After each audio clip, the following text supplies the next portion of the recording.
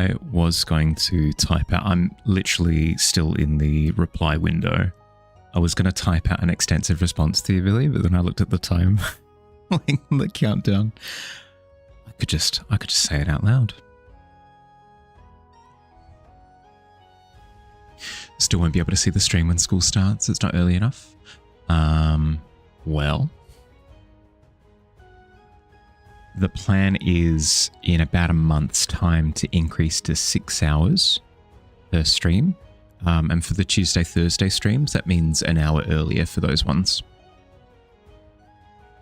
So hopefully that works out. Long streams, yeah. Yep. Billy feels that was simultaneous. Welcome in. How we doing? How are we today? This will be the time that I'll be wanting to run Tuesdays, Thursdays for now. We'll see how we go with it. But I have high expectations. I anticipate that it'll work quite well.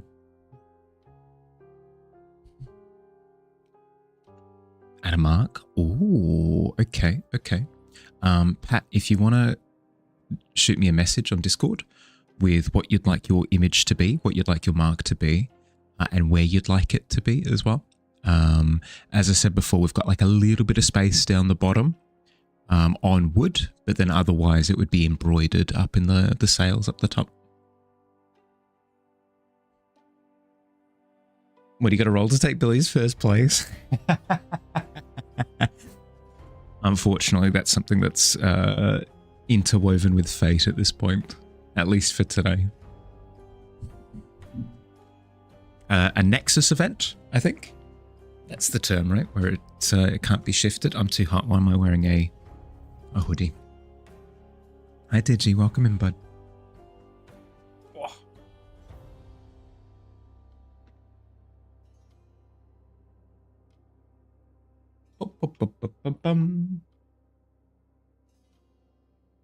Rigged, you say? Well, in a matter of speaking, to make the Terra Nexus. If you hear somebody walk into a space in general public and yell out, "I'm activating the Terra Nexus," I don't care what you're doing at the time, you need to rugby tackle that person, that individual. I don't care how likely it is that the Terra Nexus is actually going to get activated. Doesn't matter. We need interception immediately. Jump on it. Got a customer call? Yeah. Go. Sort yourself. Missed so much. Namahali is painting Uncle Jerry from your dream. This is the Bone Collector. It's, think of it as almost like a guardian entity that lives in the pit. Yeah, it's pretty close to finished-ish. Do you get rugby tackled with a 7? I don't think anybody's interfered yet. Apart from maybe Billy's 13. Hi, Gav. Hey, doing, bud? Always good to know the closest fire escape, you say, as you enter Walmart. Yeah, no, as soon as you're asking customer service, like, so hypothetically, if somebody activated the Terra Nexus, what's my fastest escape route? Panic. You're panicking. You're panicking at that point. Something you're trying to make friends with? The Terra Nexus?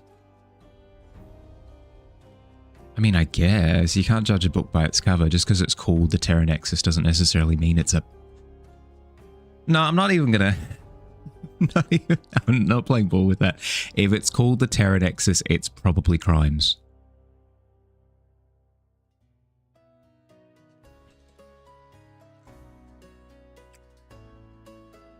The Bone Collector's legal name is Jerry. The BC. Yes, the BC. Right. Yes, you were describing the Bone Collector.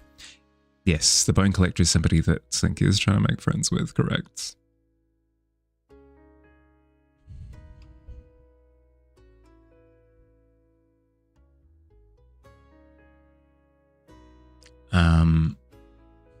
I'm going to acknowledge it for a second, just because I have to. I have to. I have to. It's in my brain. I have to acknowledge it.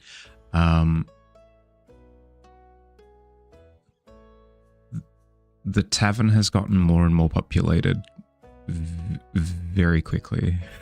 I don't know what I did to encourage such behavior, but I just want to take a second to say I very much so appreciate the company. Very much so. That's the last I'll say of it. Ignore me. I didn't say a thing. Must have been the wind.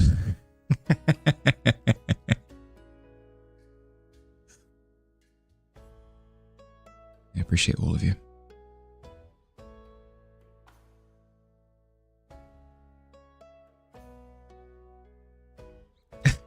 Go back to 400 followers.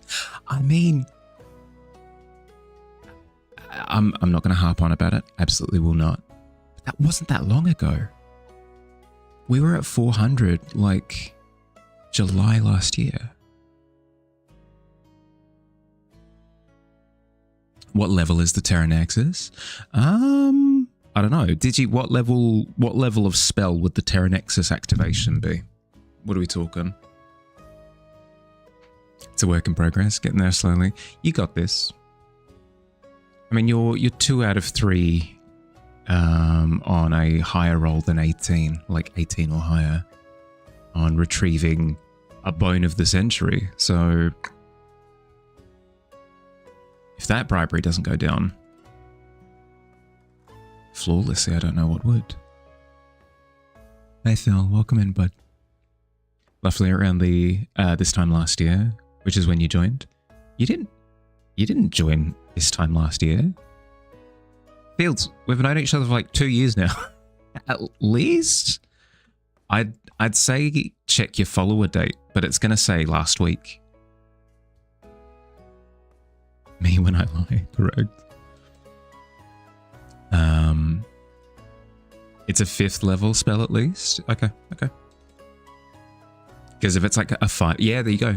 Yep, not bad. That's what you're worried about. You've got this. I believe in you. You met me last year. I don't think that's true. My memory is terrible. I'll be the first to admit, but I believe that's a lie. Holy early stream? Yeah. This is when I want my Tuesdays and Thursdays to be, I think, Cherry. We're playing with it. We're seeing how it feels. If this feels like a good time slot, it would be the time that I'd like to lock in moving forward, just because of a couple of things. It allows me to catch up with people in different time zones. Like, I haven't seen Gav in heckin' ages. Not Gav's fault. If anything, it's my fault for having shifted my early streams to later, just for survival purposes. Just like little things like that. I want to be able to catch up with people like in the US time zone, like that kind of thing, that I haven't seen in heckin' yonks. And then the other thing is it allows me to have more of an evening on a Tuesday and a Thursday. Hi, Noel. Welcome in. You apparently joined last August? That sounds about right. That sounds about right, yeah. You met Mahali when he killed that dinosaur? I killed a dinosaur? I mean, I've depicted dinosaurs dying, but that wasn't that long ago. That would have been what?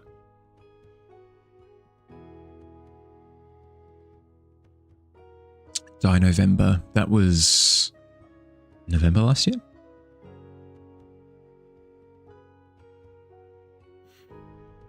First message you sent was 2 months ago last year. It's fundamentally not true. You were here for the Pokemon Nuzlocke, and then no, it's going on like 3 years at this point. What are you talking about? Hi Maze, how you doing, bud? Welcome in. Had a dinosaur balloon. Oh, I did put it in a box. remind me. I can go and grab Rex when I take my first break. I can go grab him. Loving this piece. Thank you. We'll see how it ends up. I think we have a winner on our hands, but we'll see. We'll see. It's been a little while since I've been happy with a piece. It's been a year, you promise? Oh, right. Roll a d20. Reckon with a 15 and above, I'm convinced. Usually like 4 a.m. when I stream for you. You get why people can necessarily join that. That's the thing, right? Is because my streams used to be substantially earlier. Even this early stream, quote unquote, is still 2 hours later than my previous start time back when I was doing early streams. I'd start at 12:30. Today I started at 2:30. Frick. And such convincing receipts they are. Gonna be honest, you'll forget in 5 minutes you started charging your tablet to draw. All good, all good. I'll do my best to try and remember. Earlier works for you, but new, so happy whatever works for me and the rest of the art horde. You might have to restate that, Phil. I'm not quite piecing that together. My bad. I just know when you go to bed and start like 10 minutes after. Hence why I keep changing the starting time for the earlier streams, right? Is because I know that you're trying to go for an earlier bedtime. Therefore, I needed to bring it earlier so that it's, as you've said, just after you've gone to bed. Yep. What time is it currently for me? It's currently 2:48 p.m. in the afternoon on Tuesday, the 30th of June, 2026. Earlier start time. Earlier works. Oh, Phil, I will be entirely honest with you. I read that as earlier works, as in like works of art, pieces that you've done. So I read it as earlier works for me, and then my brain was cactus. Earlier works for you, but so happy whatever works for me and the rest of the art horde. Yeah, okay. I understand now. I've refiltered it. Put it through the actual filter. 10 hours later than you. That's insane. It's probably the other way around, I'd imagine. Australia is... Wait, you said later. Is there a time zone that's 10 hours ahead? I think it resets to previous day. If you keep going east. Word's not word. No, it was not you. It was me. It was me. It was me. It was I who stole the Pink Panther jewel. It was me. You're ahead of me. Correct, but I don't think there's anyone ahead of you, Fields, by that much time. I don't think that time zone exists. My geography ain't great, so I could be proven wrong.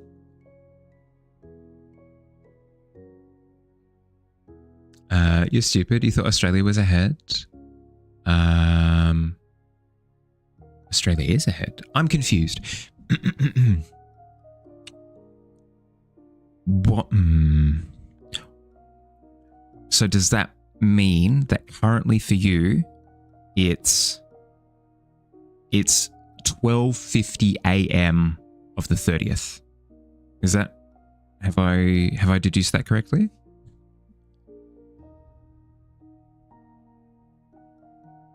Computer issues, gonna reboot? Yeah, do what you can. All good. It's the 30th. Then that would mean that I'm 10 hours ahead of you. So I'm experiencing 2:51 p.m. of the same day as you.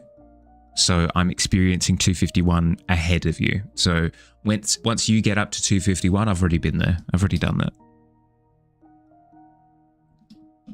It's 9:50 p.m. Monday. Yep.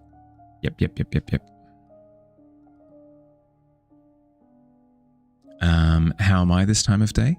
I struggle to be productive until like 4 p.m. onwards. So it'll be an interesting challenge to see if I can sort of curb my enthusiasm, if I can curb my productivity to sort of work with stream schedule. It should work. Because any time that I have structured things around stream, they have sort of melded. We'll see. Can I tell you what tomorrow is going to be like? It's not bad. It's a little bit warmer than yesterday, which, but Northern Hemisphere, that's bad. But I have to be honest, it is a little bit warmer today. So you were right with 10 hours later? I think there's a miscommunication. You meant... right, okay, yeah. We were thinking of the same thing, but language got in the way. Heck. Language always getting in the way. Can I check the forecast? Time zones are confusing. You have no idea. I'd be in a conversation with Ghoulie, like, hey Ghoulie, I want to catch up, do art stuff with you. How does it sound if we do 8 p.m. for me on Thursday? And then we just completely, ships in the night, mess up the time conversion and have completely different times in mind. It's heckin' confusing. And that's when you know what the time difference is between the two people.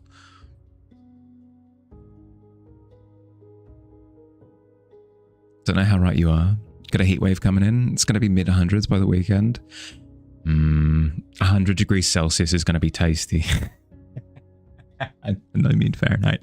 But I thought you guys were already experiencing a heat wave. Ugh. My condolences. As somebody who has to experience a heat wave every summer, it's not fun. It's not a good time.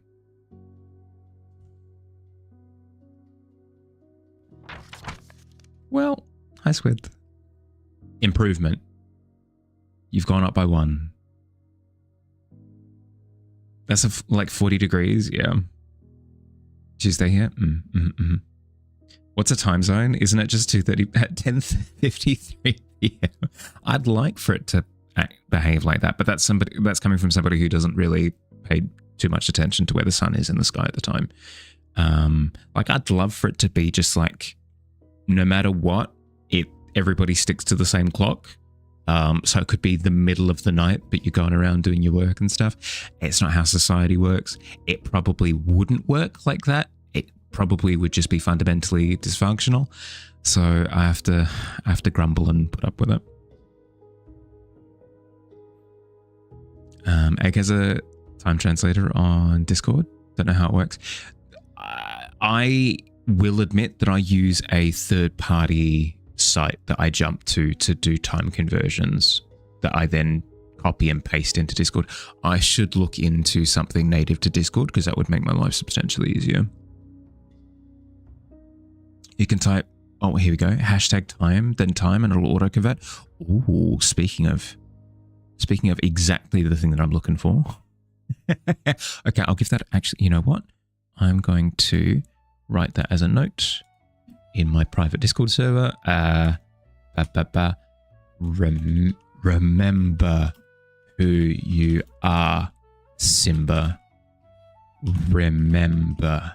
And then colon, #time. There you go. Easy. Easy as remembering in my entire life. It's been weirdly cool this year. I only had like 3 triple-digit days, and it was as cool as 86 today. That's not bad then. Safe says hello. Your camping stream. Hi Faye. Hi Safe. How you guys going? Well, I mean, since we're asking around anyway, Faye, Safe, how does the earlier time feel? The earlier time start? Already experiencing 45 weather this summer in parts of the States, so 40 degrees is nice. Can take a hike at 4 a.m. Well, that's the thing, right? As soon as it starts getting closer to nighttime, it becomes quite mellow in comparison. Well, in most places. because everyone would know what a specific time meant for their specific area. That's the thing, right? It'd make this whole streaming thing way easier, and I feel as though everybody should bend to that. Hi, Bottle. Welcome in. How you doing, bud? Is the Epoch one? I don't remember what the one that I use is called. I literally type in time converter Discord into Google and I just click on the first link. You can use your phone clock app in those places to always have the time. Oh, for sure. And I've got family in other countries. Like my dad's side of the family, like the entire half of my family is in Greece. So I often use that to sort of quickly keep tabs of where everybody's at. But still, it's a hassle. It's difficult to think brain thoughts as it is, let alone having to put it through a time filter. Feels like temperature cracked 48.5 today. Ooh, yuck. Gonna get some food and prep for Jack. Have a good stream. Thanks, bud. Thanks for hanging out. Thanks for chatting. Look after yourself. I can't believe it's already been a year, Fields. Oh, time flies. Been working on some Dagger Watch, finishing off the gods. Want to see the... Yeah, shoot it through. Heat isn't much of an issue because you're a hermit and you blast the AC unit. No, for me, I feel fundamentally uncomfortable even with the filter of the AC unit. I don't feel... It feels like I'm itchy in my skin whenever it's really hot, even with the AC, because it feels like the AC is... How would I describe it? It's like the AC unit is perfume masking a horrible stench, but in heat. Like, heat terms. That's what it feels like. Hope we're all well? Yeah, can't complain. Can't complain. I didn't have an issue with the starting time. I was worried that starting at 2:30, I'd have like an energy crash, but... hasn't happened yet, at least that much. Keep track of time on Douyin so your cousin can buy you stuff on Taobao sales. Should get that checked. AC sounds sick. No, I don't think it's the AC. It's fundamentally me. I'm just not built for the heat. Because even if I don't have the sun directly on me or something, I build it up in my core like some sort of...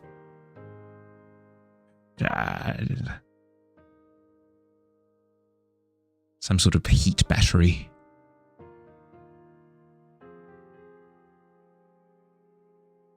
Earlier streams work great for you. You come here to sleep. The census seems to be whatever works for you. Build it, Morcom. Okay. Thank you.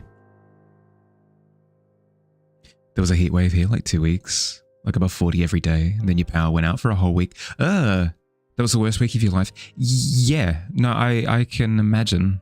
What'd you do? You have Order, Dragon God of Smithing and War, Beasts, Wild and Hunting, Wilderness and Harmony, Death and Rest, Glory and Stories, Matching and Advancement, Sea, Light, Safety, Hags, Deals Night, Secrets and Trickery, Love and Beauty. Yeah, no, they all seem to... I will admit that as I'm quickly reading chat, I'm not internalizing everything 100%, but as I went through them, nothing seemed to jump out as like, oh, that's an odd combination. They seem to flow well with each other. I didn't pick up on any absurdities. Build a fortress out of the wilderness of North Canada. If you start, I'll absolutely meet you there. I'm down. I'm in.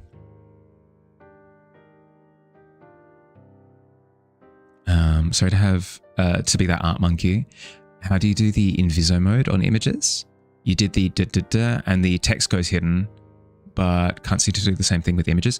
Okay, so what you do is you click on the little plus. If you're on your computer, because if you're on your computer, you click the little plus, and then it allows you to link an image to the text box. iPad, it might be the same. Let me double check. I'm going to be falling behind chat. Give me a sec.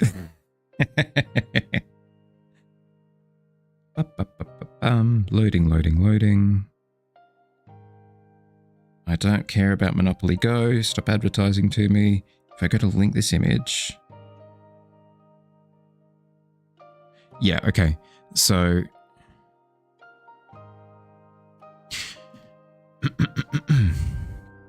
you link an image, right? And then you've got the little preview of the image and it'll have a little X up in the corner there to cancel linking the image, right? If you ignore that X and tap on the image itself, it'll pop up with an options window that will slide up on the screen. And you can mark, there'll be a little option there that says mark as spoiler. Once you do that, it'll hide it. I hope that wasn't confusing as all heck with me writing out a whole bunch of different things, but have a heat allergy, too much heat, like 32 or higher, and you're getting a rash or blisters. Yep. I won't say it's to that degree with me, but at least somewhat. I don't function in the heat. My brain just starts malfunctioning. Your entire room gets cold in like 30 minutes. Would sometimes need a heater with your AC to be perfect. Really? That maybe speaks to that room not being very well suited for like heat retention, because there's a thing that you can do in designing a building where it retains heat really well by absorbing heat over time and then slowly releasing it into the space. So this works in summer because it's absorbing the heat during the day so that it's not directly hitting the room, and then it slowly dissipates it over time.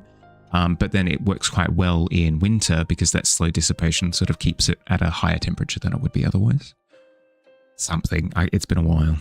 There's something to do with material sciences. It's quite nifty, but I don't remember any of it. Don't even remember what you did. It's all a blur. It's probably good that you don't remember, actually, to be honest. Hi, Noctra. Time for all of you to move underground. The temperature stays the same year round. I'm down. Like, honestly, if we went with, like, caves. Ooh, could we go back to caves, actually? That would be kind of cool. You woke up from a stupid nightmare, going back to sleep. Good. Not good that you woke up. Good that you're heading back to sleep. Sorry to hear, bud. Is it an app limitation? No, you're fine, you're fine. You figured it out? Cool. Perfect.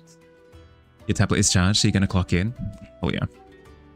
Do you actually want to move to Canada? Don't know about a fortress, though. Maybe a little cottage. I mean, one person's cottage is another person's fortress, I feel. Like, for example, I would say that the little brick cottage made in the story of the Three Little Pigs is sort of a fortress of sorts, right? Can't wait for next month's prompt. Feel like drawing, but you have no ideas? Well, good news. Tomorrow we'll be announcing what the prompt is. Hell yeah.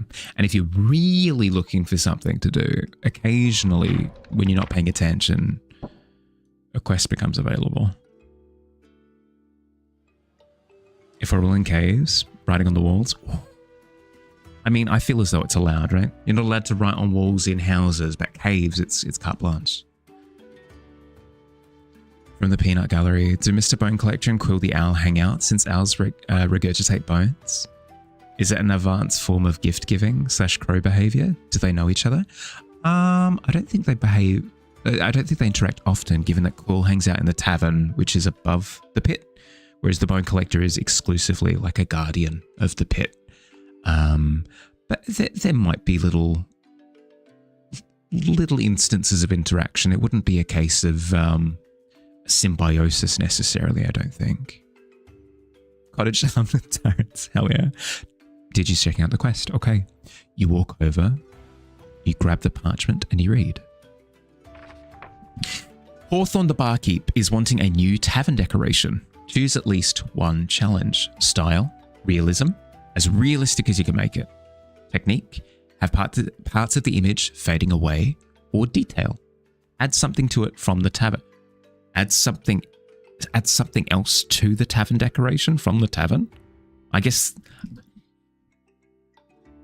an example of that would be like a placard decoration with like a tankard inset into it or something. But regardless, does it sound appealing as an art quest that you'd like to embark on, Digi? And if so, which of the challenges would you like to commit to? Can you befriend the Bone Collector? I think the answer is yes, but with an 8, you are unsuccessful on your initial attempt. Does it steal your bones? I don't believe so. Again, not on an 8, likely. I think with an 8, you approach carefully, but it ignores your presence. Or a new set of glasses. Yeah, or a new set of glasses made out of, like, maybe bottle components from some liquor. You're so sorry, but you're just curious. No, completely fine. With your curiosity sated, you place the quest back under its dagger. Completely fine. No, you're fine, you're fine, you're fine.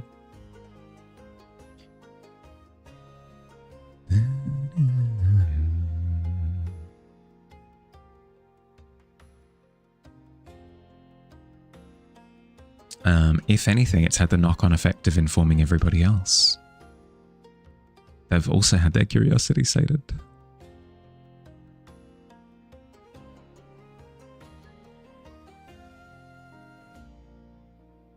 Satiated. That's the word. That's the one.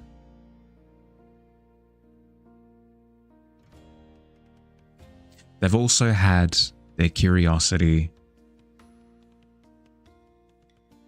satirized.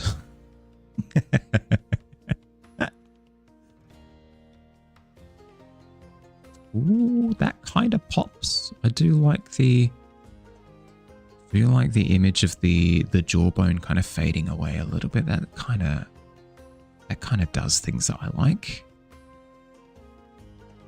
Ooh, Phil. Same as before, you approach the quest, and it was as it was. Hawthorne the Barkeep is wanting a new tavern decoration. Style is realism, technique is have part of the image fading away, and the detail is add something else to it that is also from the tavern. Does it sound appealing? And if so, which of the challenges would you like to commit to?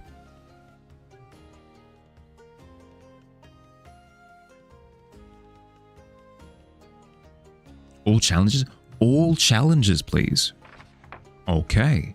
As you say this, technique, detail, and style all begin to glow softly as the quill leaps from its station and scrawls your name at the bottom of the contract, locking you into the quest. Good luck. It's a good one. Yeah, no, I'm keen. I'm keen for it.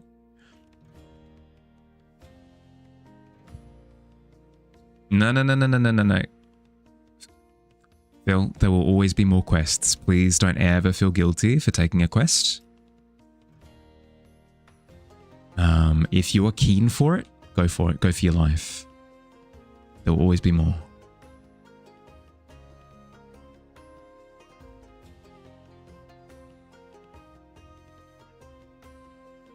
There's selflessness, and then there's self-sacrificing that's unnecessary. You're all good.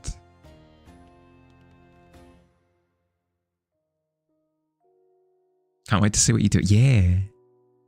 You trying to listen to Marley's dulcet tones? Safe. Non-stop fanning over. Oh, Mr. Bone Collector. Ooh. Heart-shaped nose and luscious locks. Well, do you frequent this pit in the ground, Mr. Bone Collector? I subconsciously went and touched up the noise a little bit. Frick.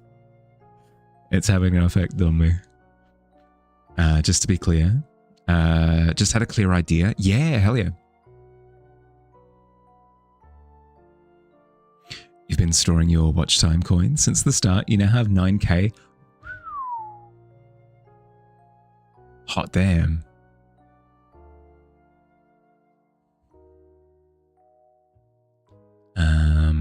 We will have more redeems. I can't even say soon because it's not going to be soon. There are a few things that are taking priority over more redeems, but there will be redeems in the future that will maybe interest you. Perhaps seduce some spending You forget to check in. Just come from the tavern, sit down and it's completely fine. The check-in is just a fun little interaction. If you're keen on it, please don't feel obligated.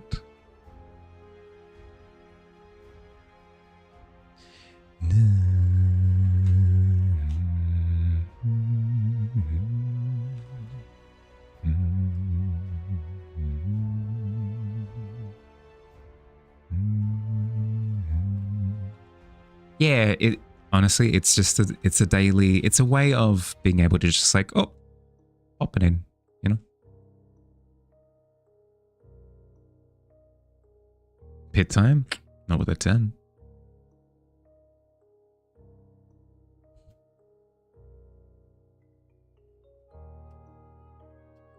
Your time has yet to come.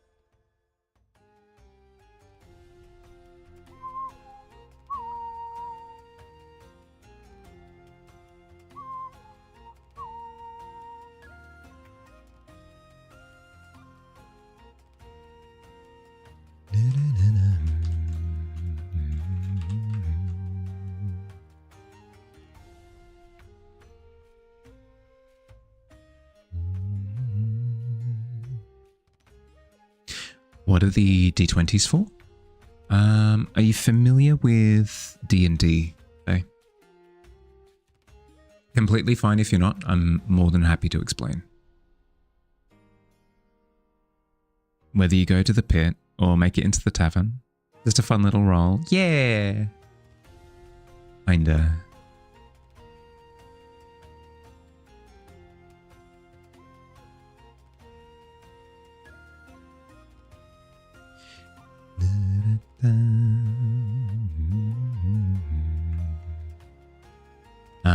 In the game Dungeons and Dragons, yeah, we'll do the explanation. In the game Dungeons and Dragons, you are playing with dice. You're playing with dice. Dice are the things that help you figure out what things are successful or unsuccessful. So, for example,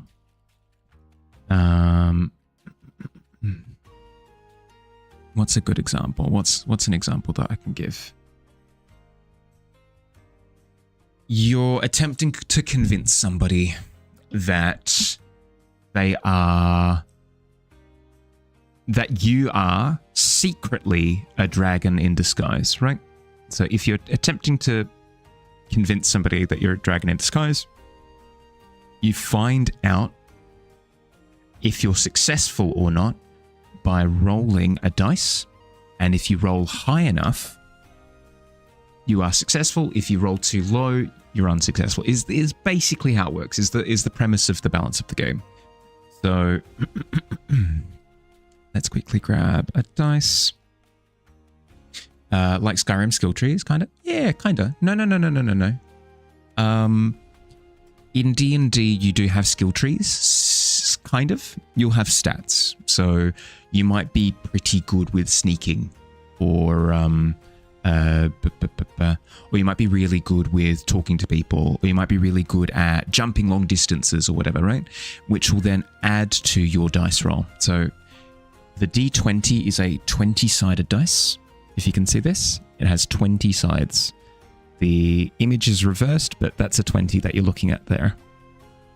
The lower that you roll, the worse the outcome. The higher that you roll, the better the outcome. So you're wanting big numbers on this dice, right? It's kind of like a percentage chance. So if you want to see if you successfully tiptoe around a corner without notifying anyone, if you roll a 1 on the dice, everybody sees you.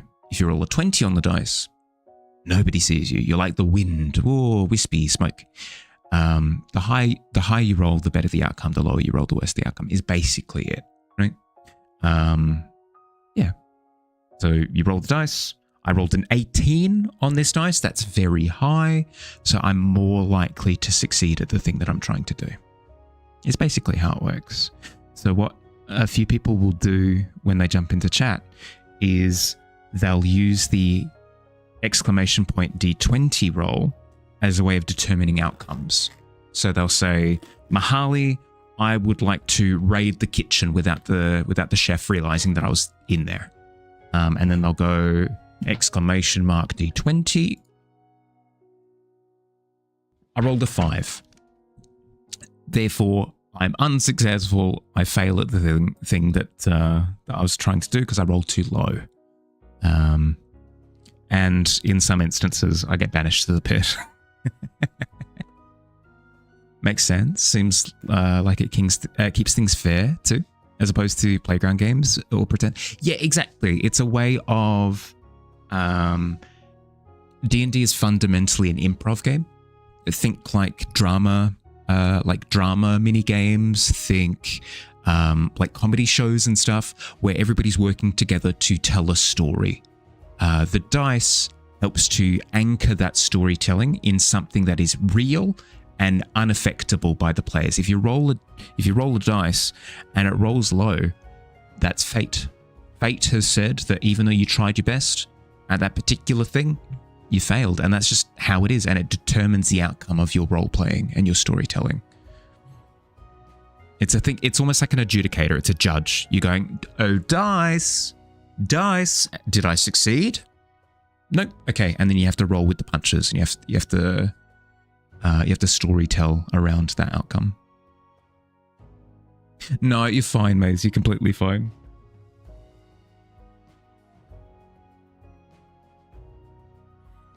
Wait till somebody explains Call of Cthulhu. I don't understand Call of Cthulhu. I wouldn't be able to explain it.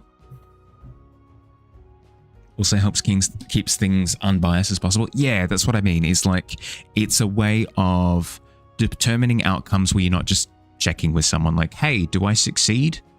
Samantha, do you reckon I succeed with the thing that I just attempted? And Samantha's like, I don't know. It seemed pretty convincing to me, but like, consult the dice.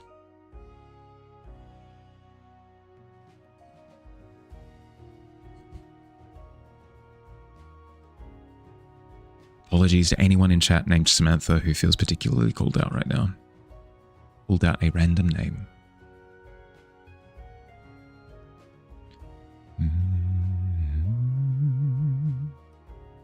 With Call of Cthulhu, it's mainly D100s. It's all about percentage rolls. Ah, cool. Different systems have different dice. Like Daggerheart, for example, rolls with 2 D12s instead of a D20. It's the same concept of you're looking for luck determinations.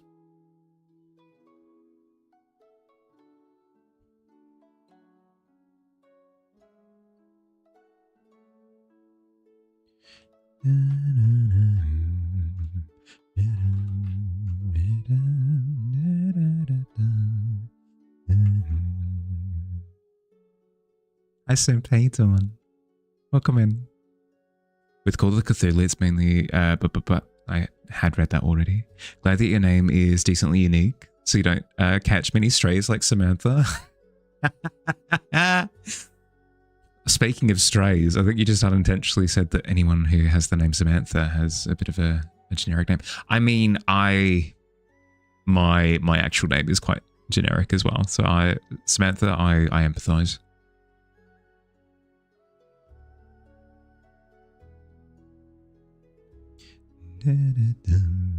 Enjoy your luck. Thing that you like about it is that you're not playing a superhuman beefy man that can kill a dragon. You play as Jeff, the store clerk, fighting ancient horrors. I should learn it at some point because I really do like the premise of just your average Joe being the person that you're playing. I think that's fantastic. And you technically can, I mean, we spoke about this yesterday. You technically can make it work in D&D, but it's not built for that. Therefore, it's not going to be as good at determining outcomes for Steve.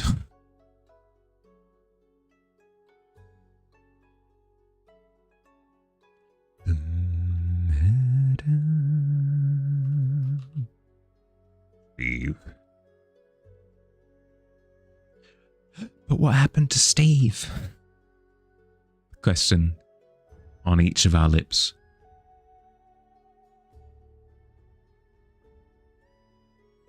You know a fella named Steve? I'm related to a fella named Steve.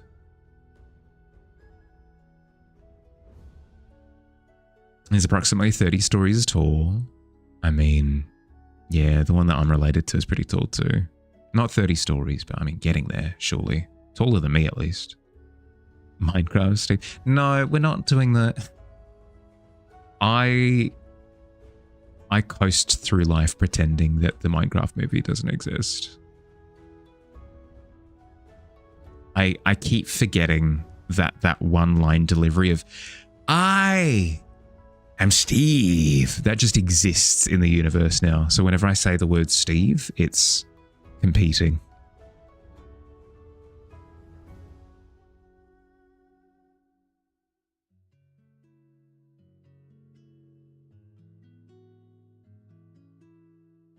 Many tentacles?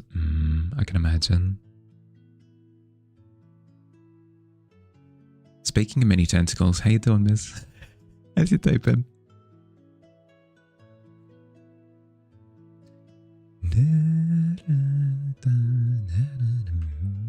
Actually, how goes the metamorphosis?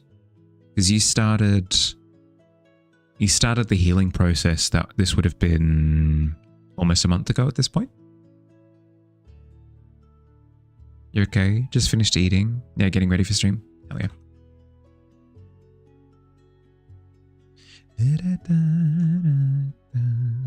It's getting there. Good.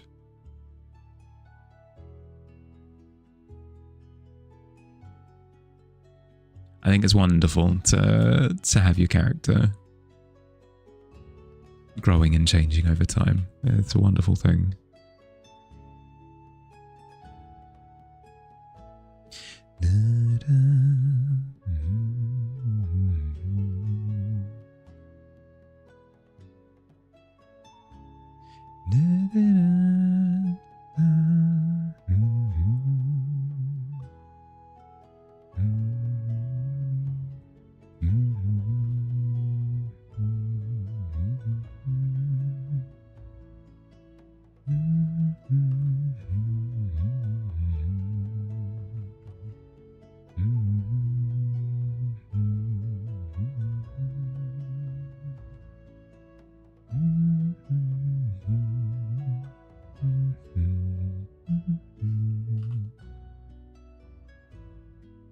With all good things in life, must play the waiting game.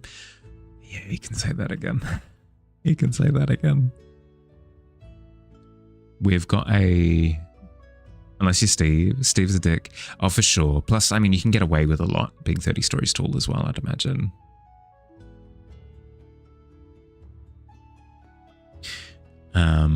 I've got a list of... Billy and I, have a list of things that we'd like to improve, add, alter, blah, blah, blah in the tavern. And it is extensive. I have come to terms with the fact that patience is a virtue. And the fastest way to get through this list is to just do one thing at a time. It doesn't make it easier, but it means that these things happen. Because what used to happen was I'd think like, I'd like this, and this. But it's so many things. What do I start with? And then there's a degree of choice paralysis where you're like, I don't know what to start with, so therefore I'm not going to do any of it. And then nothing happens. Or alternatively, I would not have anything written down for what I'd want. And then I would do one thing and then wait for months and months and months and months before trying something else. I think the system that we've got set up right now is decent. It's decent.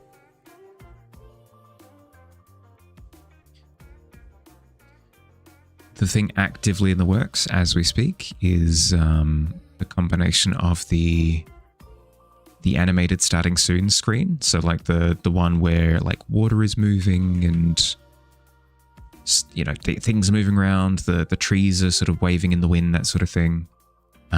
As well as the full animated intro, both are being worked on. You're probably going to commission Lexi draws for your a PNG tuber avatar because you just won't have the time to do that for yourself.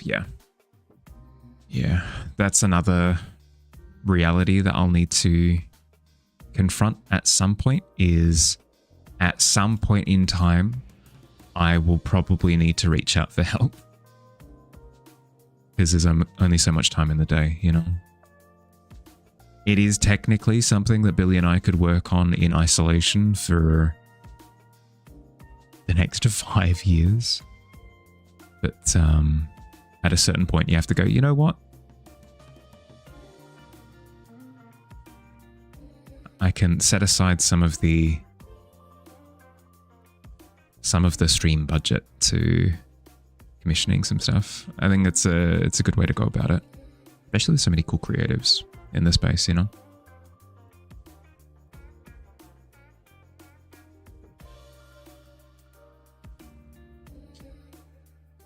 Part of it is a fear of investing too much. Like, it doesn't make sense to put a ton of money into something if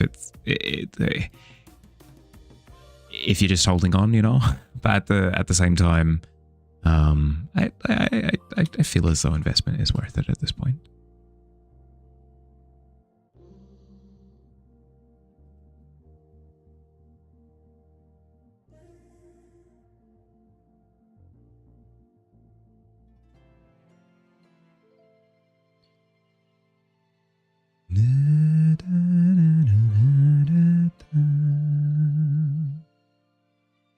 You put about 50 USD into a profile pic you use for about a month. I mean, before making the current, that's not too bad.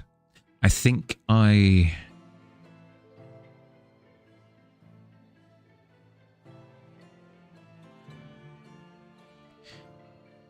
overestimate how much commissioning somebody would cost. Because I'm thinking in terms of my time scales, because things that I do take years. I mean, you're literally looking at something that's taking years right now, but other people are far faster than I am.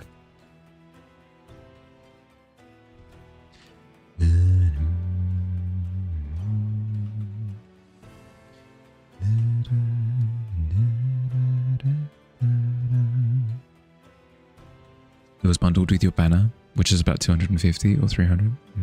It's not bad. It's not bad.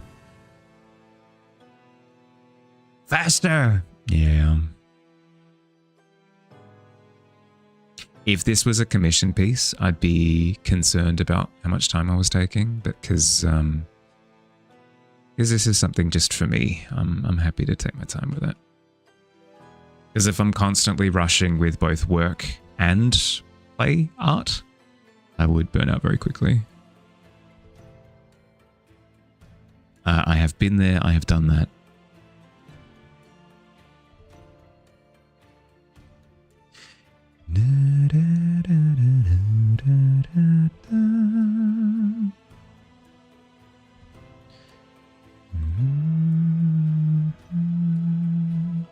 to slow down, I recommend it.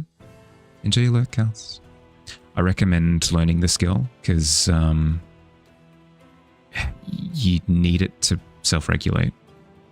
Parenting duties, all good. Good luck.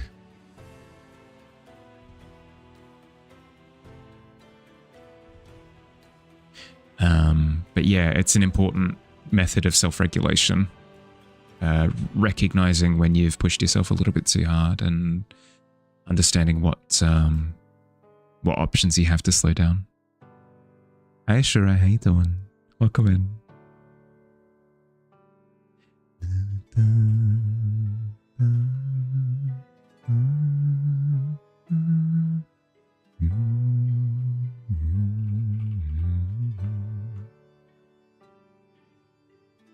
Need more purple through here.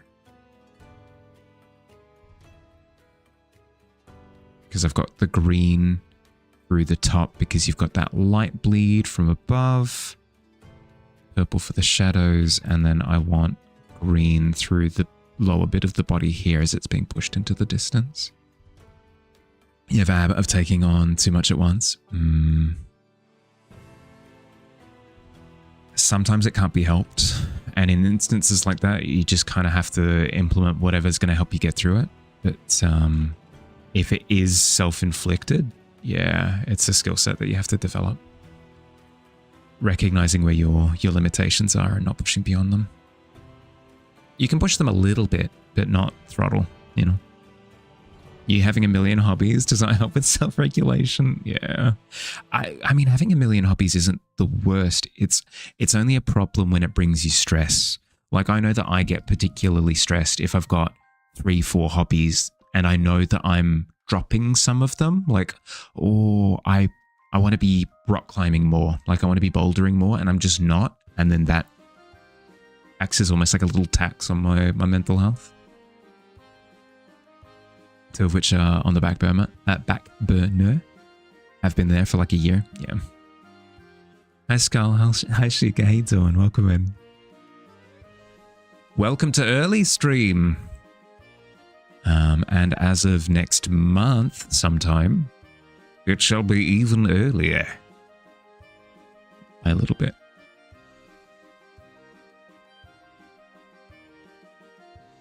That's in 1 minute. Thank you, Tavern. Lurk time, do what you gotta do. Hi, PB. Hey, doing, bud? It's been ages. How you been? Well, that doesn't speak to how you've been. You could be good and in the pit.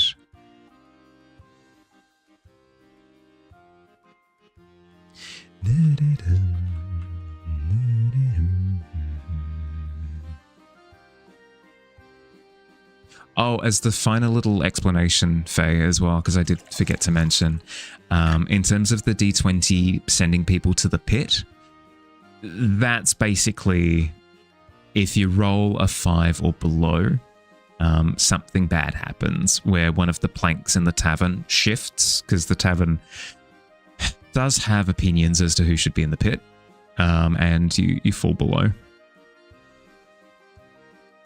Magical potion of finding your staff and phone and flashlight battery longevity. Hell yeah. Glug glug. You've been good? So you haven't been... No, you're fine. You're completely fine. Haven't been staying up as late? Good.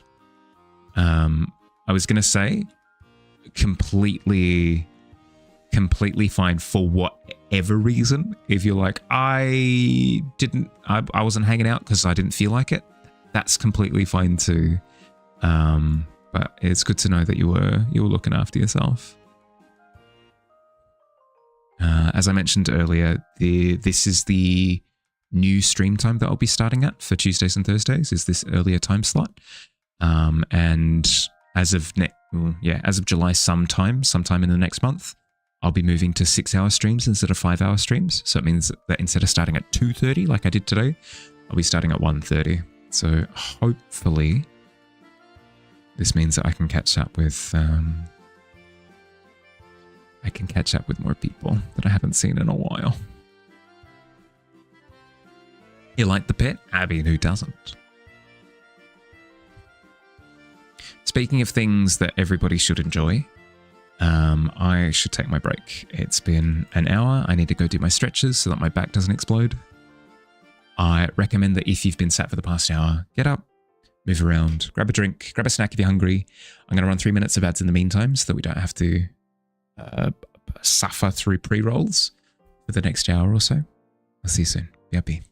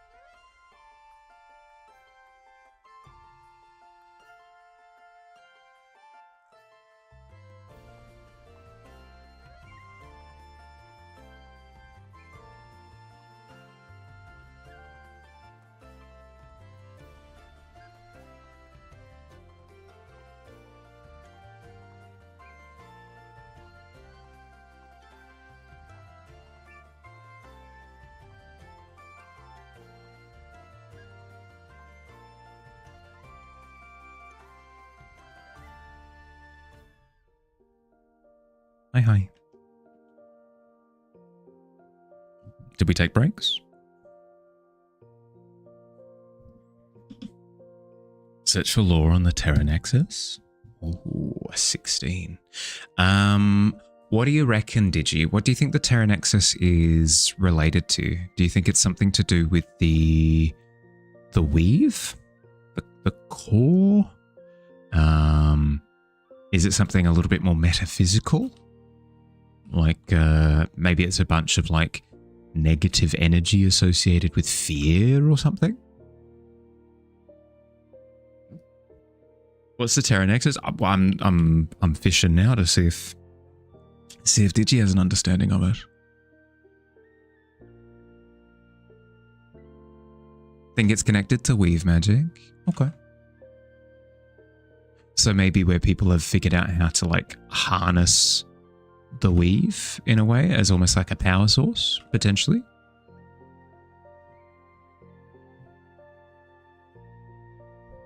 Welcome back, by the way.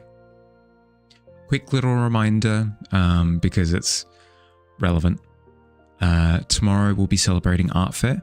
If you've got a piece that's in development, you've got until I stream tomorrow to get everything sorted. If you want VIP, if you just want to keep developing your piece, if you've got like an absolute winner on your hands, but it's still in development, please take however much time. There's honestly no rush. The VIP thing is just like a little reward for those who get it in on time, but it's not. If you don't receive VIP for the piece, it doesn't mean that it's not like good for that particular prompt anymore, you know? There's no actual time limit on it. You were picturing trying to activate the Terra Nexus, like reach out and pulling threads apart? Ooh. Yeah, okay. So maybe it's a theory on like the weave not being limited to just the areas in between the continents. Perhaps it's like, yeah, perhaps there are ways of like interacting with it on land as well, potentially. Hi Bebop, hey Tom Bud, welcome in. How goes the arting? Home from the hospital. You went to the hospital, Strand? Yeah, I can kind of see that. Like Strand from Destiny. Yeah, no, I can see that.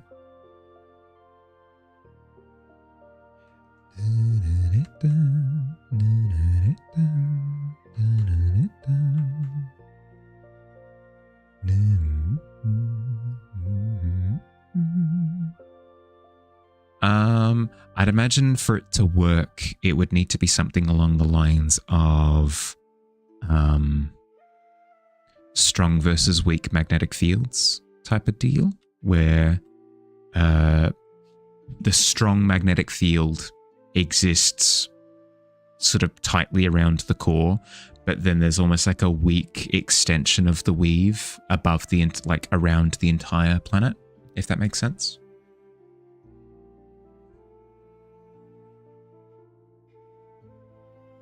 Did I see the high resolution version of the animation that you made? Yeah, I saw it in the critique channel. Once I get a little bit of time this evening, I'll sit down and I'll write out my full thoughts. I swear, hand on heart. It looks really cool though. I really like the idea of having a layout where you've got a moving image in the background, but not too distracting. Just something satisfying to see in the periphery. I think you've done a wonderful job with it.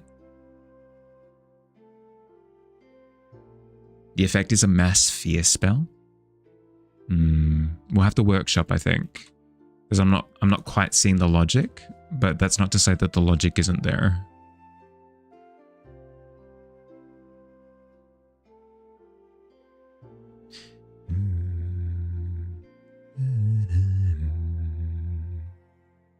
Your friend liked her birthday card. Spent a great time together for a couple of days. When you got back to Canada and even a day in California, on and off pain came heavy. So in Canada, you went to the hospital and had gut stones. Ooh. Sorry to hear, bud. Well, I'm happy to hear that you're out of the hospital now. Hopefully it hasn't stuck too much. It's called the Terra Nexus. Okay, we've got a starting point. Got a starting point and an initial concept. We can workshop.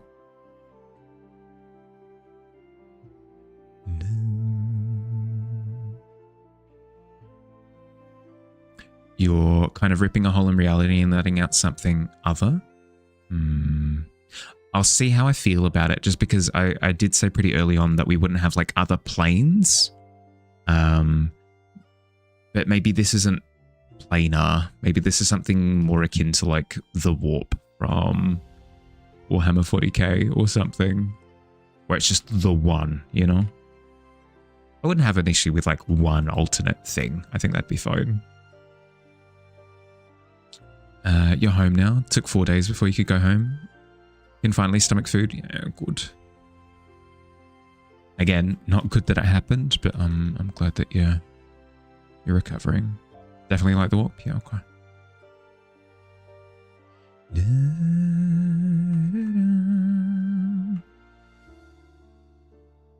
That's an interesting concept. Again, not like locking it into canon as of yet, but that's an interesting concept. The idea that the initial the initial fracturing of Brink being so disruptive that it creates like almost like an echo of its former self or something that kind of occupies the same spot. I need to think about it. I need to think about it. There's something there. I just need to think about how it would work in a way that isn't just the warp. Opening a little hole in the warp inside, say a tavern, purely hypothetically. Yeah, okay, fair. Hypothetically, of course. We're just exploring the concept. 4 days before the surgery, you were there 7. Today you had another small thing done. But you're stable now, yeah?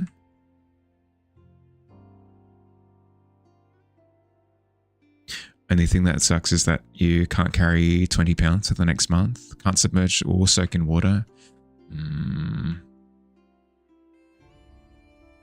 I mean, it's a small price to pay for being okay now, though. You're stable? Yeah, good. Back to a few more bits on Art Fair.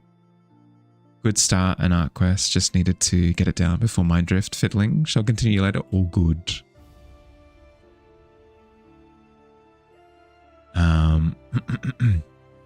Just a heads up, the Art Fair chat, like there's a channel exclusively for talking about Art Fair stuff. I can't access it. I can't see it. So if you wanted to ask other people about, what do you think of this? Or, can I consult about that? Anything like that you can put in there, and I won't be privy to it if you wanted.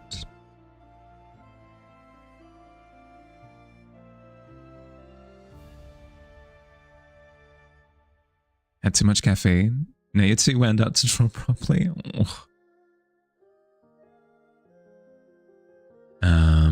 Could be an opportunity to just let loose, have fun, do something not for something. Did post early thumb. That was a little while ago. Well, I haven't seen it. I'm keen to see the final thing. Ride the wave, let chaos commence across the page. That's a good point as well, though, it'd be interesting to see what you end up with in that state if you wanted to explore.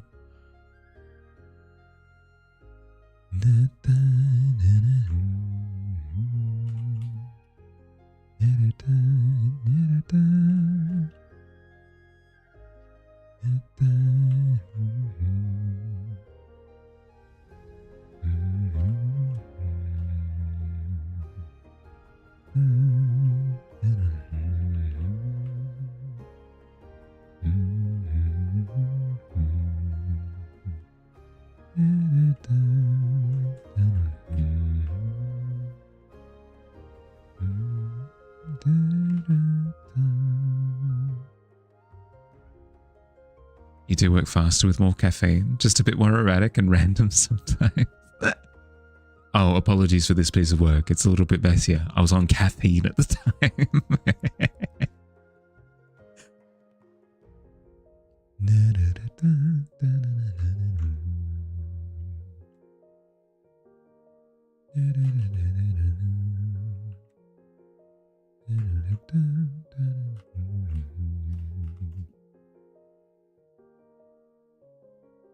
The only things you've drawn for you since you started the thing were on community canvas. I mean, that speaks to me at least to say that maybe you should do just something for you.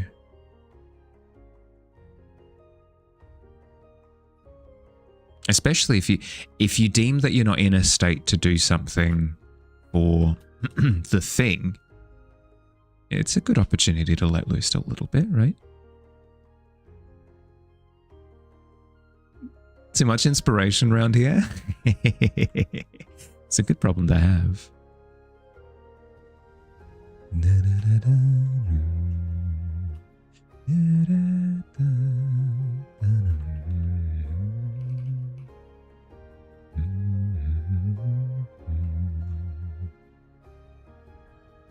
You're not sure why, but doing something just for you feels somehow wrong now?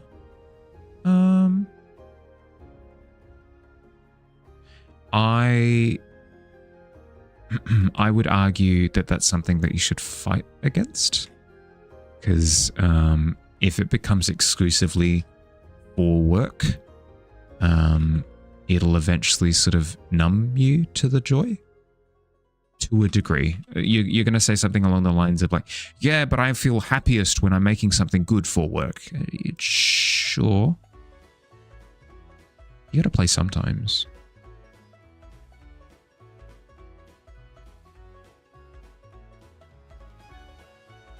If you get to draw, I should be drawing for the project. Sounds like burnout set up to me. Take a bit of time for yourself, please. Your calendar is so empty that it's overwhelming. Need to add something to it. Maybe you can just write draw on every day, so it's not too empty. Yeah.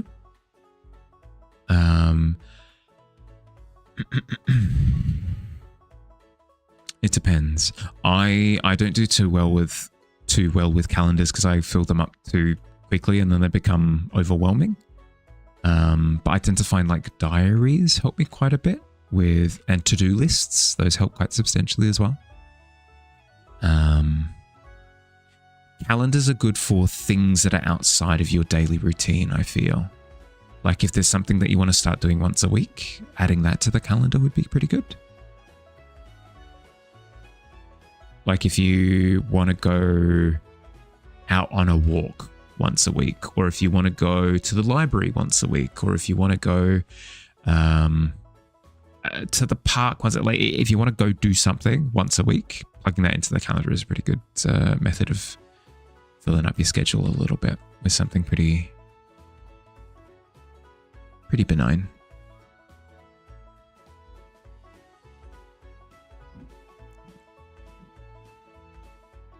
Got to be feeling it rather than a chore, though. Forcing invariably ends up with something not happy with. Yeah. Thinking time is a good thing. True. You would say that, but you've been thinking in the back of your head that you need to do something for you because it also feels wrong that you're not doing that. Yeah.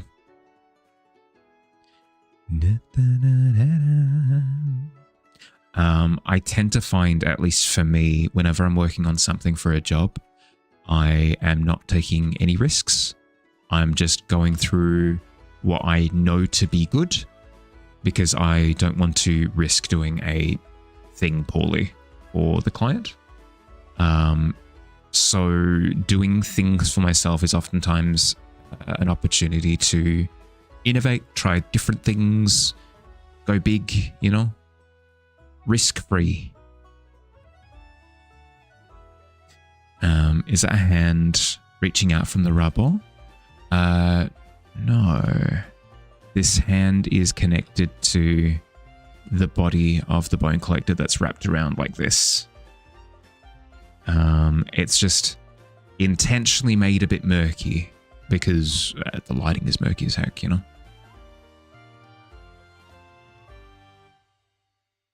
Often forget things if you don't see it every day. In a diary, you forget. That's fair. That's fair. It's why I found, for me personally, streaming has helped a ton because it instills in me I have to do X, Y, and Z on this particular day in a creative way, which has turned art into a habit, whereas before I would almost constantly forget. Looks at vandalized art fair sign. They really ought to keep people from changing that art after the last time it happened. Oh, I mean, hey, these things happen. It's inevitably going to take place, Noel. I can't exactly clamp down on the creativity now, can I? Artist brain is complex. Yeah. I mean, it's known as not being a science for a reason. It's fickle. It's chaotic. It's like fundamentally rejects structure. Yeah, that is built into the it's built into the very mechanism. You really want to stream? You've tried, but right now your Wi-Fi is doing horrible things. Alternatively, there are like Discords that you can hang out in. Like, for example, we've got the library Discord channel where you jump in and microphones are muted, no distractions, just like you jump in and you're sort of sharing the space with other people as you're working. I tend to find that that's peak working condition for me. I've done some of my most productive things just hanging out in the library. Really does require passion, yeah. The boys tell you that people who don't have passion don't last, even if they're cracked. Yep. You've got to be obsessed. In the industry, I'm not saying that all artists who interact with art things in general all need to be obsessed. In the art industry, you need to be obsessed.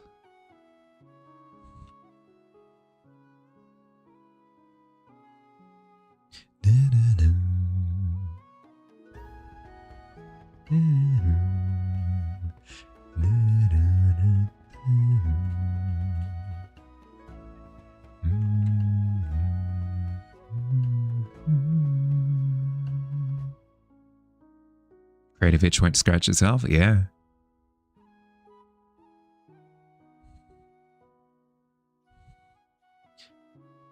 You're not wrong, Phil, with when you said that no lacking of inspiration here. I have, at any point in time, 3 to 5 to 10 things that I would like to be depicting at any given point in time. Yeah. Inspiration is not a problem for me. Not an issue. These guys never stop working. It's insane. It's all they do. But also don't necessarily hold yourself to that standard yet. It's something that you've got to build up to. If you try and go in the same way that if you try sprinting immediately, you're going to injure yourself, you know?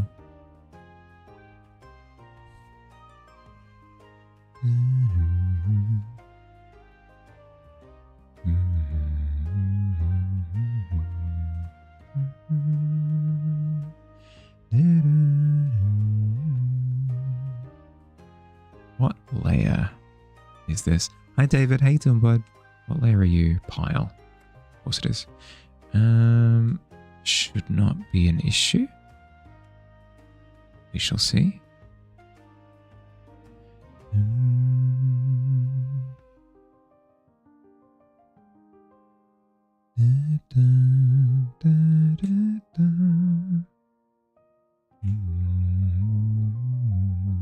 Was not an issue. There we go.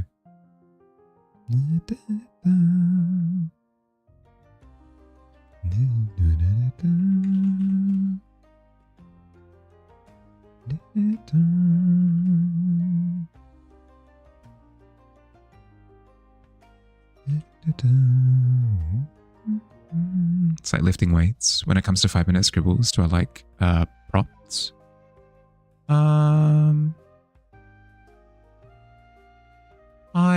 I'm not bad with props. I think I'm how to say, I'm probably most comfortable with props for the 5-minute scribbles, just given that I spent quite a bit of time a couple of years ago just making little magic items. Like, that's all I did. So I don't mind them, basically. What if... What if that? What if big hand? What if hand big? What then? That feels a bit better. What are my favorite prompts? I think little potion vials. I think they're my favorite.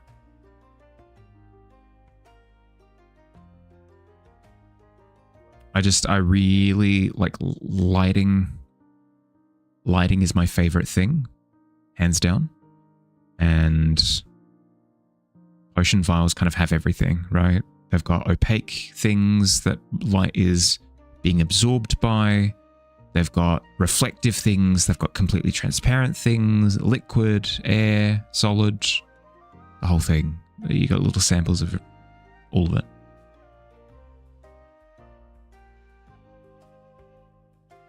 Little tasty sample. What if it was a vial that wasn't glass? I don't know. It depends on the vial, I guess. If it's like a little metal flask or something, then similarly, I'd enjoy it quite a bit. I enjoy working with the reflective properties of metal.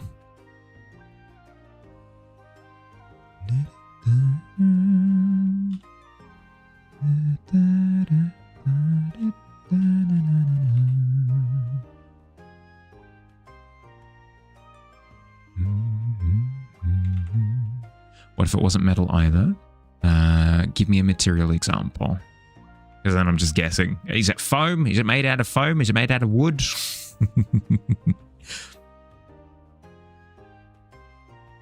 What if it was... Oh, let's hear it. A bone flask? Ooh, let me think about it.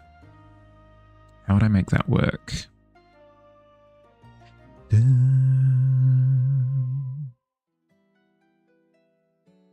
Now, when you say a bone flask, do you mean a glass flask that then has bone motifs on it?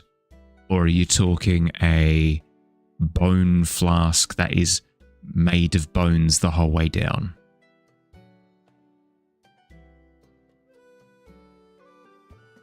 Mean a potion vial made out of bone? Oh, okay. That could potentially work too. Almost like... Would a section of horn count? Maybe a rib? Maybe...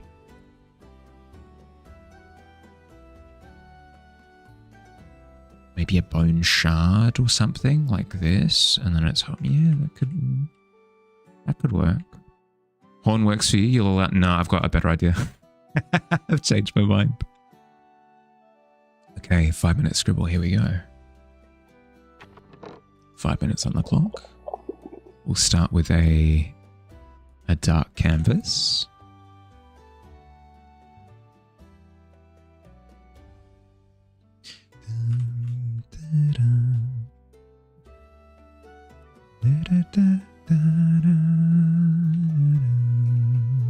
A thema? I mean, I'll show you. I've got 5 minutes to show you, actually. Won't take too long. 3, 2, 1, go.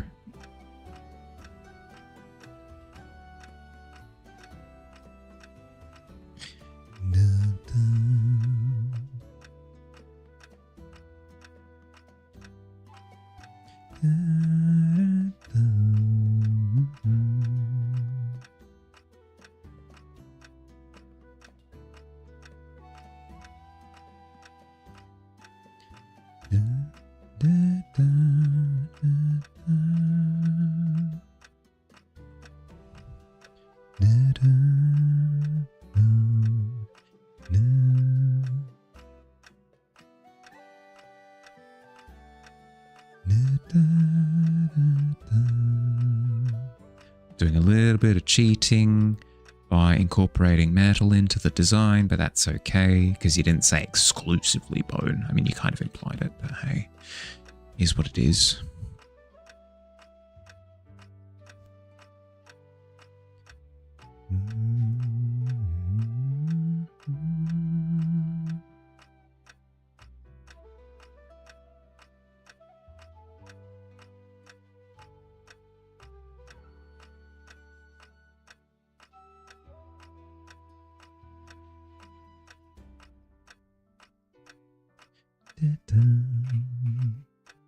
Sneaky, ornate, I mean tee. Maybe, perhaps.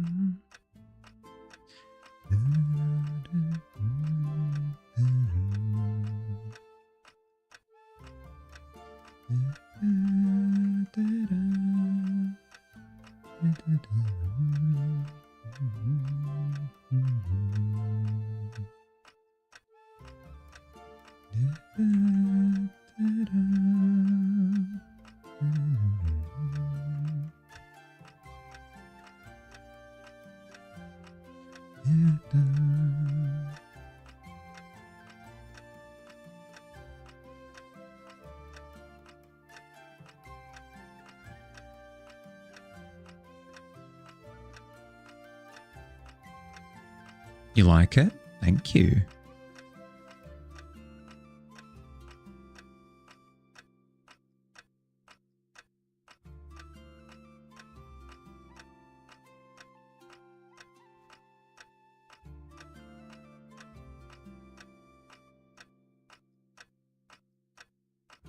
I like it too. Obviously, there are aspects of it that could be cleaner, but I think with the time limit, it's not too bad.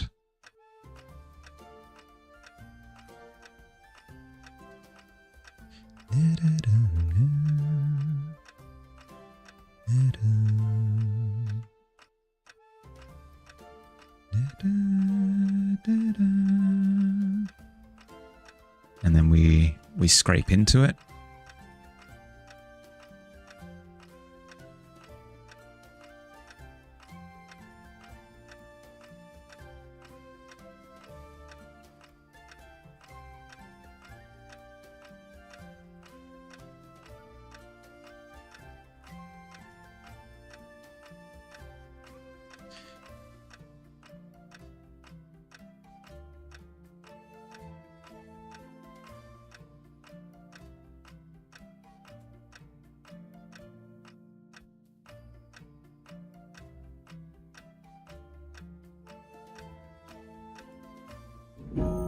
There we go.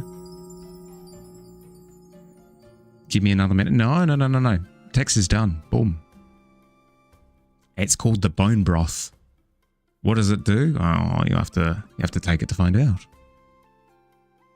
Bone bro? There's a TH there. You know what? Just from that comment, I'll go through. Give me a sec. Am I easy to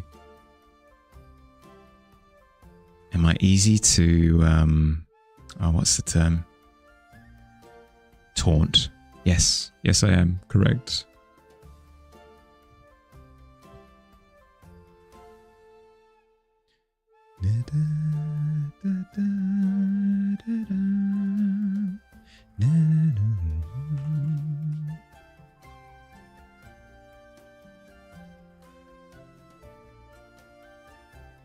Bone broth.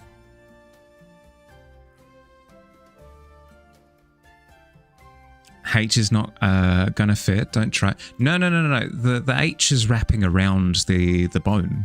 You can't see all of it. But yeah, I hope you like your little. I'll clean up the edge a little bit. It's too nice not to. I hope you like your scribble. It's not bad. It's not a bad scribble. Not even close to 5 minutes at this point, but let's do a bit of that.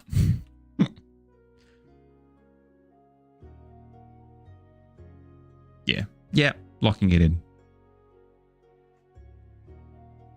You love it? Great texture on the cork. Thank you. Little signature down the bottom. Grab into the art channel. There you go. A gift.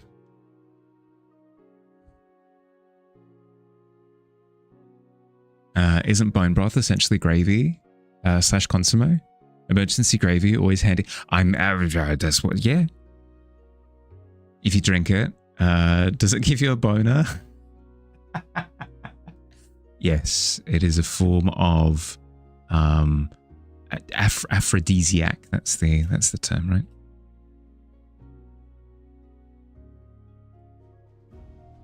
Great for ramen. Oh, having a little vial of like bone broth for ramen. It's pretty good. It's pretty good. Hey, Don Wicked. I'm so happy. The time shift is a big W in my book, because I've seen names that I haven't seen in months. I'm glad to see that that's worked out in the way that I've wanted it to. I'll be able to catch up with people. Thought about giving me a weapon first. How do I feel about weapons? I'm down for weapons. I will say that if I haven't already put it into the code, I don't think I have yet, but the plan is for it to be a once per stream that I do 5-minute scribbles. But for next time, for sure. Like for a bit, do what you gotta do. Enjoy.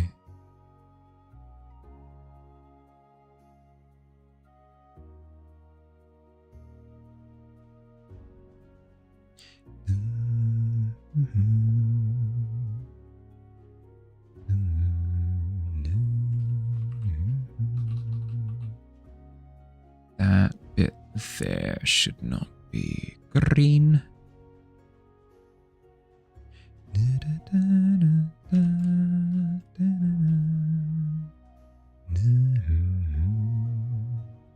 What's aiming to a 10-minute scribble? If it's only once per stream. No, I'm happy with the 5 minutes at this point.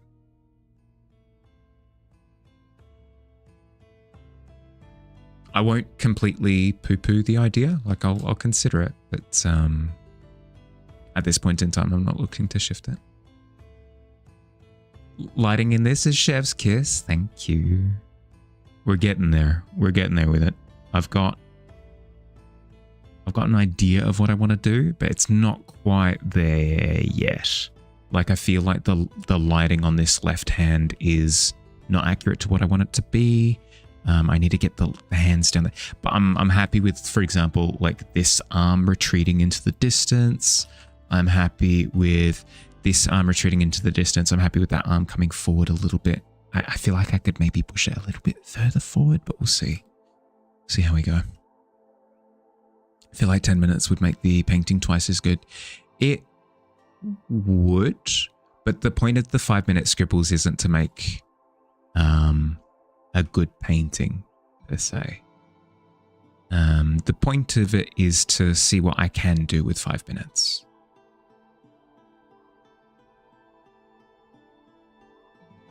You cast evil diarrhea? That's so rude.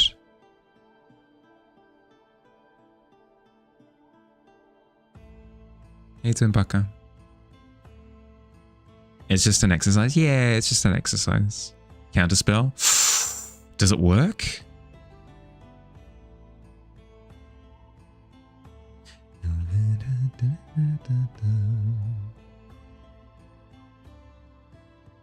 Ah, dang it. That's going to be an uncomfortable evening.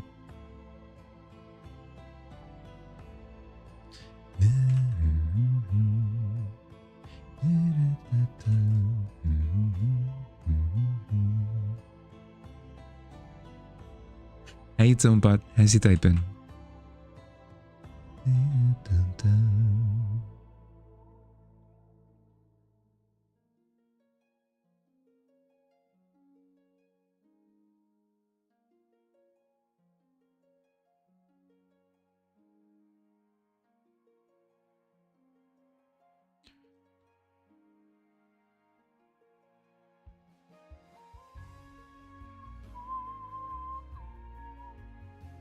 Get a wedding soup pizza?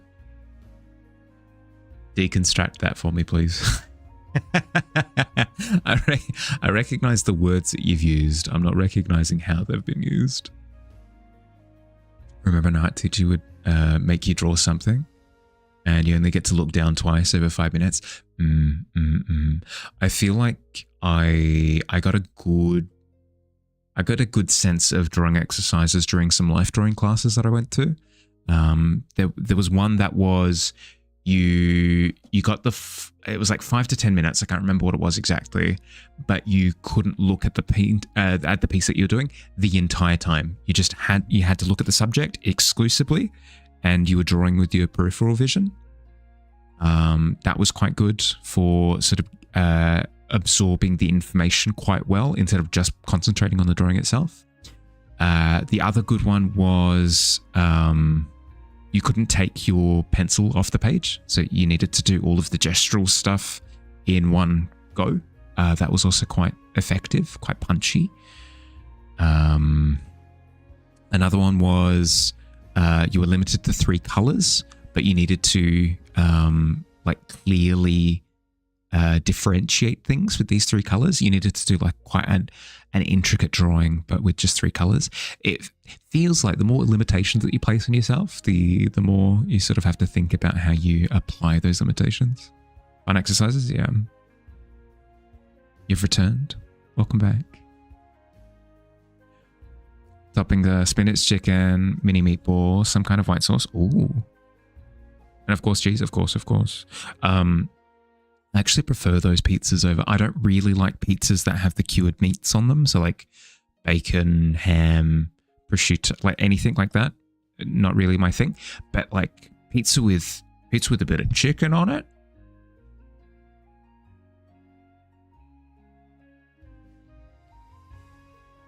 Now we're talking. Less can be more at times. Now it's Jack time for real. Good luck.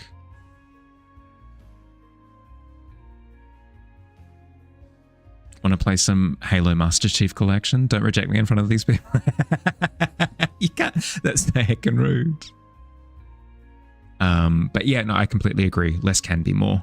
I think it's not, at least for me, it doesn't speak to how my pieces should end up, but it does inform me on how effective certain things are. So for example, we spoke about it yesterday, what detail to omit.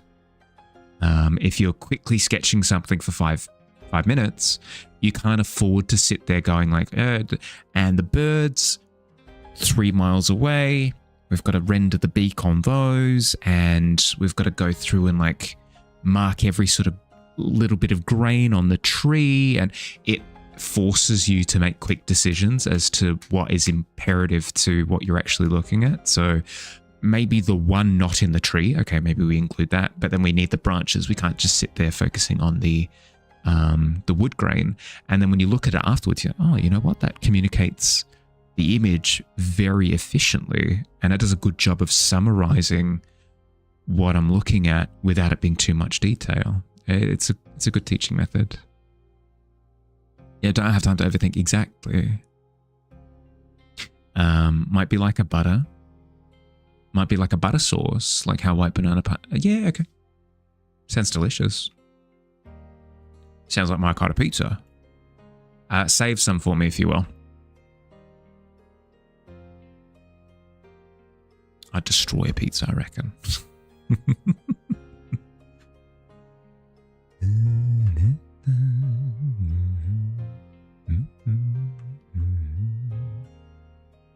Crusty taste of garlic. I really, really, really want to, at some point, make some roasted garlic. You know those viral videos that went around where it's like, oh, you take some garlic and you take like the full clove, you cut the top off the entire bulb of garlic and all the cloves are like exposed to the top. You dress the whole thing and you put the whole thing in the... I want to do that at some point and make some garlic butter. Oh, that'd be so good. It would require more work than I'm used to putting into cooking stuff, but it would be so tasty.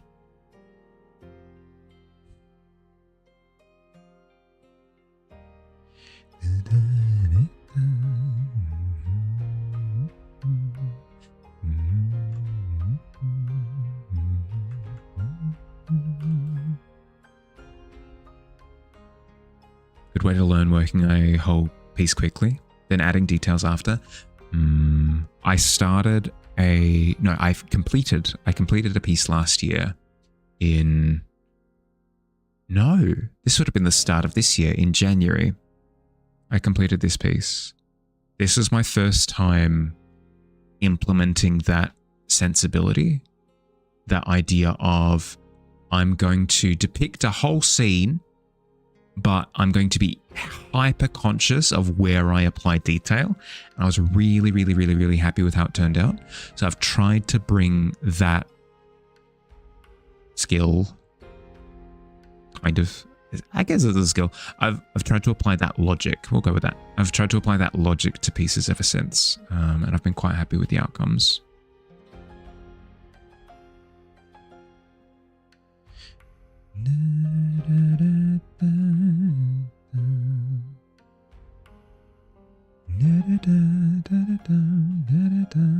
Remember seeing this? Yeah. Am I a Halo man, Mahali? Am I a man's man? I did play Halo back in the day. I was quite a fan of Halo Reach specifically. Do I have nostalgia for the series? Yeah, I suppose. Would I play it again? Maybe. It'd be fun, I guess. Like, I don't think, apart from Reach, I don't think I went through and played the campaigns to completion. I played little bits of each of them, but Reach was the only one that I played from start to finish. Halo Reach was so good. Agreed. I was this is going to shock you, so make sure you're sitting for this. I was particularly fond of the Forge mode in Halo Reach. And I spent quite a bit of time in there. You want to replay the first one? I think I do too. I have zero interest in the re-release though. The new one that's coming out later this year, like the new re-release of Halo 1, I do not care about whatsoever. I'd be keen to get the Master Chief Collection at some point, maybe.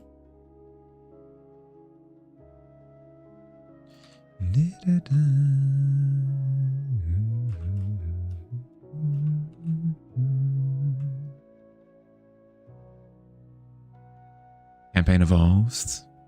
Looks a bit dog water. It's not even to do with the quality per se. It's just, it feels like, as you've said, the tone is fundamentally different. If it was just like a graphics bump or whatever, maybe. But even then, with how much that Microsoft has been championing the use of AI in their productions, like, it just doesn't interest me, you know? MCC is good. Not the same as playing on the Xbox. Oh, for sure. But I don't have an Xbox anymore, you know? MCC is kind of my only avenue. But I agree.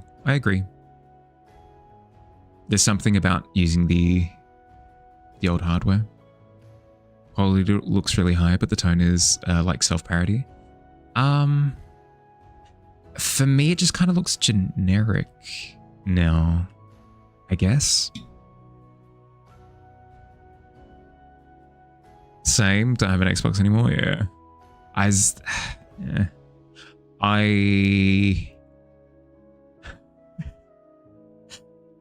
I'm not really a materialist in the sense that if somebody, this isn't an invitation, so if you're considering this, kindly, as the kids say, piss right off. But if somebody broke into my place and like stole all my stuff, I'd be more concerned about losing the files to my artwork and like the settings that I have on OBS and stuff, also than the actual things themselves. I would be saddened by the fact that I couldn't play video games anymore, rather than being sad that my video games were does that make sense?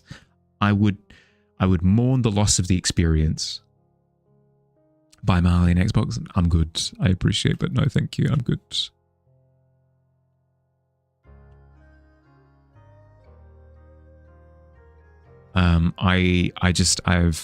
I've noticed the less things I have, the happier I am. It sounds like one of those self-help books, and I sincerely apologize if that's the vibe that you're getting, because God, do I hate those things? But I just don't like having stuff. It feels cluttered, and I feel like I'm swamped by things that I should be interacting with that I'm not. It feels like lost potential if I've got a bunch of things around me, you know? The things you own end up owning you? Yeah. Why Mahali not an Xbox? Don't try and reverse engineer it to eventually end up with me having a thing.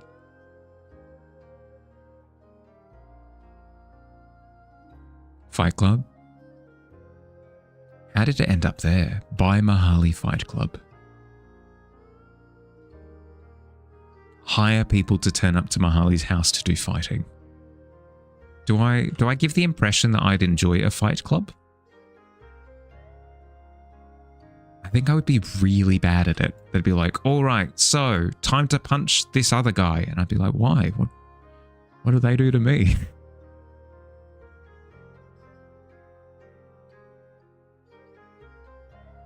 It's a quote from Fight Club, is it? Oh, the things you own end up owning. Oh, that's at the start where he's describing like the IKEA catalog stuff. Yeah.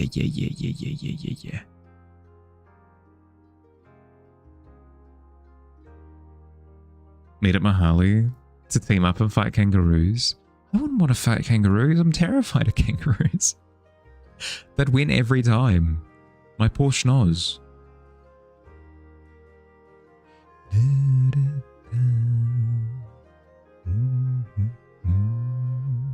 It's been quoted to high hell, but that's actually really true.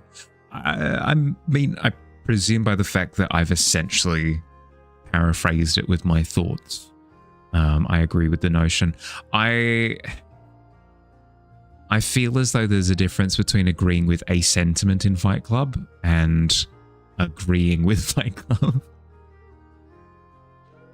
Good movie and book.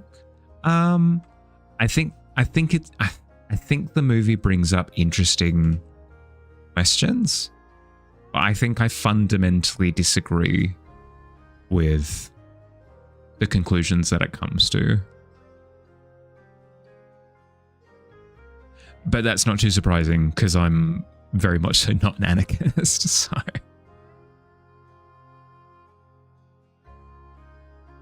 What? This book about anarchy? You don't agree with it? No.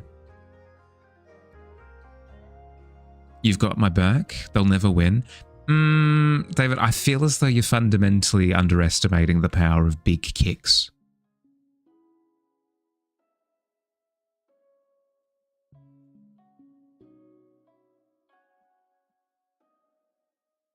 The movie was great. The book was great. I have to agree with it for it to be a classic. Yeah, no, I completely agree. Like, fundamentally, I enjoyed The Road, but I'm not a pessimist. But that's an incredibly pessimistic story. So, like, I get what you mean. That's fair.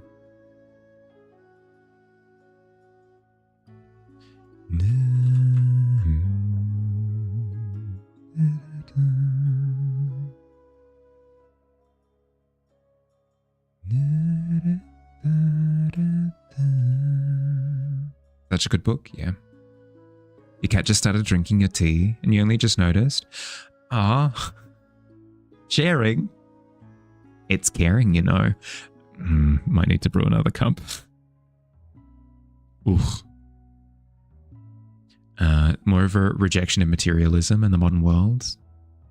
Definitely with tones of anarchy, yeah. Well, that's what I mean. Is like I agree with the anti-materialism stuff, but because here's the thing. I'm very anti-big broad sweeps in problem solving. A solution that works for me isn't necessarily going to work for you. So I don't agree most of the time with any sort of literature that has broad sweeping solution offerings, because I think I won't go on about it, but I think it's naive to be like, something that works for me is going to work for you. I don't agree with that fundamentally. But at the same time, like, I can see elements of The Road where I go, oh, that's quite prolific, this thought. I can see where their logic comes from, and I can agree with bits of it, but not the whole, not necessarily the prescription, you know? You've returned from doing chores. Welcome back. Really opened up your eyes to how you can just throw the rules out the window with writing. Yeah, for sure. Does cool things with the creative process. I like the non-linear storytelling of it. In the movie, at least. I can't speak to the book. I really enjoy it when creatives do that, when they sort of rework what the norm is for how to tell a story. Definitely not pro anarchy, for sure. But at the same time, like, I'm not gonna go around and like slap the anarchy out of other people's hands, you know, unless they're actively trying to slap like pro structure out of my hands, in which case I'm gonna say piss off. But you know.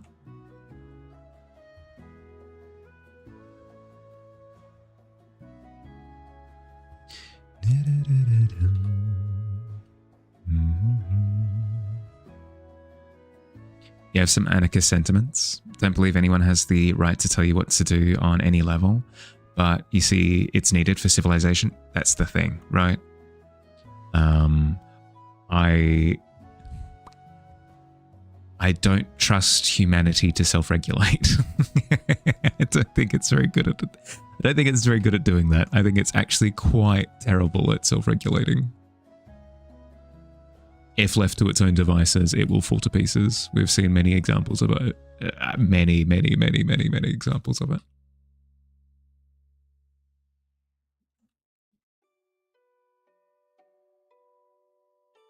What layer are you? Hair. Piss off. Chuck Palahniuk has some crazy novels in general. Not really my genre.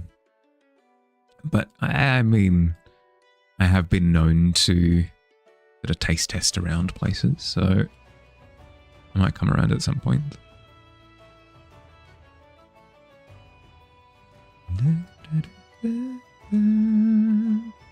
I started reading The Changeling a few months ago because I was looking for something a little bit different. Like, yeah, you know what? Let's lean into the thriller. Let's lean into the thriller genre, see how we go. It was not thriller. It was the most boring thing ever. I need to give it another go because I have this recurring thing that happens where I go, you know what? I'm going to leave my comfort zone. I'm going to try something. And that thing that I try is particularly terrible for my sensibilities, for my taste or whatever. And then I go, oh, it was a mistake trying other things. No. It was a mistake trying other things and not diversifying the things that I was trying.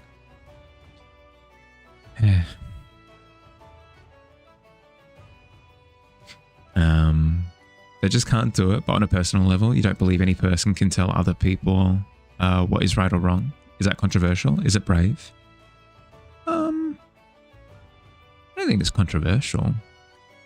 Sounds libertarian. Yeah, like there are degrees of libertarianism to that. But here's the thing.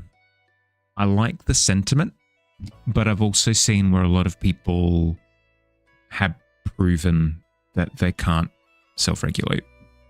So what do you do with those people, you know? If they're left to their own devices, they will encroach on other people's rights and stuff, you know? With no rules, everything breaks down. Yeah, that's what I tend to find. But I like the sentiment, so... You jettison them into the Terra Nexus. I see. Tyranny. rears its head once again.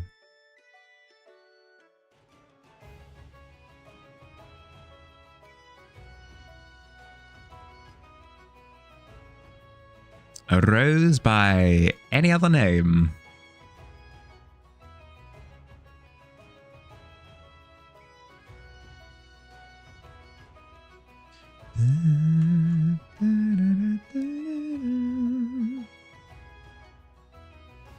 Only when they encroach upon your own personal freedoms. I feel like one, I don't want to have this conversation. I find it boring. Two, I feel like we are going to very slowly but surely reconstruct democracy. one step at a time. It always happens. It's always like, well, I don't like this thing. It's like, okay, well then let's construct the thing that you want. It's like, cool, okay. I don't like dogs. Cool. What do you want? I want a creature, yeah, with 4 legs, sure. Nose, yeah, big nose. Tail, yeah, sounds good. Or it's got a fur pelt, right? Okay, yeah. How does it regulate its heat? Oh, well, that's good. Maybe it sweats. Oh, no, it can't sweat because it's got a fur coat. Maybe it pants. We'll have it so that the creature pants in order to like regulate its heat. Cool. What if the creature is encroached upon? What if it's threatened? Maybe it can make a loud noise. Like maybe it can, like a loud shout or something. Yeah, cool. Okay, loud shouting, panting to self-regulate. How does it feed itself? Oh, it's got teeth. Yep, good. We've made a dog. We've just reverse engineered a dog. We've got a dog again. Regulates by running around, chasing insects. Yeah. We can call it a dog with WD. Yeah, easy. Lock it in. How long are we up today? Can you mess with the bone collector? Yeah. No, you can. We're going for another 3 hours. We got time. When you take a breather, all good. You've got plenty of time.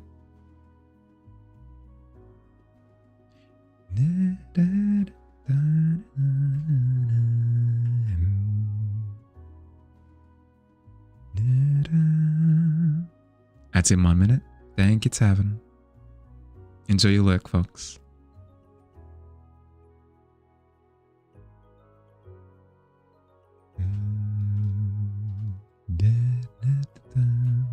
Last time you read books was the Dark Tower series. Ooh, of Stephen King. Do you enjoy his writing? I've never read a Stephen King novel, so I'm not sure what to compare it to. But I have heard that he's quite prolific in how much he writes.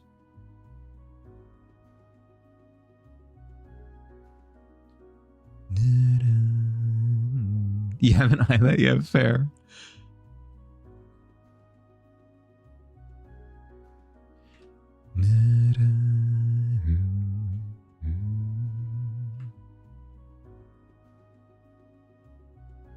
Had seen the movies. Fair. I've heard that a lot of people had a whinge about how the Dark Tower movie turned out.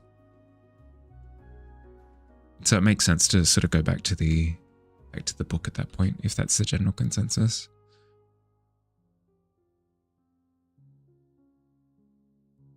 Your brother recommended it. It was great. Hey, glad to hear. I've recently started trying to get back into reading as well.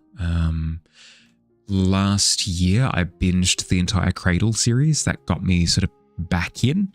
I've then gone and read the first Witcher book at Kessa's recommendation, which I very much so enjoyed, but it's an anthology book, and so is the second one as well, so I need to like take my time with those. I'm going to get through Dungeon Crawler Carl now, which I'm up to the 4th book on. I'll get through that, and then I'll come back to The Witcher, I think. But before, the movie was terrible, yeah. But before I continue to discuss things and get lost with the passing of time, I've been reminded by the tavern to take my break, so I'm going to do that now. I recommend if you've been sat for the past hour, get up, move around, grab a drink, stay hydrated. I'm going to run 3 minutes of ads while I'm gone and doing my stretches anyway, so we don't have to deal with pre-rolls for the next hour or so. I'll see you soon. BRB.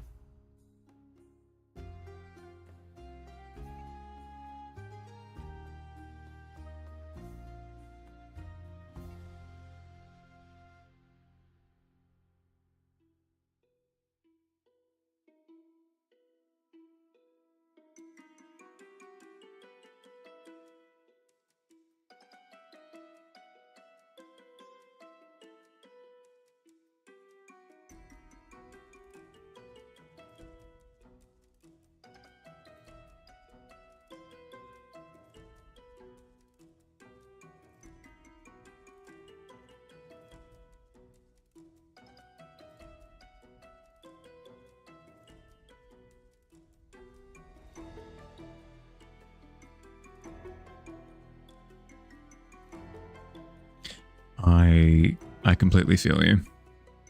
I really enjoyed the Aragon books. I really enjoyed the Aragon books back in the day. Oh, that was a fall from grace. Welcome back. But yeah, in terms of good book, bad movie, oh, Aragon was tough. I feel like Aragon does a good job with its magic system, in the sense that it feels like characters attempting to wield something that they don't fully understand. Like some of the ramifications, it led to creativity. I'll explain how it works. The way that the magic system works in the Aragon series is it uses an ancient language and you put intent into words, and you could end up with effects that hopefully are what you want. So for very, very monkey's paw, right? Where you could go something along the lines of like I would like a glass of water. So I'm going to go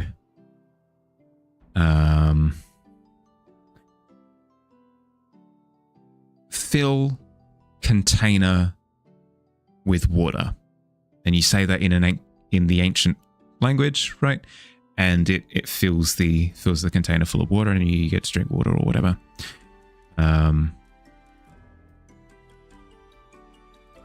But a ramification of that might be if you don't specify like this container that I'm pointing at in the language, it might fill every container in a room full of water, or it might fill the person across the way from you with water. And it's like, oh, good Lord, I accidentally killed someone with magic because I just wasn't careful with how I specified what I'd like the effect to be. It was very cool.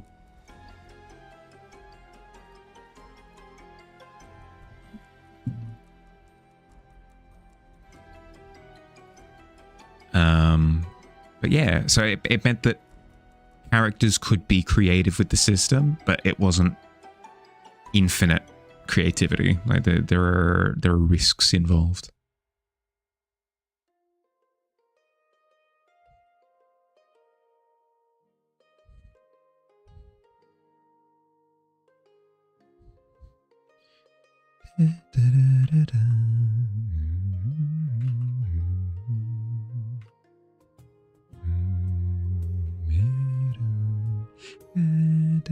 But the movie was horrendous. Oh, good Lord, that movie was terrible.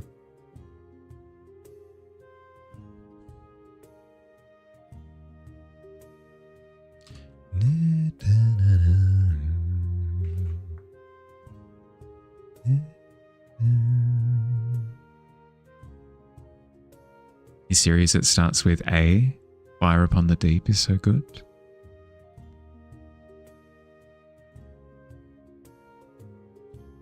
Werner Vinge, I haven't heard.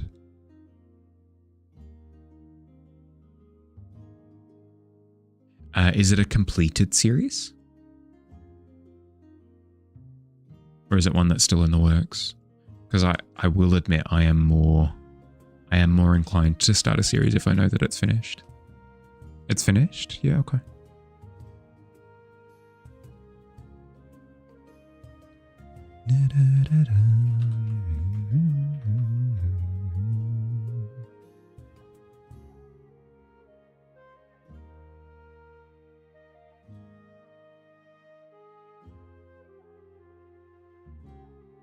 Curse you, autocorrect.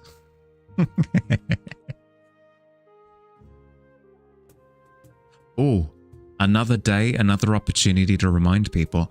If you have predictive text enabled on your phone, please, for the love of all that is good, turn it off.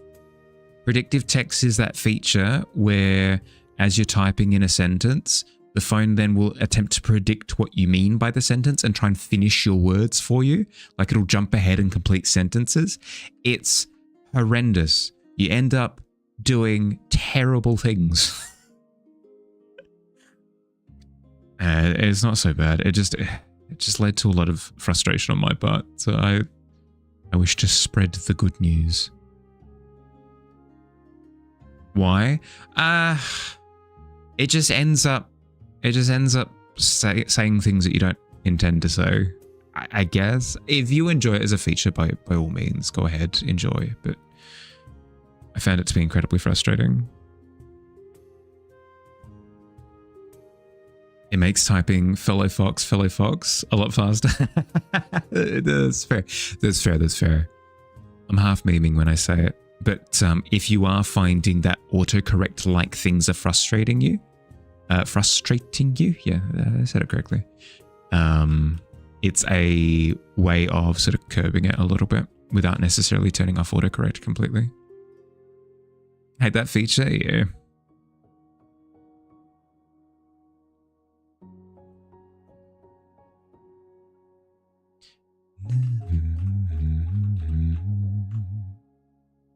Say it so often. Predictive text often offers it every time you type hello. The problem is that I intentionally try to change what I'm... How to explain? I intentionally try to vary my language a bunch. Like, I don't like writing the same things consistently. I don't know what it is. It's just part of my brain. My brain wants to like vary it up, whatever I'm doing. And predictive text will like lock me into things. And I'm going, no. It's not what I meant to say. Stop.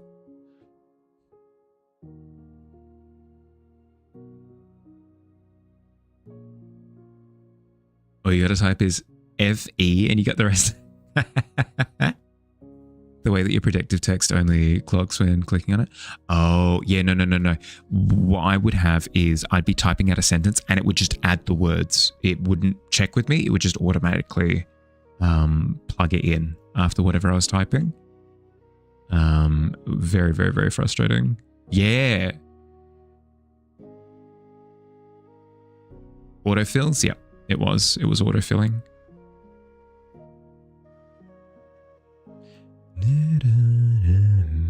Yep.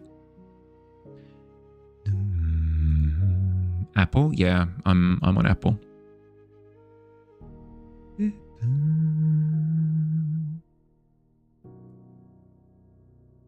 Samsung? Oh, okay. Interesting that the feature was working the same across the two.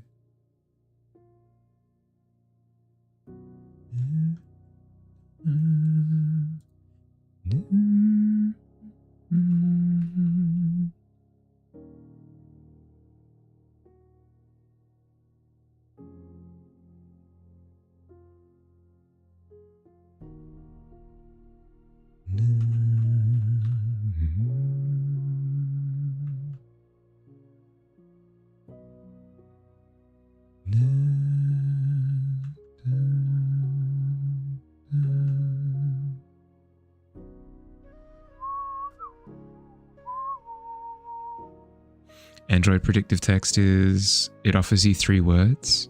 It thinks you want to type next to your keyboard. And you can pick one of them. Oh.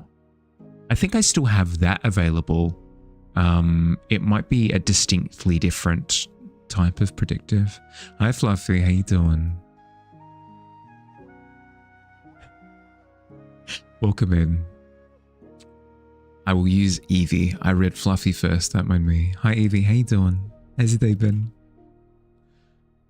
Welcome in.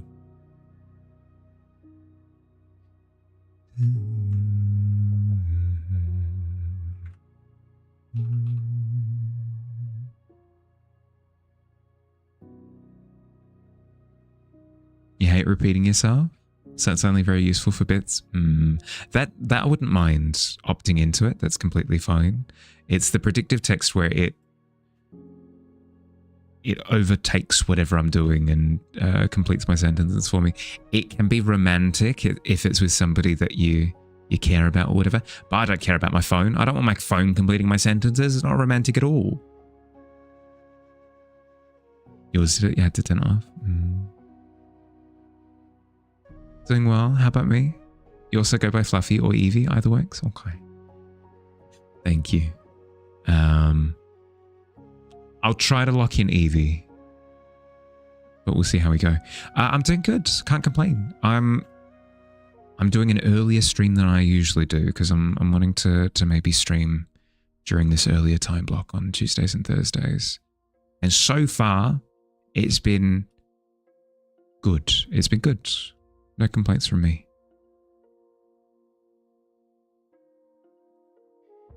Do I want the hair over the eyes?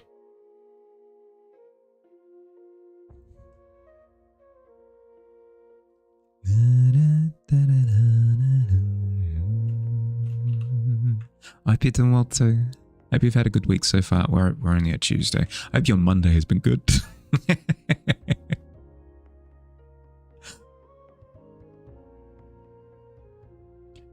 You ended up getting the points that you wanted for the regular roll again. Just need Nitro to join the Discord now.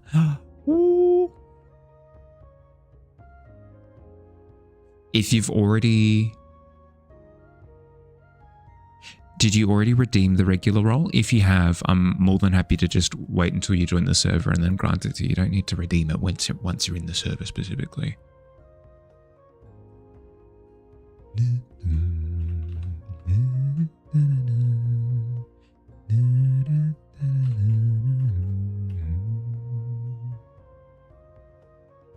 Any of us read Isaac Asimov? Not me personally. Maybe somebody else though. You've not redeemed it yet? Waiting to make it easier. Thank you. I appreciate it. I'm going to hold it in my brain. Oh, it's not that I have to hold it in my brain. I've got a little record on Twitch that says like, this person has redeemed this. This person has redeemed this. And I go through and clear the regular rolls as I do them. So it would be permanently there. Like, this person's redeemed it, but they haven't received the roll.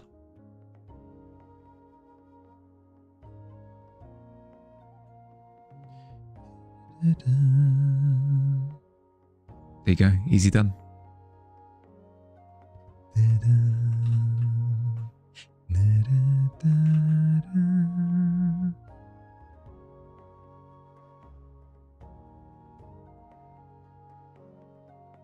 Might as well now then. You can start saving for the doodle. Easy.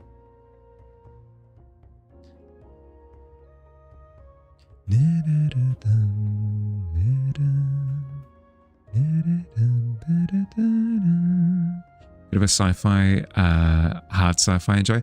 No, I'm the opposite end of the spectrum. The closest thing to sci-fi I will get is something that's like sci-fi fantasy blend. Hard sci-fi by itself, I get a little bit bored.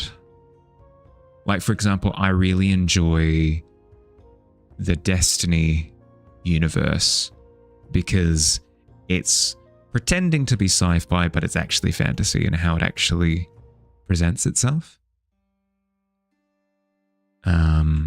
Whereas something like Dune or what's the other one? Ready Player One doesn't interest me.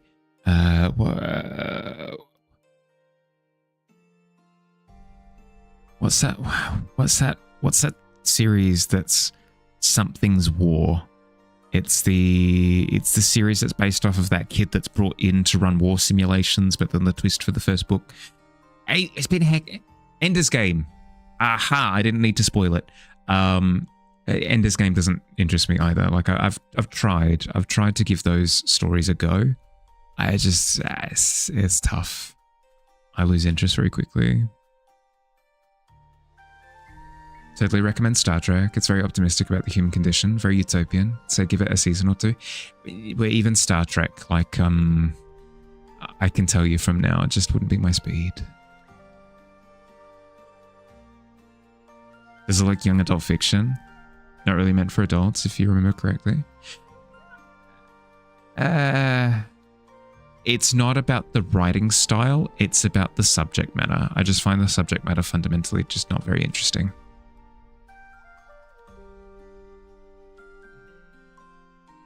Have I seen Farscape? No.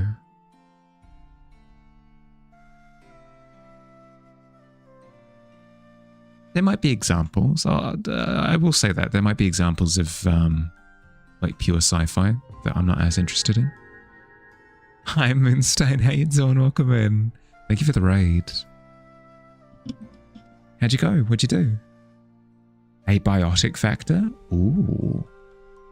Explain, explain, explain. You're an enjoyer of all things fan. Why did I...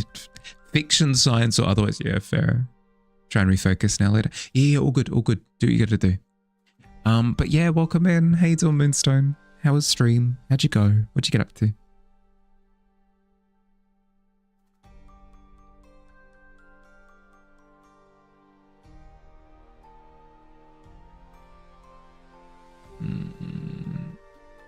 I think I do need the eyes to pop through. Doing some science tonight. Have I ever played Half-Life? I have. I've played a little bit of Half-Life 2.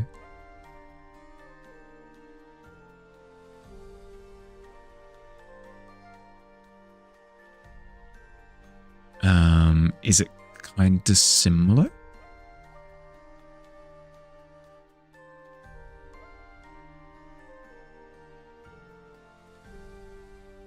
It's Half-Life without Gordon showing up that day? No. Ugh. That's rough. So things really went downhill. Yeah, okay, okay. I can get behind that. Did you have fun? It's amazing and hilarious. Good. I'll say it from now just so that I don't forget. If you've got a raid and run to look after yourself, whether that's decompressing after stream, you got to grab food, sleep, water, whatever you need, go and prioritize looking after yourself first and foremost. If you want to hang out, happy to have you, but I stress that above everything, above all else, make sure that you're doing okay. Okay? Thank you for raiding in. Farscape, Ender's Game, Firefly, definitely found your people. There you go, boom. Firefly is another one that I haven't experienced. That it's Firefly and Serenity, right? Are that part of that thing? Battlestar Galactica, another one that I haven't experienced. How have I been today? Yeah, good. Good. I'm trying an earlier time slot. So usually I'd start at I was starting at 4:30. I then moved it to 3:30. I've now shifted it today to 2:30. So going from 2:30 until 7:30. Seeing how I feel about it. Because there have been a few people that I haven't been able to catch up with for ages. I used to start streaming at 12:30 on a Tuesday. And I just haven't seen those people. Because obviously, right? Because I stopped streaming at that time. So I'm wanting to slowly but surely sort of shift my Tuesdays and Thursdays a little bit earlier, bit by bit, so that I can catch up with people again. But yes, other than that, doing well. Can't complain. Having a good time. Reboot with the new mecha Cylons. Not very good designs in your honest opinion. Fair. Battlestar, right? That's a late stream for you. Usually end like 2 hours ago. Hence why, right? Because I had to shift it initially because I wasn't functioning during 12:30 streams. Like it was just too early to start. But I've cleaned up my life a little bit since then. So sort of slowly but surely pushing it a little bit back. I don't think I'll ever push to 12:30 starts again. It's just a little bit too early for me still, but I think 1:30 won't be too tall of an ask. I think 1:30 will be okay.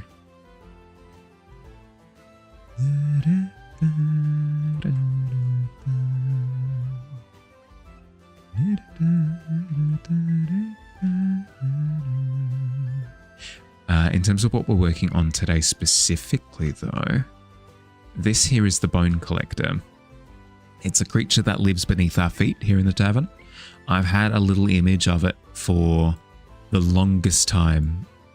For the longest time. Oh. But it was part of a larger, now outdated infographic that just don't look at that part. It's all incorrect. But this is the only image that I've had of it that I've done up until now. So I've wanted to go back and do like a full dedicated portrait for the longest time. And I'm finally setting aside time to do it. I'm so happy. I love this creature. I just need to do it, you know? The problem that I was finding consistently was I was always rationalizing myself out of working on it. Like, I can't work on the Bone Collector. I've got other things to do, and it just never happened. So I decided to throw caution to the wind and just commit a time. Just do the thing. Good song, thank you. One of the Le Classiques. Only bit you didn't like about Battlestar Galactica reboot was the new Cylon designs. Fair. I can't speak to either because I'm not familiar with either. But I've heard that Battlestar Galactica is like is a treasured piece of fiction. Similar to like Buffy, I guess. Buffy is quite well renowned. Another one that I haven't watched. Good lord.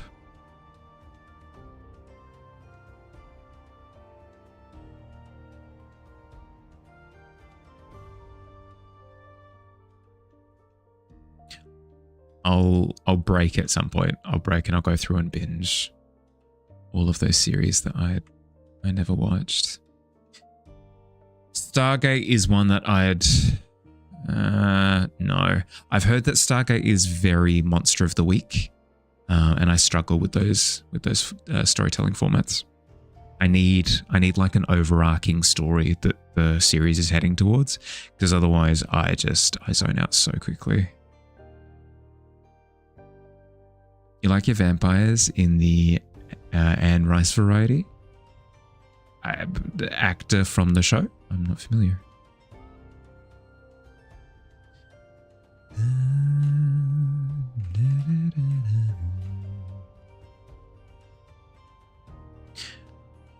Mostly silent space footage, like war correspondent handycam footage added a lot to elevate it though. Yeah, cool. Similarly to how a lot of people were big upping the most recent,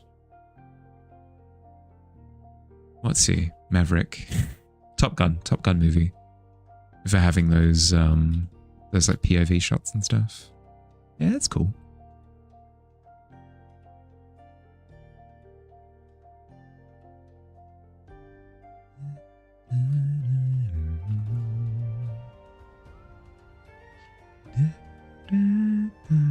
She's an author. Fair. If I ever watch Star Trek, recommend Deep Space Nine or Voyager. The original series was made in the 70s, a time where they didn't have Netflix to binge. It's less to do with the bingeability of it and more to do with the subject matter. I enjoy whimsical theming, and sci-fi is like almost anti-whimsy.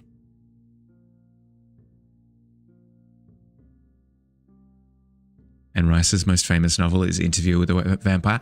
Ah, there we go. Okay, I've seen that movie. Thank you. Thank you for the cheat sheet. I appreciate it. That's fair. The vampires being melodramatic, sort of just aura farming in the corner. Don't mind me, I'm just being a vampire.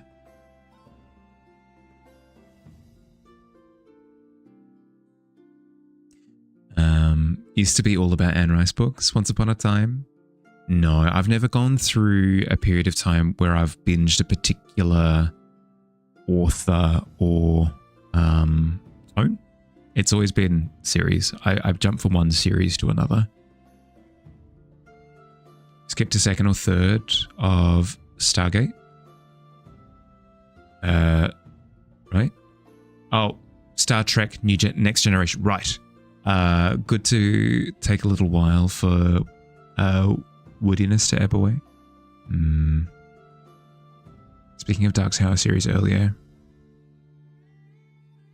read each as they released, so waiting game for rest of series over time as he kept writing other stuff between, including 6 parts of Green Mile. Oh, good lord.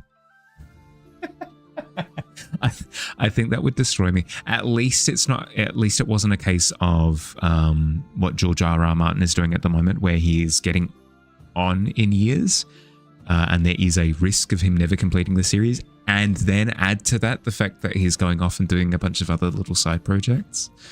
Ooh. Rough.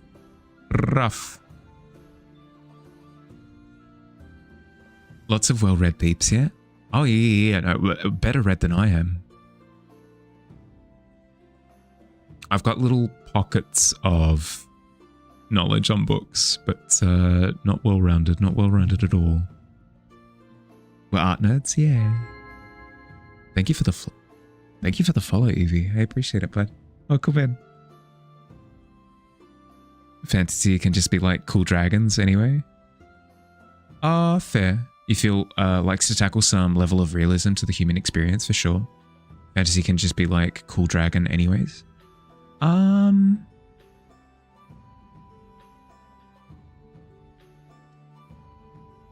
guess.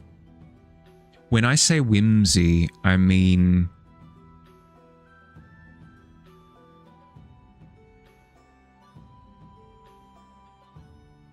I think I would enjoy sci-fi that's based on an alien planet where they're discovering the alien planet. I think that sort of sci-fi I would engage with. Any sort of intergalactic space travel, space federation, politicking, like the accords of visiting different... That side of sci-fi I despise with the fear of 1,000. I find the macro of sci-fi incredibly dull. The micro of sci-fi I could engage with very happily so. And I tend to find that, like, for example, in fantasy, if it was the planeswalking side of fantasy, where it's we are part of a interdimensional council of magical people that supervise a bunch of different... As soon as we're working at that sort of scale in fantasy, I switch off as well. It's the same thing. So it's less to do with the vibe and more to do with the vibe.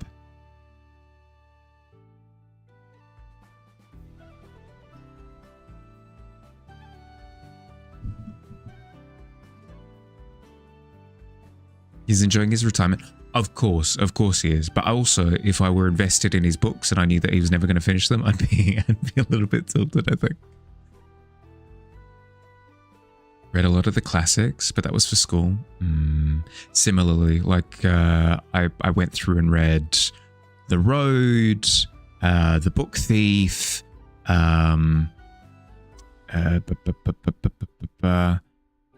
Hunger Games. Like I read about Animal Farm, 1984. Like I read a bunch of classics as part of schooling, but that's as round as that's as rounded as it gets with my classic literature. Feels like a boys' club with a fight or explosion every episode. Every trek has a terrible first few seasons, so you're trying to endure. Really feels like a step back from the last few in level of diversity. A grenade. Yeah, book talk. Yeah. I think I'd go through, like, for example, I like the fact that with the books that we've raised as the potential ones that I read on stream, I like that we'll be potentially going through Dr. Jekyll, Mr. Hyde, Frankenstein, Beowulf is the one that won the poll. I'd love to read Dracula, but I'm not sure if I'll do that on stream. We'll see. That'll be quite fun. We'll see though, because it might be a good reading experience for me, but it might be terrible viewing for you guys. So we'll see. We'll give the first one a go, see how we go. Struggled with the first season of Enterprise, was encouraged by workmates to stay the course. It does help if you've got somebody to sort of watch alongside, or at the very least they're watching it at around the same time you are. Dracula is far too long for stream. Had to do it for uni. Couldn't even make your way through it. Fair. Kind of wish you read the classics at school. Only the English home language students read them. Well, that's why I'm looking for... Oh. Hi, Tika. The natural 20. Hell yeah. Well, that's why I'm kind of... That's why I like the idea of coming back to them now, because it gives me an excuse to sort of tackle them, you know? So many good books, yeah. Academy had crazy cast, just really odd writing. Trying to be too silly, deconstructive. That was the issue that I had with... I tried to read Hitchhiker's Guide to the Galaxy. Maybe I'm stepping on feet here, apologies. Stepping on toes. I tried to read Hitchhikers. It was too silly, deconstructive for my taste. There's a certain point at which the world doesn't matter anymore because all the rules are made up. That's how literature works. I understand all the rules are made up, but I need a degree of consistency, and Hitchhikers didn't have that at all. It was very much so, we can sacrifice some of the rules to make a funny joke, and it rips me out of it.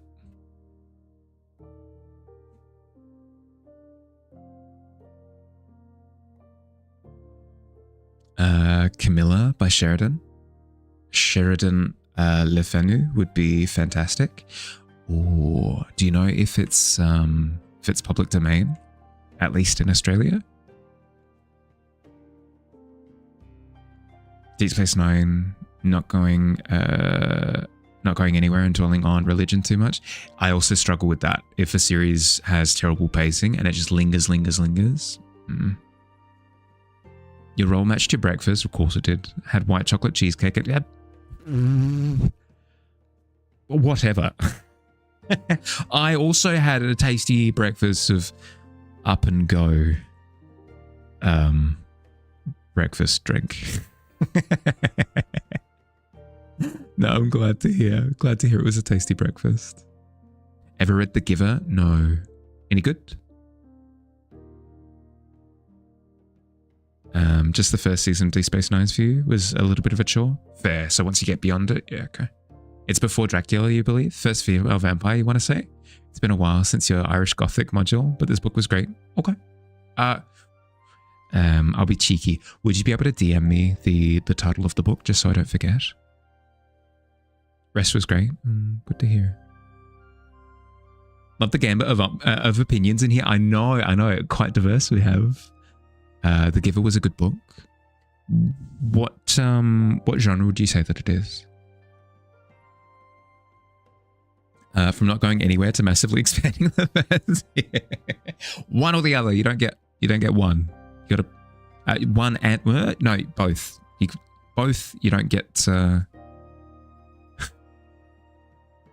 don't get a choice. Your DM made cheesecake and you had D&D for 2 days straight. What? You had D&D for 2 days straight? It was amazing. Since you were hosting, you had the noble duty of destroying the leftovers. Oh, well, Godspeed on that then.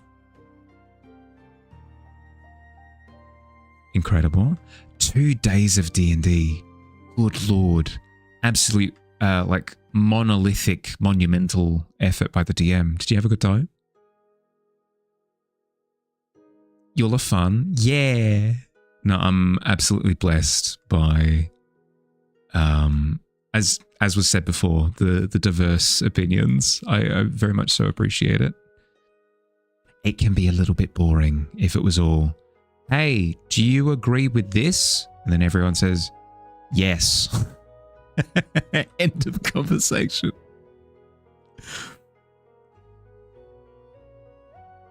Young adult dystopian science fiction is what you'd classify it as? Okay. akin to like a Hunger Games, or are we talking more sci-fi? It sorted itself out second season. Discovery just found painful great cast, but awful writing. Tried to watch several... That's always the depressing instance, right? Where you're like, the potential is through the roof, but they've squandered all of it.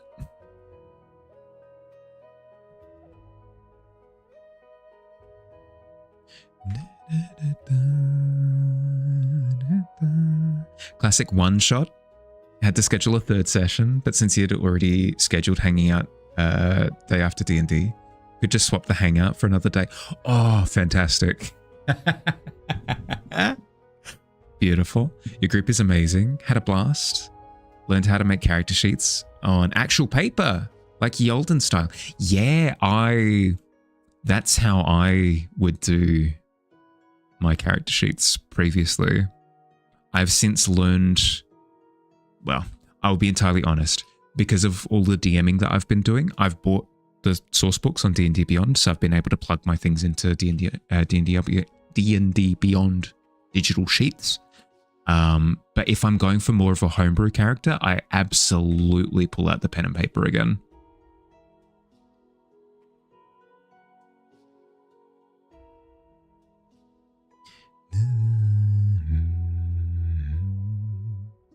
Less violence than Hunger Games. It's considered a utopia until the main character got to see society from a different perspective. Oh, that's kind of cool. Like a perspective shift story. I do like that. Like I was very much so sheltered in my opinion until the truth was revealed to me. Very robots animated film where the character thinks that life is kind of okay and then sees where all of the other robots have to like recycle their parts and stuff.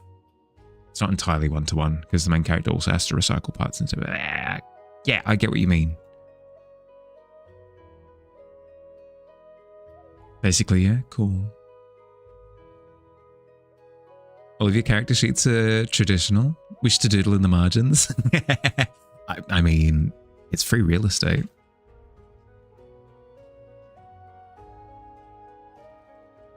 Usually go D&D Beyond. DM is the one paying for it. Trying to learn the paper style to spare their wallet. Fair. Paper sheets can be fun. Or especially in a one-shot where it's maybe potentially going to be more brutal. Character deaths, tearing up of the sheets. The gasp.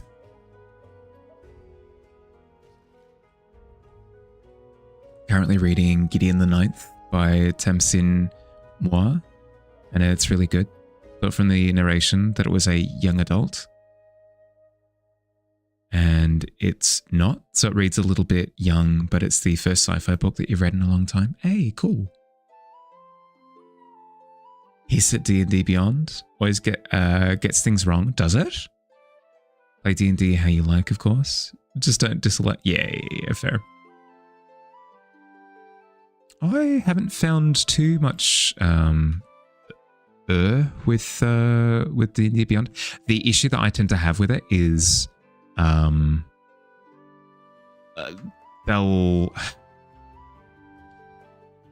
a particular option will be whisked away in one little side source book, and then you'll have to spend like $60 in order to get that one little source book in order to get one item, you know?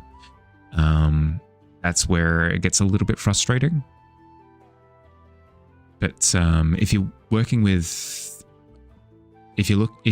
just like base books, completely fine.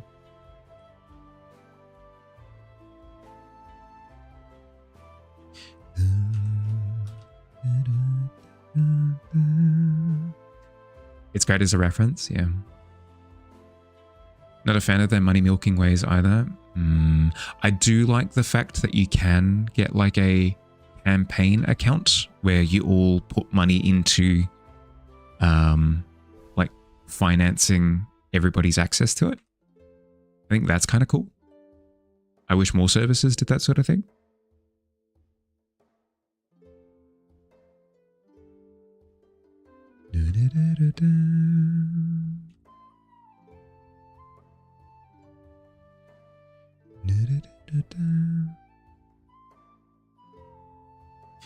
You mean kobold? So it would always mean having to pay extra for just the species? Yeah. Yep. Hence why, yeah, as I said, as soon as I'm picking something non-vanilla, I'm switching to pen and paper. It's just so much easier. Or even if it's not pen and paper, I'll bring up an interactive PDF and just plug things in manually. Like that's this character. Daev. Daev was completely PDF.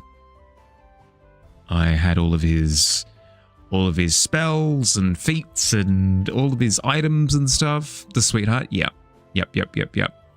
My standout moment with Daev that I will remember for the end till the end of time was we snuck into a cult of Yuan Ti, and Daev spent the night in the sleeping quarters of the harem for the emperor of the Yuan Ti, and spent the entire time gossiping and playing little party games, and like they were braiding each other's hair. It was a wonderful slumber party. One of the best slumber parties that I've RP'd. Wonderful time, fantastic. It was so good. And then the misunderstandings afterwards. Oh my goodness, it was so much fun. And his haircut was constantly changing. So like his hair used to be like a full-on Cousin It from the Addams Family, completely covering him. But he interacted with a buzzsaw trap in the first session of the game, I think, which cut his new fringe. So that's why his fringe was like that. He then interacted with an axe trap in one of the other little like temples partway through. This would have been session 13 or something, which like sheared the side of his hair as well. So much fun. So much fun. Very much so like one of those like Play-Doh machines where you put Play-Doh into the head of the thing, and it'd make the Play-Doh strands come out as the hair, and you could design the haircut however you wanted. When doodling on paper, you do catch yourself twitching for the undo after so long. Yeah, true. I end up destroying sheets of paper with erasers as well. So they're like the Ferengi from Star Trek. I can't speak to it, but probably. I feel like D&D Beyond really hinders new players from learning and understanding where things are from where they get their stats and their abilities. Definitely fine for like one-shots if you plan on playing D&D once, but if you want to join D&D for a long-term game, then you really don't recommend it. You're getting too yappy? No, you're Fox, you're fine. Gotta focus on the boring export. Of course. No, if you've got stuff that you need to focus on, that's fair.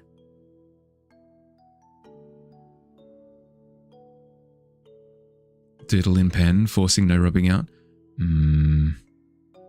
Well, that's why I want to get stuck back into physical medium again, so that I don't know, I get to experience the trials and tribulations.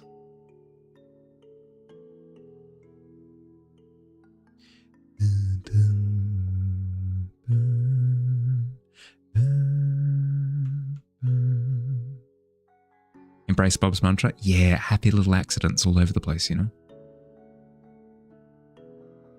Speaking of happy little accidents, yeah, you know what? We'll use that. We'll use that as the topic transition. We played Mecha Chameleon on Saturday last week for the first time. It was a lot of fun. How do we feel about playing it again this Saturday? Would that be interesting? Would people like to join in?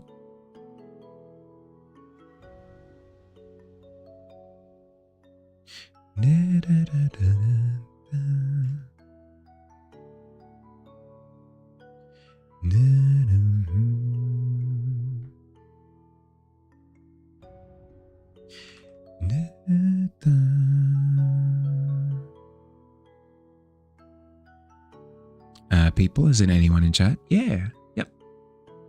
It is open invitation. Happy accidents become new inspiration. Yeah, that's the thing, right? Is currently, because digital, I have full control over the outcomes of everything. So it plays into all of my perfectionisms and control freak nature, blah, blah, blah, blah, blah, blah.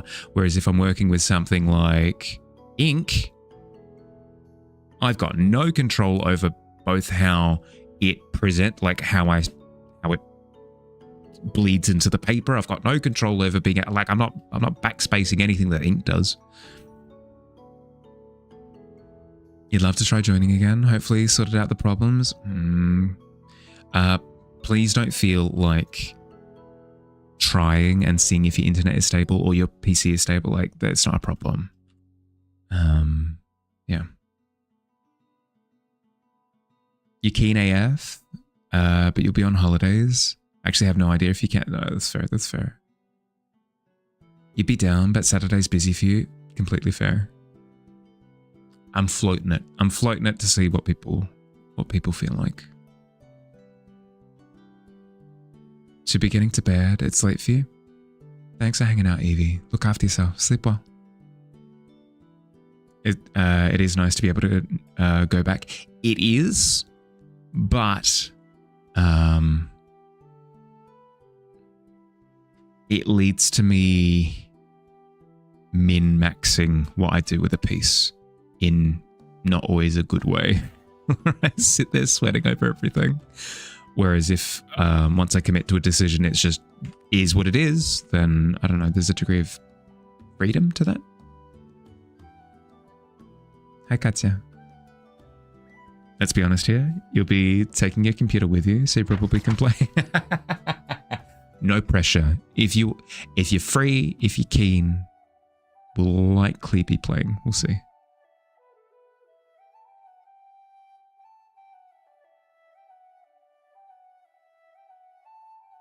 Missed the game stream. What game is this?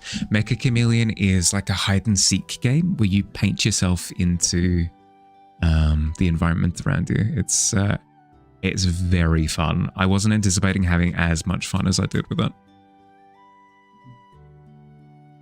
Just here to say hello. Lots of work to do today. All good, Katja. If you got to concentrate, do what you got to do.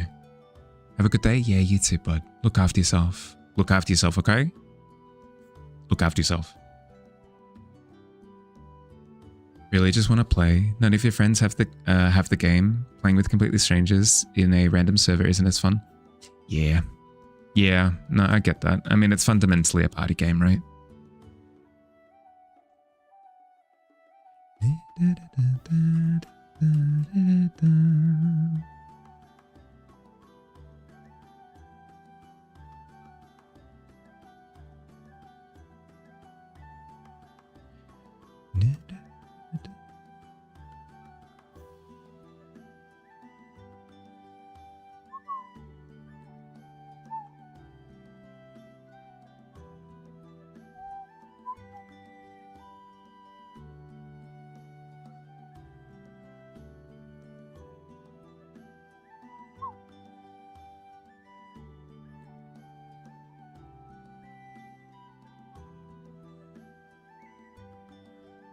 You've been a fan of both traditional and graphic. Digital, you love control of layers. It's still something that I need to wrap my head around, because a lot of my pieces are limited in their application of layers to their detriment. So, like for example, this one is basically 1, 2, 3 layers. It should probably be more, but it's not. Just because it just doesn't come naturally to me to designate a bunch of layers. It just doesn't happen.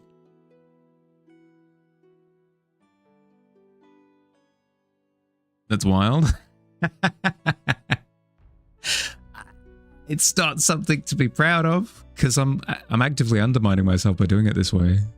But it's not something, I'm not thinking about it. I just think to myself like, okay, well, I'm rendering the creature, so that'll be 1. I'm rendering the pile, that'll be 2. The background, there's 3. There you go, boom. It's like oil painting on steroids. I guess. But I like the fact that with acrylic, because I never did oil painting really. I hated working with terps. Turpentine is just not for me. I loved the fact that with acrylic, I could just sort of bounce around the canvas wherever I wanted, and there was no sense of like, oh, well, I can't do that because it's not the right layer, you know? There were degrees of it, but not to the same extent as digital. With digital, if you're painting on the wrong layer, you've stuffed up, because then it means that if you want to alter that thing, you can't. That's cool, though. It's a quirk. Calling it cool is... I mean, I guess. It's nice to just erase what you want to. Yeah, or blend what you want to. Like, I really enjoy this kind of thing, right? Where I like blend things into the background a little bit.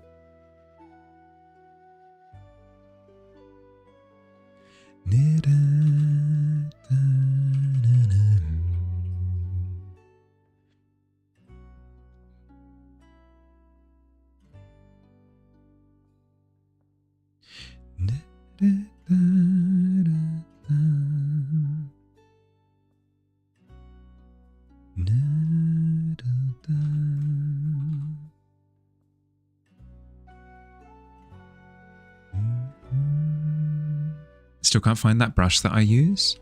I sent it to ping me on Discord, Kals. I did send it to Ms. Did you get the Kyle T. Webster brush pack?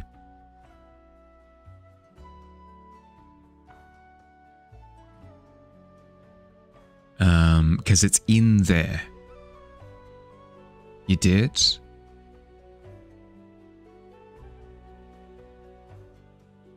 Kyle's Real Oils round brush. Let me see if...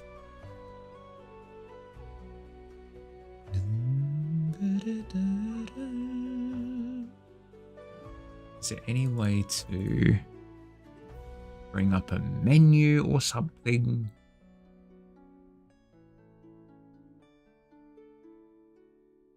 Because the problem that I'm having is the name is cut off by the menu, and then if I increase the menu size, it doesn't actually reveal it, and it doesn't look like there's a properties tab or anything like that. Maybe down here? Aha! Kyle's Real Oils round bristle perfect. Can you see that? No, maybe you probably can't. It's heckin' tiny. Kyle's Real you know what? I can type it out. Kyle's Real Oils. And then it's got a dash, round, bristle, perfect. That's the full name. Boom.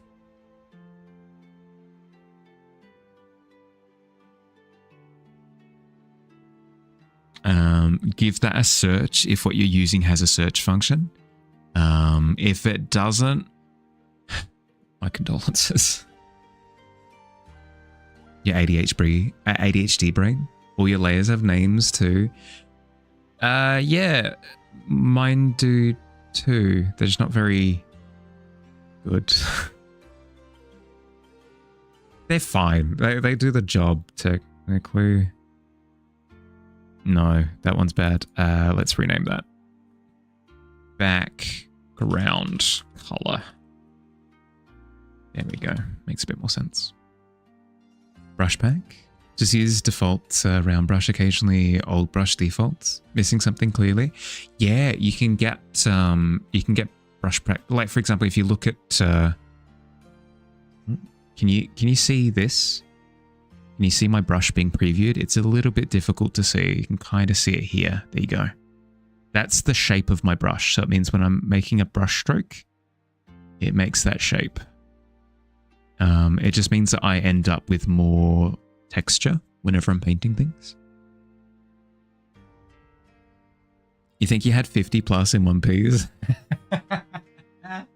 I mean, in actuality, I have quite a few, but they're not very functional. Like, I'm going to go through and render over all of this hair in my render layer.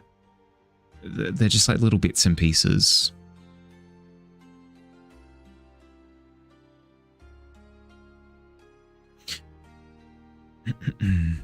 Depends on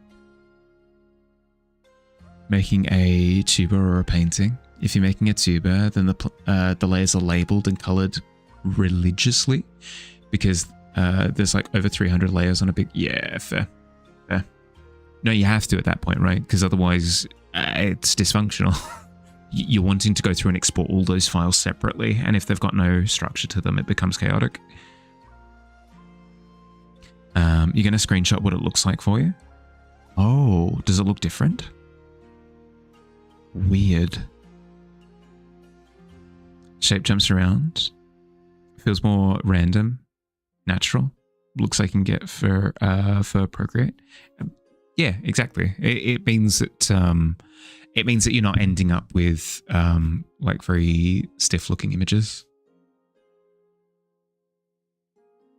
Have pieces in the thousands of layers, good lord. Most of the times you're like sketch layer, paint layer, though, yeah.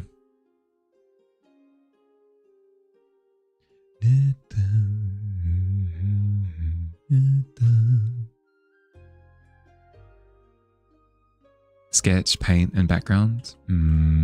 I mean, I've got that. Like, for example, I've got like a lighting draft. I've got a filter over the lighting draft that kind of gives me like a starting direction, and then that's the painting layer that I've done over the top.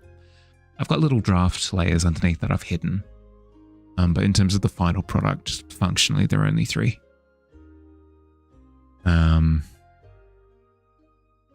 But then there are some paintings that I like. My big shark wave thing. I think I functionally have. I've got 5 total layers for that whole thing, including the drafts. It's just not good. It's just not good form. It means that if something goes wrong, I have no control.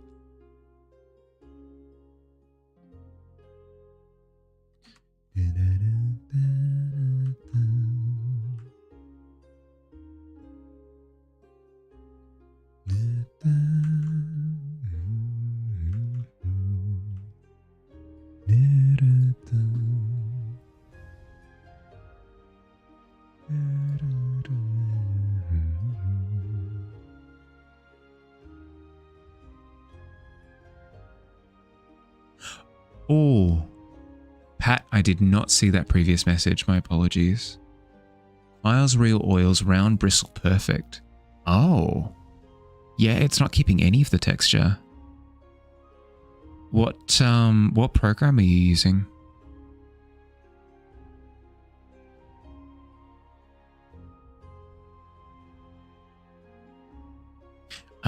Pat, let me know if you're still here. CSP. Oh. What? I can go through. I'll screenshot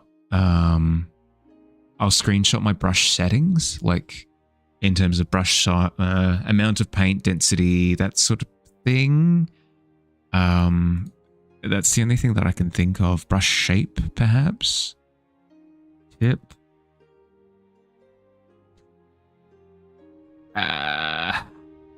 It might be more specific at that point. I don't know. I'm not too familiar with the intricacies. Meanwhile, you average 40 to 100 layers depending on complexity. It's completely fine. It's recommended actually that you use more layers because then you've got more control over outcomes in terms of, oh, I don't like this color that I've used here. Sweet, I could just alter the color in edit and then it was good. Like for example, with me, if I want to alter how the schnoz looks, I need to go through and repaint it because it's part of a bigger layer, you know? You can put an arm on a separate layer to the torso, but if you change the arm pose, the torso pose changes to, yeah. Then you got to change layers to the torso, right? Yeah, yep. No, as soon as it becomes more complicated with puppeteering and stuff, is rough.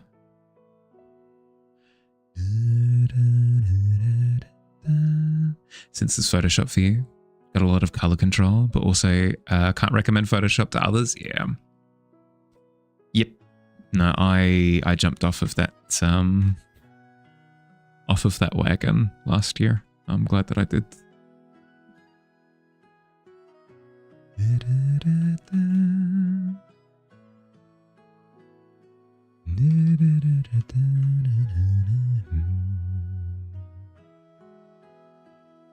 Friendly reminder for Mahali to run ads and to take a break. Yeah. I'll do that in a second. All your homies hate Adobe. Yeah. The problem that I was consistently having was that they were cranking up the price whilst lauding around that they've added new features that I don't want. Like, I don't want new generative features. I don't want to generate anything. I'm quite happy with generating everything myself using my skills of using a paintbrush. But they kept on hiking up the price more and more and more. It was horrendous. Loved Photoshop before they went to sub only. Yeah. Tried to charge you to cancel a trial sub early. Wait, what? They did charge me for ending my sub early, and it was horrendous. I think it ended up being something close to $300 to end my subscription, which is just awful. But I don't have to deal with them anymore. It's gone. Banished.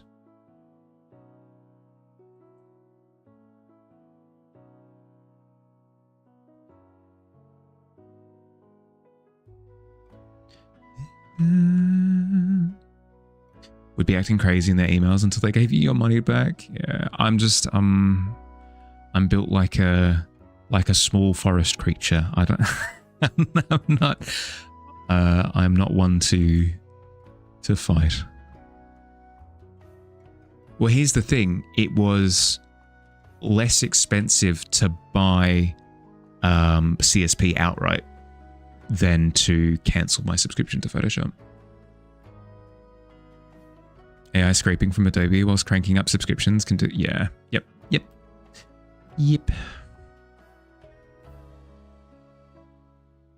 Large companies are not safe if you're not happy. Because you already hate large companies. Oh no, it's grenade. Run!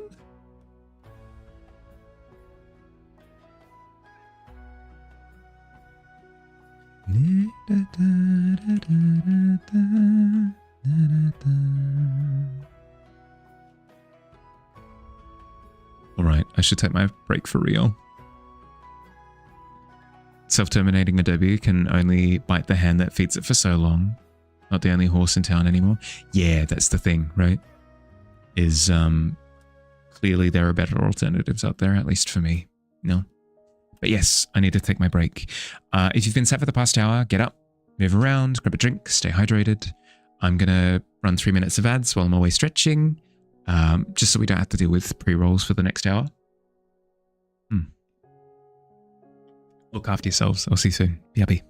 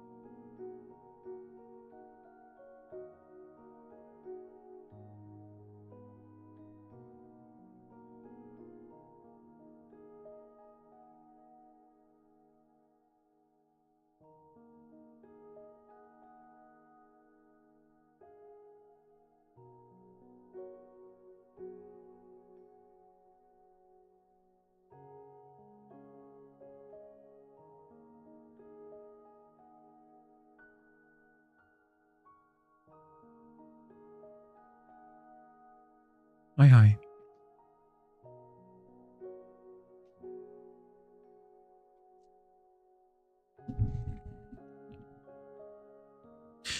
I tend to find that tends to happen.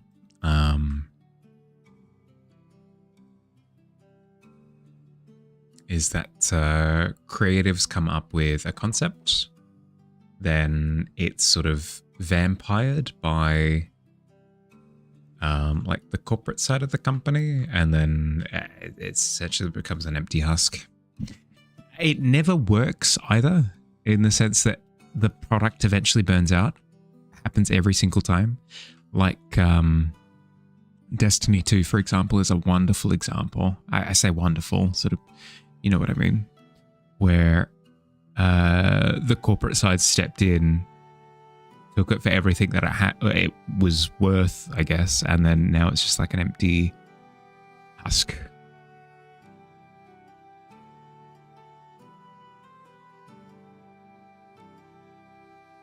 It never pays off, not in the long term.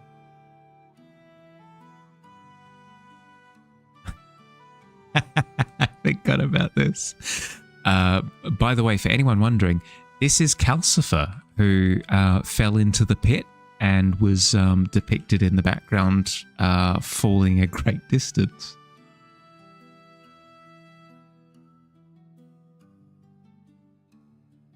Didn't help that they didn't have pretty much any competition.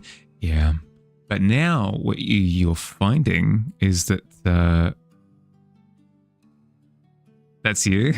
Yeah, just a little speck. Is that yeah, no, the company's actively falling apart at this point because it's not built for long-term profit anymore. They went too hard into the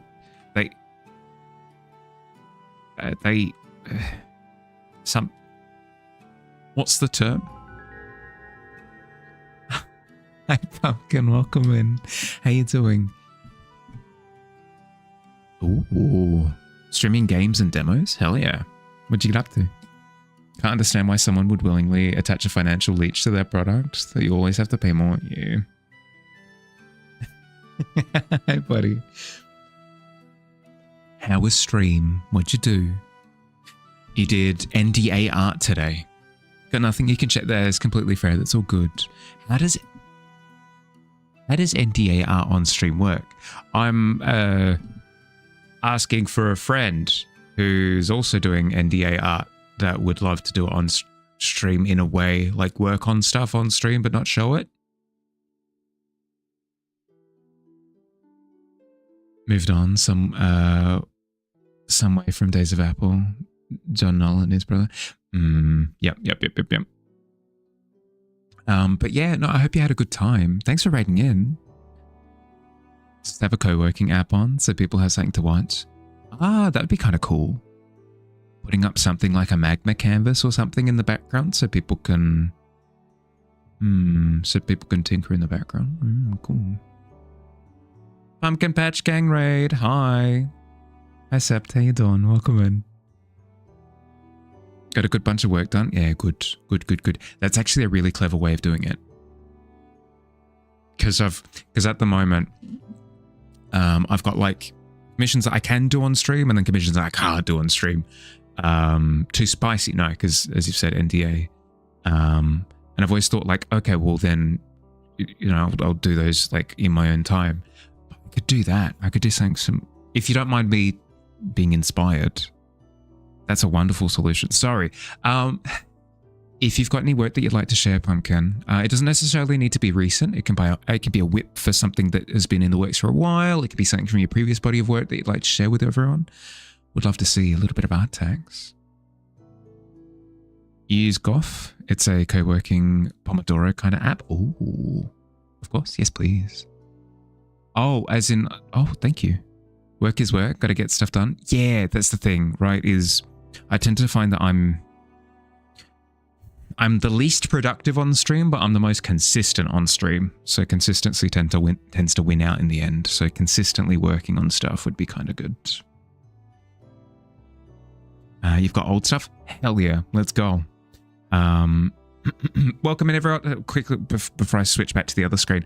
Welcome in everyone. If you haven't met me before, I'm Harley. I'm a fantasy illustrator. I do painting. Okay, that's enough. Let's quickly let's have a look at the good stuff.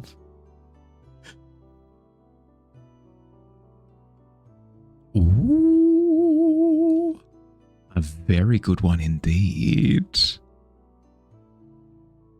No, none of that. Guys, if you're not following Pumpkin, highly recommend. If you enjoy the fantasy whimsy of this stream, if you like the feeling of being in a tavern environment, highly recommend Pumpkin. Really, really cool stream. Highly recommend. That's so cute. Who's my Harley? That's the spirit. So good though, super clean. We were just talking about limiting detail intentionally to keep the focus, and this is a phenomenal example of this. Guys, put your best set of glasses on, because look at this wonderful work. All of the detail is here with the characters. There is enough detail in the background to communicate what's going on generally, but it's not hyper detailed in the same way that this stuff is. So it means that all of your attention is drawn here, less so to the background. Wonderfully done. Phenomenally done. You're definitely still fairly new to environment. No, you've done a wonderful job here. No, none of this like, oh, I'm not that good. You've done a very good job, especially if you're new to them. Hit it out of the park. Spicy, that's your cue. Hi Harleth, how you doing? Welcome in. You're truly suffering. Nah. None of that. None of that. You're doing a wonderful job. Thank you for reading in. If you've got to look after yourself after stream, like if you've got to grab food, water, sleep, decompress, you gotta like go throw rocks at people, like whatever you need, go sort yourself out. Look after yourself first and foremost. If you want to hang out for a bit, happy to have you, don't get me wrong, but look after yourself. You got cat mum things to handle? Yeah, go. Your demons have done crimes. Good. Good that you're getting on top of it. In terms of what we're working on today, this here is the Bone Collector. It is a creature that we've had in the back pocket for a little while. This is the only version that I've had up until now, that I did about a year ago. Pardon me. It's part of an outdated infographic. It just gets worse and worse. It's small, doesn't have enough detail, part of an outdated infographic. It's just the worst. So I've needed to go through and update it with a proper portrait. This piece is coming along. Thank you. No, I'm quite happy with how it's turning out. There are some elements to it that still need a little bit of work. Like I need to still make its body isn't like retreating into the background in the way that I want it to yet, but overall I'm happy with the vibe so far. Thank you. Good demon crimes. I mean, I used to have a cat. Cats absolutely get up to good crimes. There's a degree of like, I'm disappointed that you've done this, but also you're so broken cute.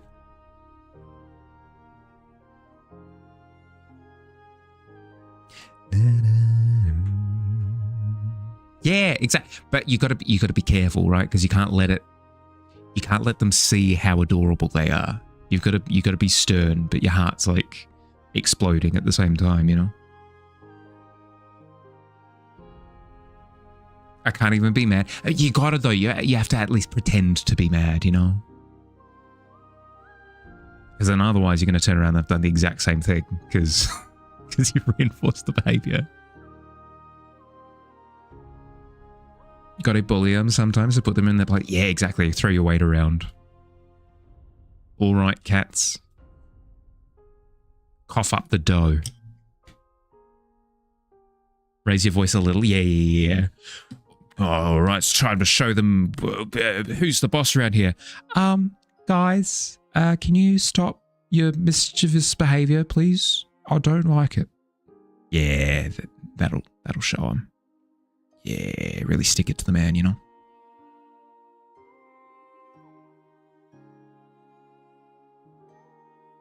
Also, actually being mad doesn't help either if your two are anything to go by. No. My little one is like an absolute coward. So if you turn to her and you go, why'd you do that? She looks at you like, I'm sorry. Every time.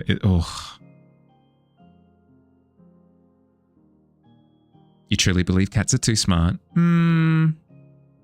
Depends on the cat.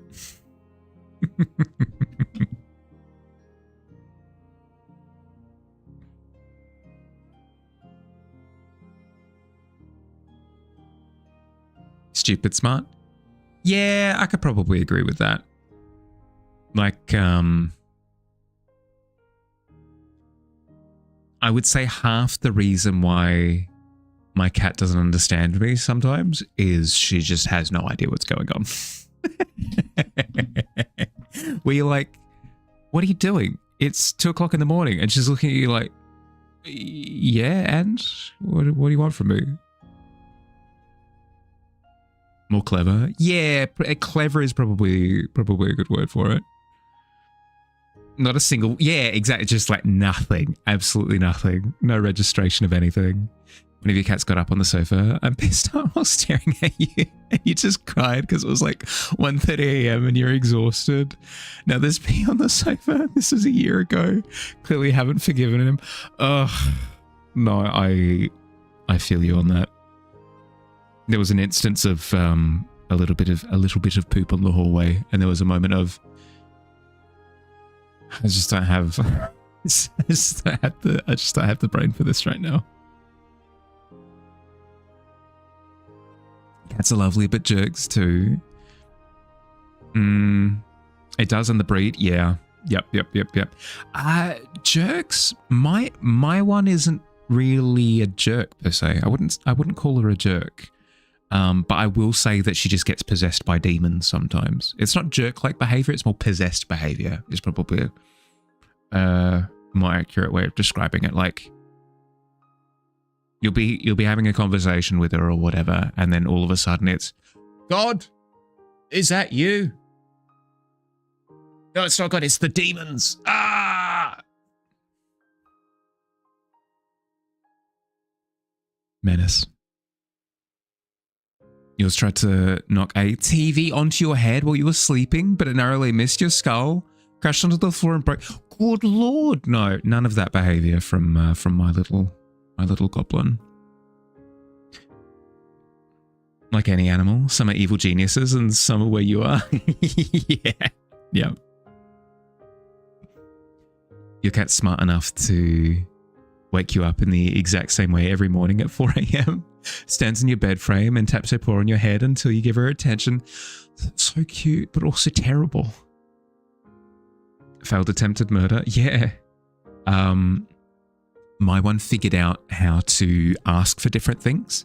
Like, if she wanted, in my previous place, where she is now, if she wanted me to give her attention while I was streaming, he would grab onto the back of my chair with both of her paws and attempt to rotate my chair very slowly, which is just the cutest thing of all time.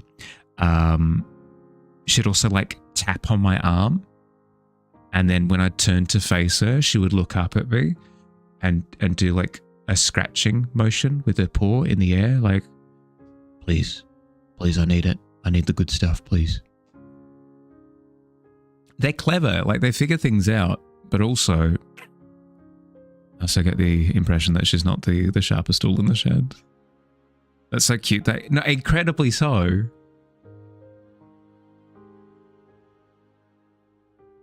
I think they were just wondering why you were asleep all day. Wakey. Been very well behaved lately, though. All of their kitten antics are done now. Yeah, fair. Your cat brought a not dead lizard to your room and released chaos. He looks so proud. You're heckin' scared of lizards. No, but the little guy wouldn't have known. They would have been like, oh, Owner is going to be so happy when owner sees this. Cute.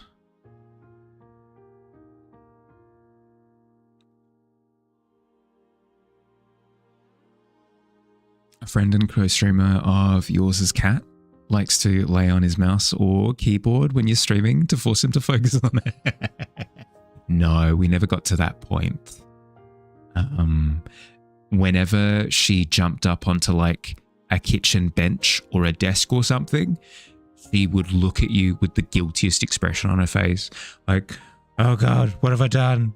I'm sorry. I don't know why I'm doing this. Sorry. No reprimanding needed. It was all self-inflicted guilt at that point.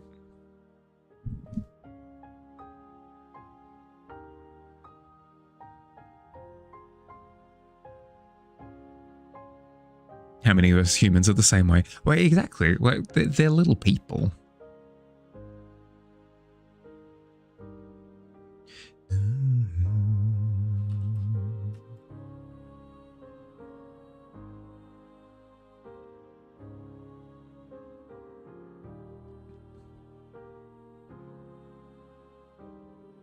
Okay, I was saying that I didn't like how the latter bit of the body isn't blending in with the background as much. So let's try bringing that turquoise through. Maybe a bit of this grey as well.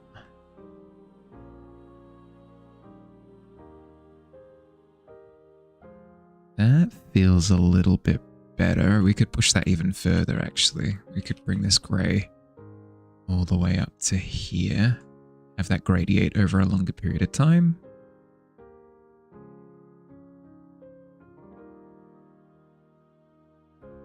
Yeah. Yeah, there we go. That's what I'm talking about, baby. And then bring some of this purple into the digits here at the front. This hand needs to be bigger, I fear. So let's do that.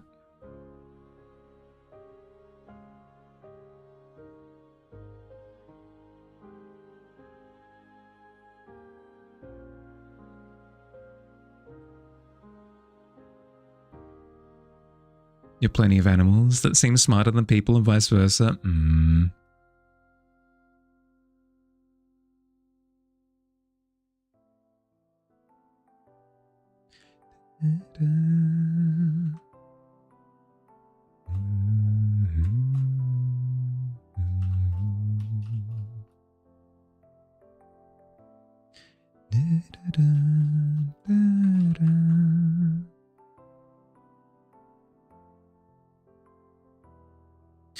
Well, believe it or not, like I didn't have a pet for the longest time. We had fish, hermit crabs, budgies.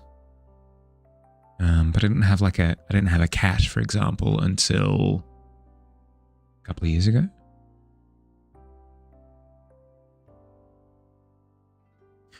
Because with smaller creatures, there's like a degree of personality. There's a degree of it. A cat, though. Strong sense of personhood.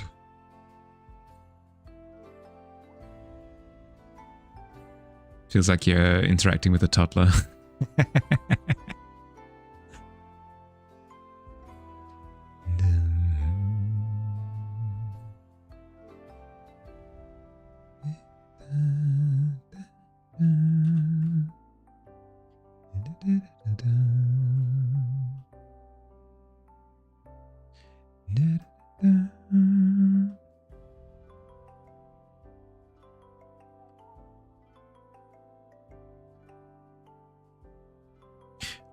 You don't know. Have I ever owned a parolette? I'm not familiar with what they are. Is it a breed of cat? In which case, probably not. The one that we had was a... What's the term for cats that are mutts? That are like a crossbreed of a just like whatever. She was a rescue.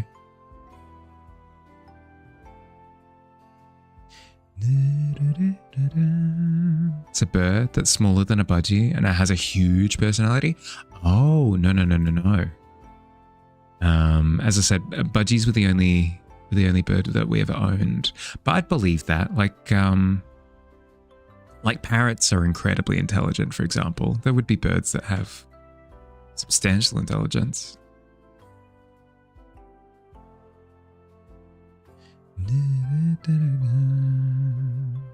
Difference is when a pet does something diabolical, they're cute. A human gets put in cuffs. Yeah, exactly. Aww, crimes.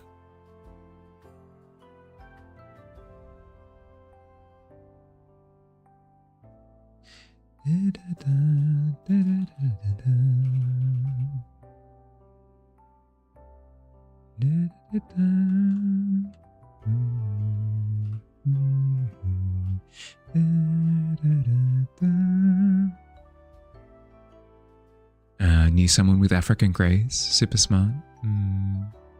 They're the personality of a parrot, but in a small form. That's diabolical.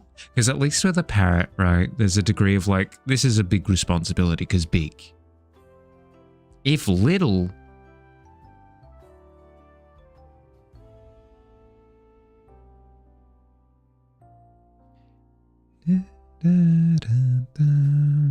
okay, let's chuck in a new layer and call it Gomblin with an MB.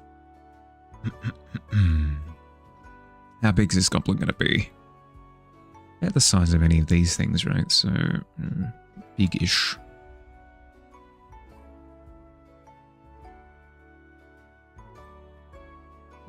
And live to be like 80? Yeah, that's the thing, right? You hear plenty of stories of, this family member had a parrot and it outlived them.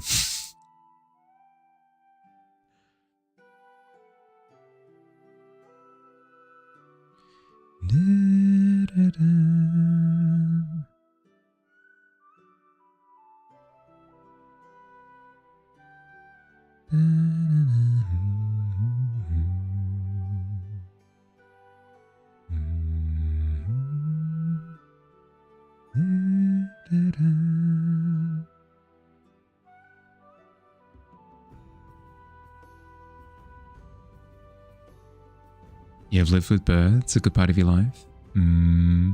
I don't think I'd be able to do it, just because I think cats are the perfect pets for me, because I just don't have enough. I just don't have enough like attention to spare. You know, it feels bad to not provide them with what they need, whereas like a cat is completely fine with being ignored. It's kind of like quality time, you know, where you just sort of sit in each other's company. You come back to us now, slightly more haloed. Ooh, how'd you go? Did you win?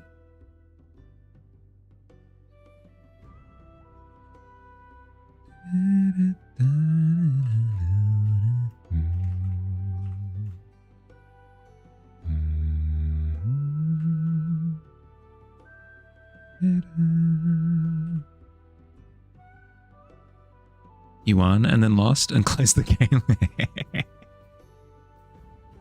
Had them in their will. There's a lot of very smart birds. Yeah. Yep. Birds can get incredibly stressed being kept as pets. Yep. Can be really difficult to care for. Yep. Learning lots of this from the Alvis Animal Sanctuary stream that they've got going. They're such cool burps. That's the thing, right? Is I don't think I'd be able to provide what they require. Whereas, at least with the cat that I've had up until now, there's a degree of just sort of going about your day separately. Like, obviously I'll spend time with her whenever I can. And she'll come and ask me for attention if she's wanting attention. But it's not as like stressful, you know? Most people can't properly handle and care for a bird. Yeah. They need a lot of stimulation, are loud, are messy, lots of things that you can't do. That's why there's so many bird sanctuaries. Yeah. Yep. Yeah, it's just not for me.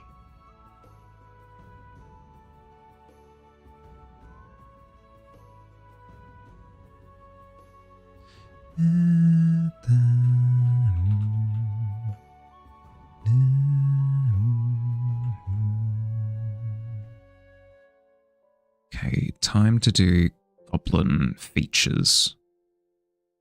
What features would a goblin have? Goblins have faces, right? It's probably a good start.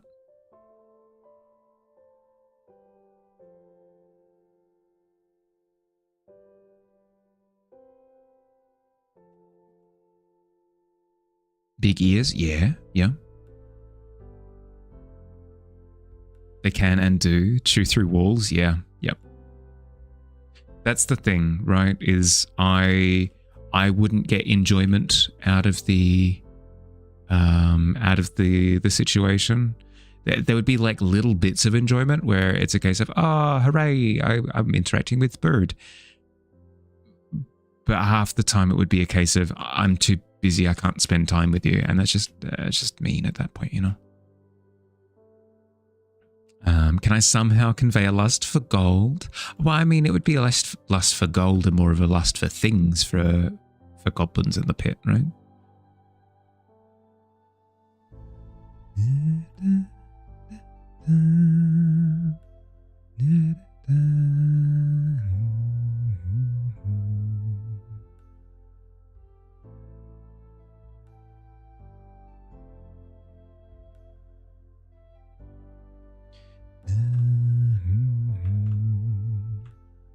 Love the little goblin. I'm getting there. We're getting there with it.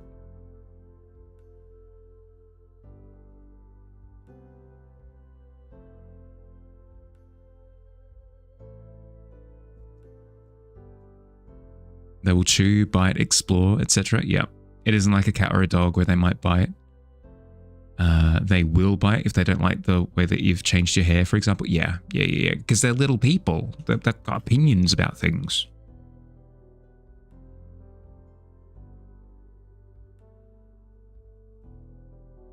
Quite temperamental as well from what I've heard. Like they'll just decide, I'm cranky today.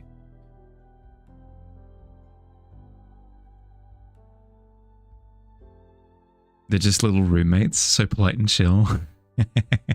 Love so many animals in theory. Cats and snakes are really the best pets. Yeah, that's the thing is I've said it before on stream.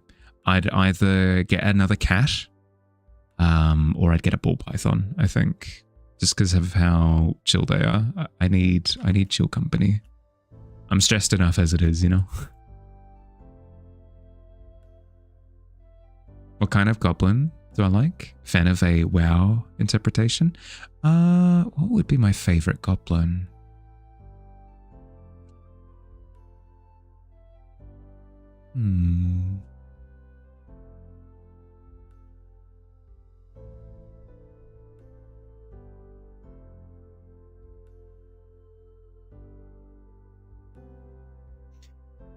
Yeah, maybe WoW.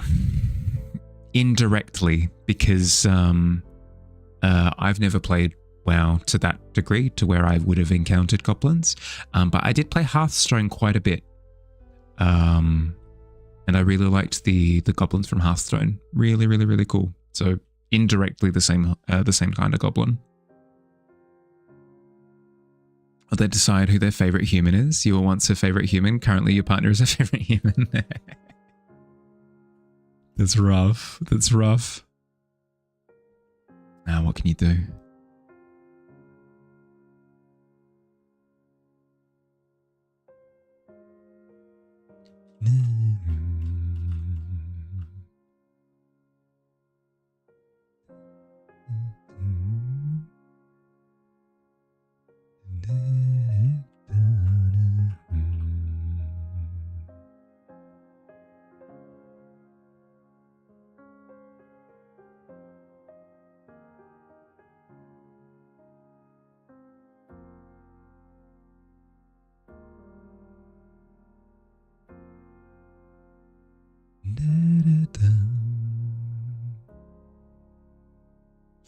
There was a game called Goblin Commander on PS2 that you were really into when you were like 7.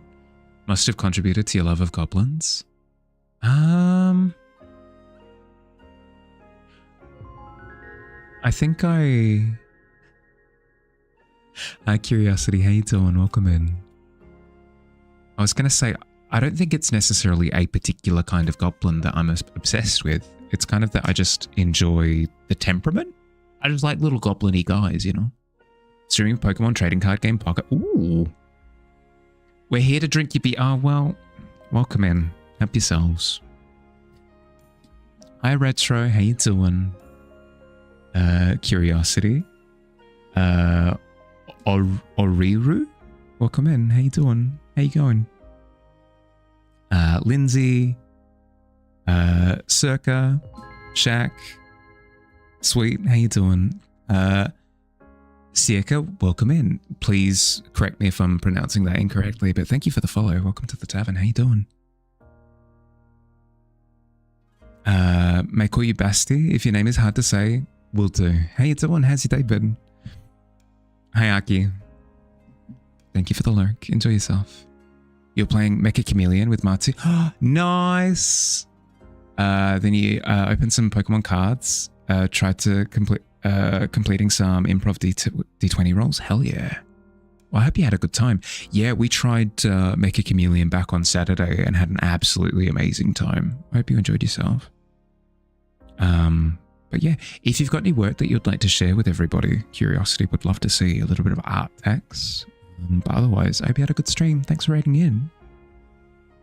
A lot of fun. I'm glad. If you haven't met me before, hi, I'm Mahali. I'm a fantasy illustrator, so I do paintings. I do paintings. If you like paintings and if you like fantasy stuff, you might like it here. Welcome in.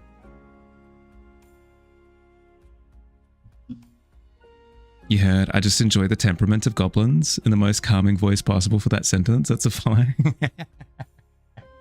It is true, because it doesn't necessarily need to be an actual goblin, right? If it's just like a spiritual goblin or goblin adjacent, behavioral goblin, I'm in, you know?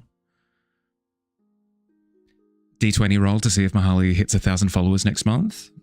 Oh, on a 16, it might happen. We'll see. Controversy might hit the tavern.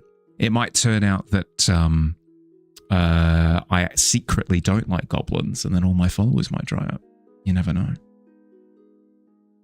Need to be better at having the little art that you do publicly accessible. Yeah. If you don't have anything on hand, no stress. Yeah, we can always rain check it. I hope you're doing well. Before I forget, if you have to look after yourself after stream, like if you have to go eat, sleep, drink water, decompress, whatever you need, prioritize looking after yourself, please. But if you want to hang out for a bit, happy to have you. But yes, it's a sharp I, as in not Orairu, but Oriru. Ah, fair. Well, welcome in. Those are all my works? Yeah. I'll do a couple of works. I'll do a couple of paintings every now and again. I can show some more if you're really curious, if you must. 30 to go. Is it? Good Lord. Been talking TV, movies, books, and all the above tonight. I know we've covered quite a few things at this point. Have a good workout tonight. Oh, with a 20. Hell yeah. You're just here now picturing me surrounded by little goblins, setting stuff on fire and biting things, and just calmly saying, "Oh, look, little fellas go, how cute." I mean, not in the tavern. That's demented. We wouldn't have goblins in the tavern. They'd create too much of a mess. In the pit, though, the pit below the tavern, I mean, now we're talking.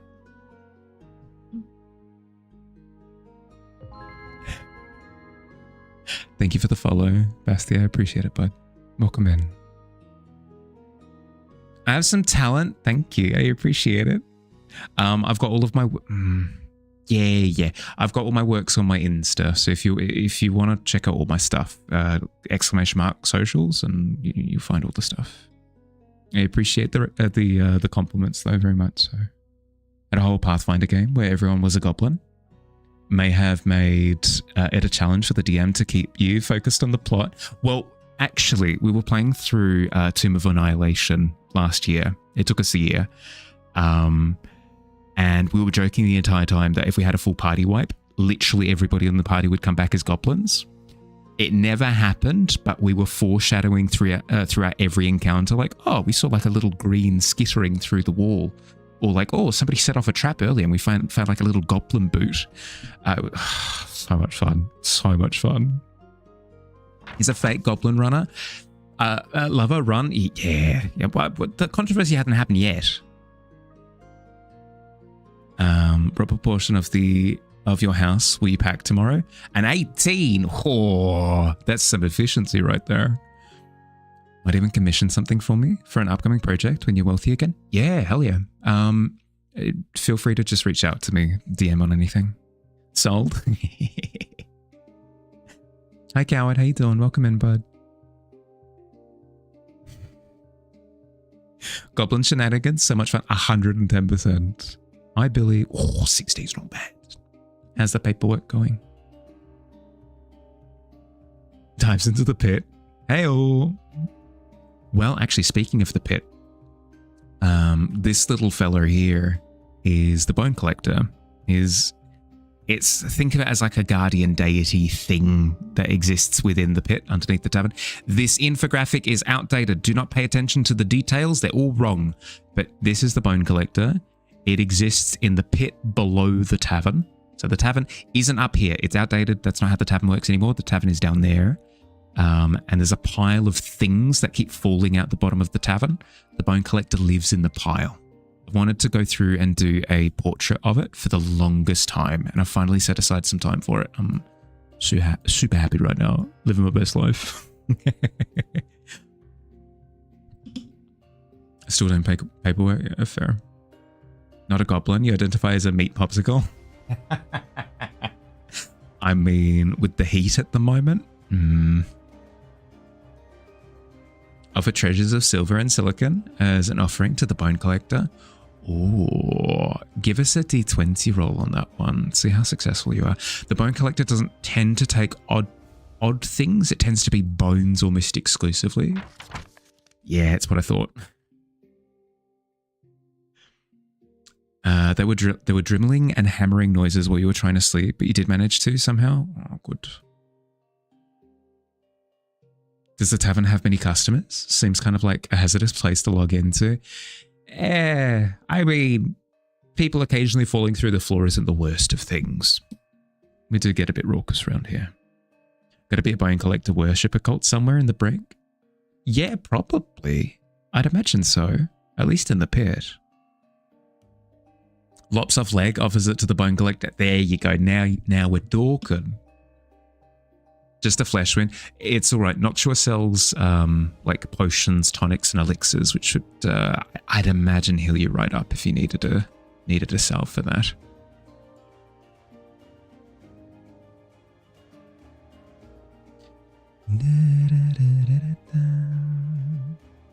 Not everyone's a Black Knight. Yeah. Just walk it off. Do you got to raid and run? On very little sleep. You do actually have to pack a lot tomorrow. No, all good. Thanks for raiding in, Curiosity. I appreciate it, bud. Let me just double check something. Easy fix. Do what I just did, everyone. If you're not already following Curiosity, just click on the name, click on follow. Easy fix in a heartbeat. One marble soup from the bottom of the sea below the pit. Delish. Of course. Where's your strawberry? Fashions peg leg onto stump. Ooh, broken chair leg. I like the aesthetic.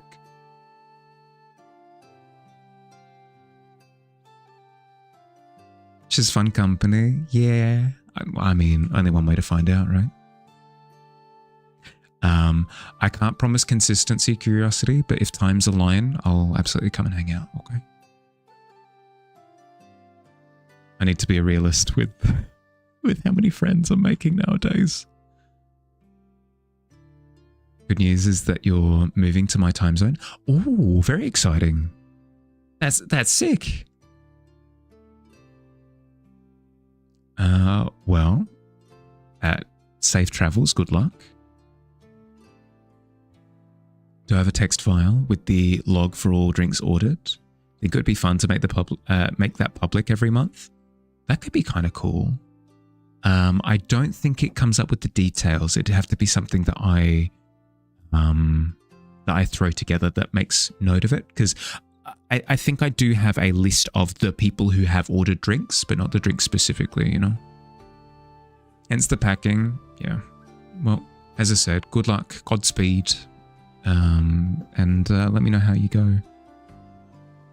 It's in the Twitch logs for ModView, specifically the orders.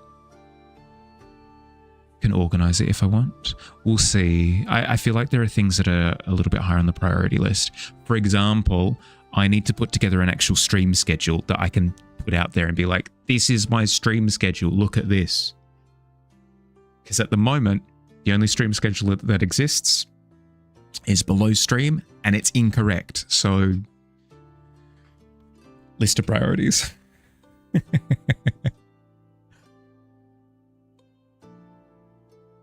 You've never marked a drink as complete. I have. I've gone through and marked them. So it'd have to be something new. Here we go.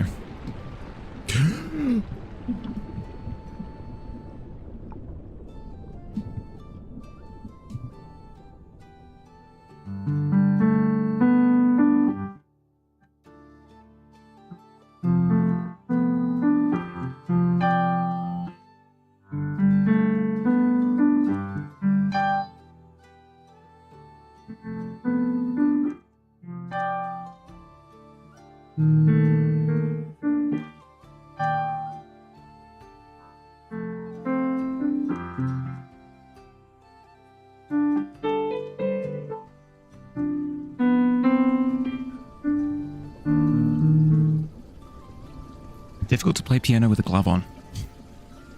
Very difficult to play piano with a glove on.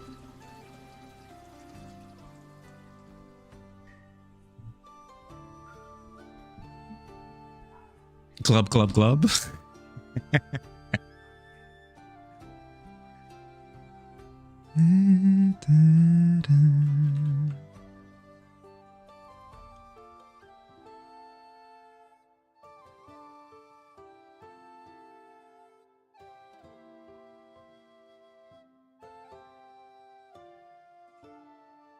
Hi, Ghoulie. How you doing?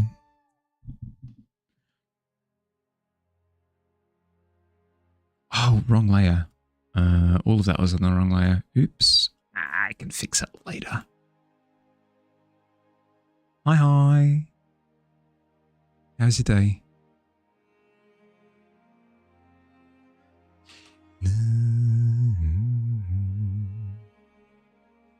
Is it okay to call me Mikhail? I prefer Mahali, but you can if you want to. I'll probably just like automatically read it as Mahali though.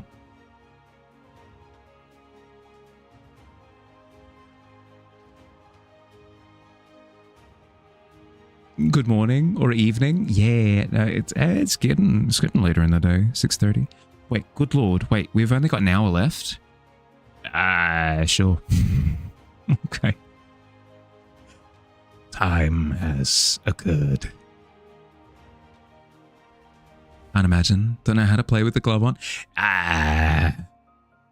Because the problem is, if it was the full glove, maybe, but it's the fact that it's just on my weaker fingers makes it so much worse. Mahali makes you think of Maya Harley. But it's me. It's what I am. Unrelated to anything. But you got the loom working. In the end, all you needed was a clean. Already started a little table rug project on it. Nice. Well, when you get an opportunity, would love to see a photo. How's Mr. Bonesy? Yeah, doing well. I've got a little victim in hand. Doing great. Not sponsored by Harley Davidson, I swear. Looks like of the people that have DM'd for you a few times and attending your game on Friday. A little excited. Looks like one of the people that... Ah, cool. Oh, that is exciting. How have you gone with the game so far, Hal?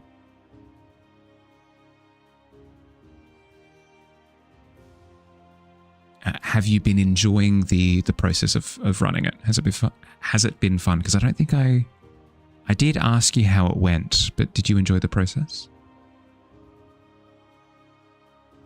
Wish you had one of those gloves back in the day. Palm sweat is literally the worst thing when working with thick ink. Yeah. Yeah, but the problem is, because I work on a little screen, right? I have to, because otherwise, you know that... Did anybody do that thing back in the day with a whiteboard where you'd put your hand on it and like slide it down? I wouldn't personally, but other absolute lunatics in the classroom would. It would make that terrible squeaking noise. It does the same thing. If I were to take off my glove and try and work, my hand grips to the surface and I can't do anything, you know? Put a couple of the pics and share your art. Thank you. I'll be taking a break soon in the next 10 minutes or so. I'll give it a look. Goblin in the hand. Bad day for someone. Well, the goblin in the hand, as everybody knows, is worth 2 in the bush. So it's a good day for the bone collector.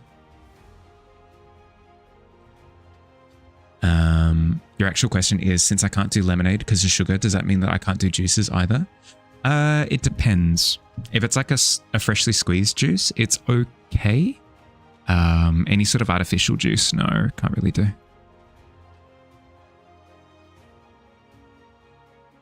It was good. Playing the same module will help this week. Of course. Because they're like little lessons that you would have learned along the way that you can apply. Yeah, cool.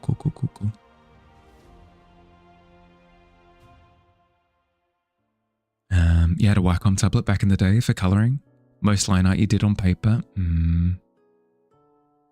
Oh. Wait, so you would do the line art on paper and then scan it in? Is that how you get it to work? Attempted piano lessons for a year. Came out of it only knowing Mary Had a Little Lamb. Could only ever manage playing drums. Stick with that for years. But you're so impressed when people just sit down and play piano because you clearly cannot.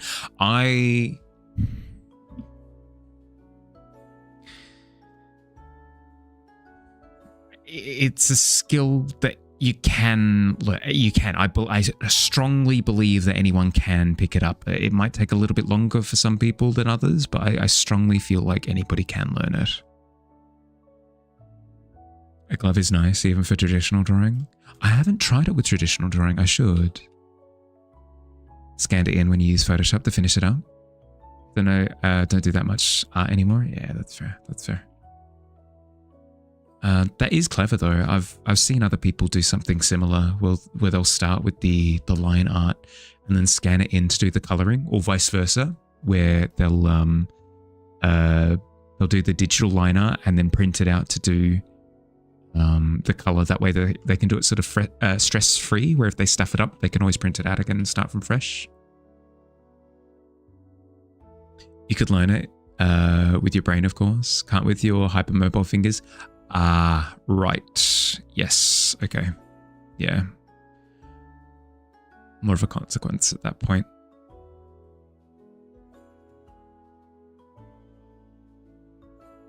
You need to do some pixel art back. Used to do some pixel art back in the day. Not so much anymore. Nowadays, you'll focus on programming. Fair. What kind of programming? Leaving work? If you missed anything? No, you're all good, bud. You're all good. Drive safe, okay? Guitar was a no-go for you too. Drums were great because you don't need complex finger muscles. Just gotta go monkey mode. Fair. There'd be a way of doing it, I feel. Well, I mean, obviously it's going to depend on your degree of hypermobility. It makes it more difficult, hands down. Hands down, it makes it more difficult.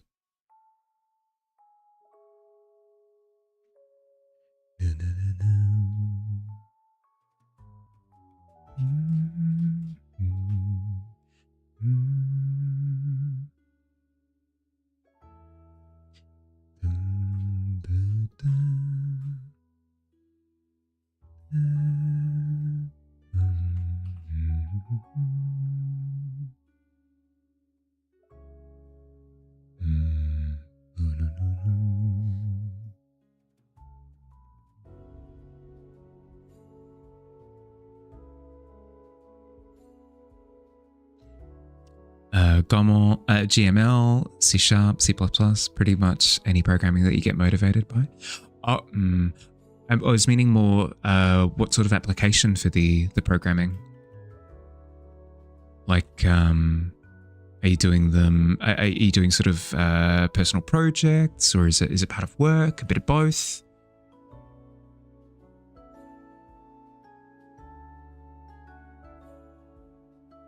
Hypermobile, hands down. I've got degrees of hypermobility. For example, my visual warning. I'm going to bend my thumb in a way that doesn't seem natural. Just a heads up, look away if this makes you a little bit squeamish. But my thumbs bend at like a 90-degree angle, for example. Like I've got degrees of hypermobility, and I can like bend my fingers back and stuff.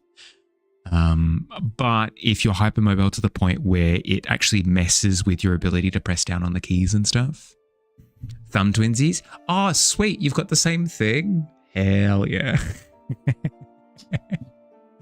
You can do that without pressing your thumb. Right, where you just do this and it bends backwards. Yeah. Proper hitchhikers. Good. Channeling inner cat. Well, I guess so.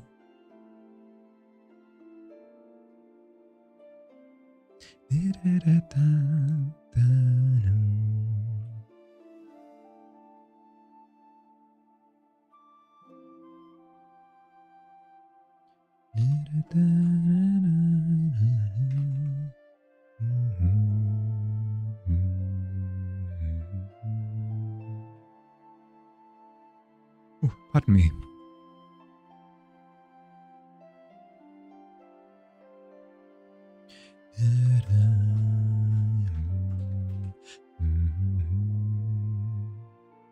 Gotta love having terrible genetics. I mean, there's good with the bad. Kinda. I haven't found the benefit of hyperflexibility apart from just you can do things that make other people go ugh. Like for example, I was doing a bouldering problem. So there was a bouldering wall, and I was up on the wall, like trying it over and over, like, oh, you know, or maybe if it took me ages. It took me about an hour to finally get it done. And there were other people there like, oh, it's me, it's Gary. There were other people sort of watching me work the same problem because there were multiple problems on the same wall. Like I was working the purple one, and the other people would have been working the orange and the green and the whatever other colors on the wall. Once I'd completed it, I was so ecstatic that I fell off the wall and landed like this. Like I was lying on my back with my legs splayed, like the bottom of my foot was like this, pointing towards the ceiling. And there was a moment of the people sort of around the outside checking on my physical well-being. There are degrees of like shocking moments that come from hypermobility. It's fun, but I wouldn't say that it's necessarily a boon.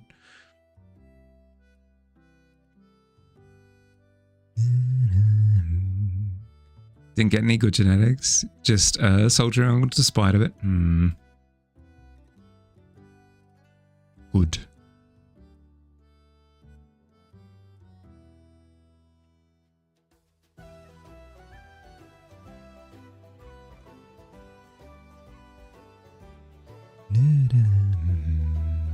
You're not even tall.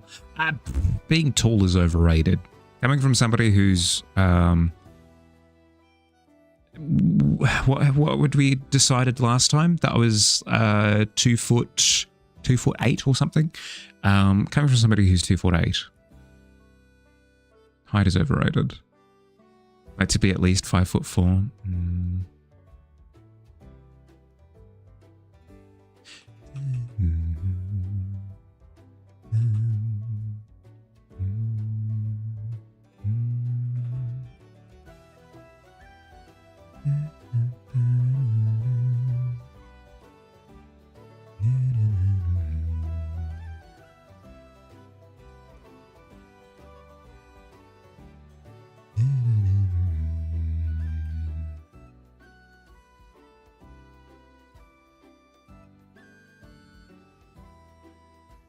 This is going to be maybe the strangest Google I've ever done. Flailing arms reference photo. Yes, wacky inflatable. Yes, perfect. That's what I'm talking about.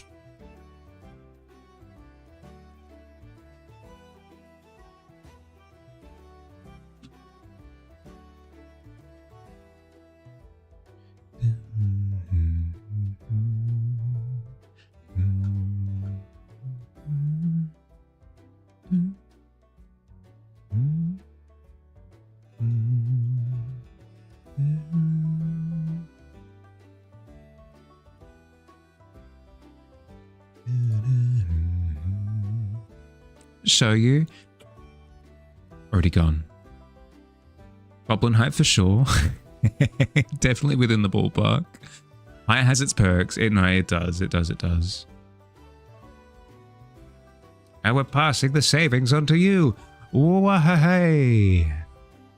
Wacky as all heck.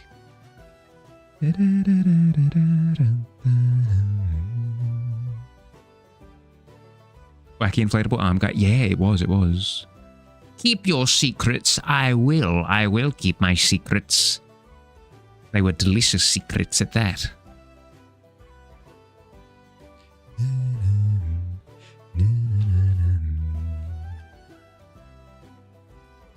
Maybe that feels a little bit better.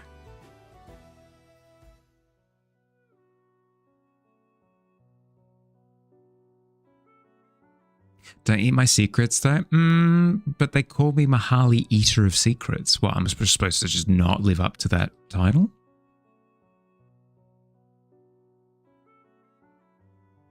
Best answer ever. True. They really know how to just cut loose, you know?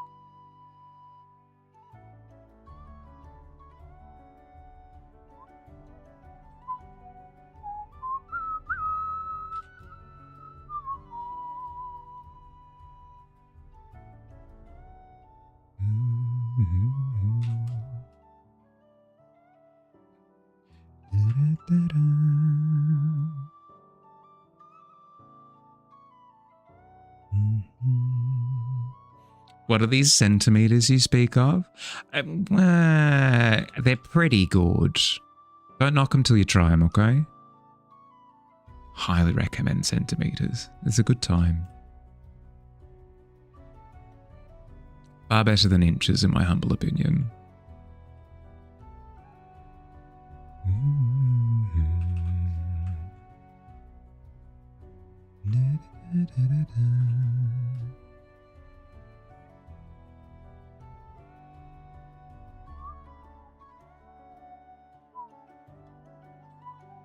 Speaking of breaks, 1 minute. Thank you, Tavern. I'll keep it in mind.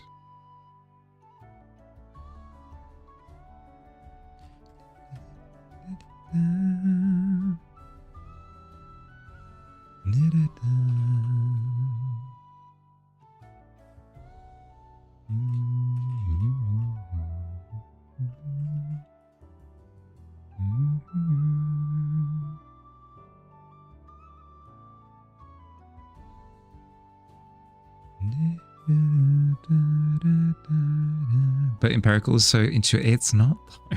I'll fight you on this. It's not even close. It's not even close. The problem with empirical is that it's just it feels like made up fantasy measurements, to be entirely honest with you. 'Cause think about it for a second. It's like, oh, how many inches to a mile? I don't know, inches to a feet? Is it 12? Why? That seems so arbitrary. But like feet to a mile? I don't know. I got no freaking clue. Can you convert distance to weight in the imperial in imperial units? You can, but it's awful. It's heckin' awful. Whereas compare that to metric, even for just a second. It's like, okay, how many millimeters in a centimeter?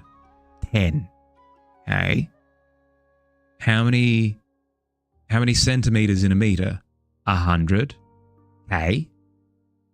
How many meters in a kilometer? 1,000. Okay. It just blah, blah, blah, blah, blah, blah. Similarly with like unit conversions, it's like, oh, well, let's put like weight into volume. It's like, okay, you can put like 1 kilo into a liter, and it just does. The conversion is just there. It's just boom. It happened already. You don't need to worry about it. It just boom happened. Ugh. Metric supremacy. Yeah, no, I'll scream from the rooftops until everybody understands. No increments, no nothing. Yeah, exactly. There's no like. It's like 3.12. It's like 3.12 inches, but that's what? Why? Clean metric units convert between each other seamlessly. It's consistent increases for each of the. It just works. Why use anything else apart from tradition?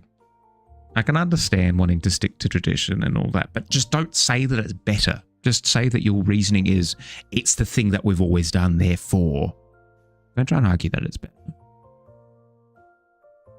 How many bananas in a kilometer? Banana isn't a metric unit, David. Hence my complaint. There's a method to the madness, but it's still ridiculous. Yes, exactly. There is a method, sure, but it's a crazy method. Just think naugtically. Piss off. And they recently found out that like 1.1 foot is not the same as 1 foot 1 inch. Yeah, it's not because because an inch is not 1/10 of a foot. It's stupid. Is what somebody with an opinion would say. So that's the people who are using bananas for scale. True. I would equally have an issue. But yes, it's been another hour, so I do need to take my break. I recommend that if you've been sat for the past hour, get up, move around, grab a drink, stay hydrated, grab a snack if you're hungry. I'm going to run 3 minutes of ads while I'm away doing stretches anyway, so that we don't have to deal with pre-rolls for the rest of the stream. I'll see you soon. BRB.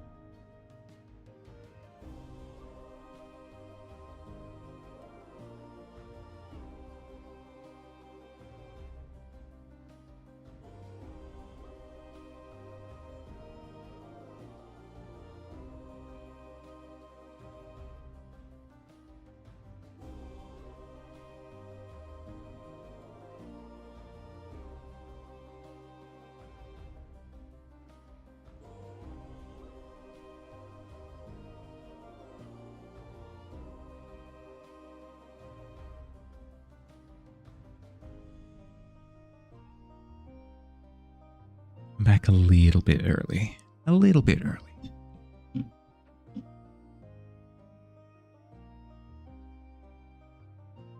How'd we go? Did we take breaks? Yes.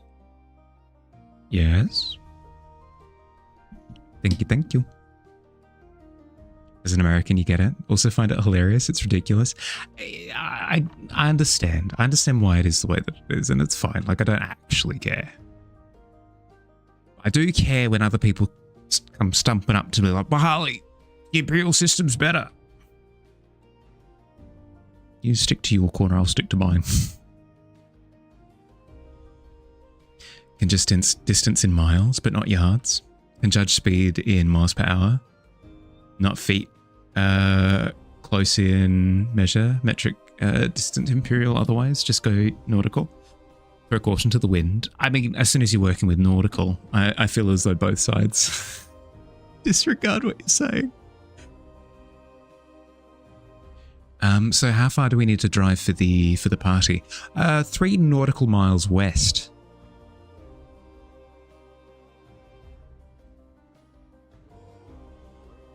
Okay.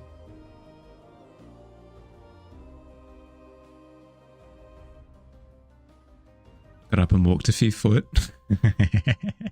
Not really hard, is it? It's fine in colloquial application. It's the equivalent of vibe coding, but in measurement. Does that make sense? At a rate of 40 knots, yeah, exactly. Can I start measuring your walks in horsepower? Oh, please do not. I'll actually, my blood pressure will spike.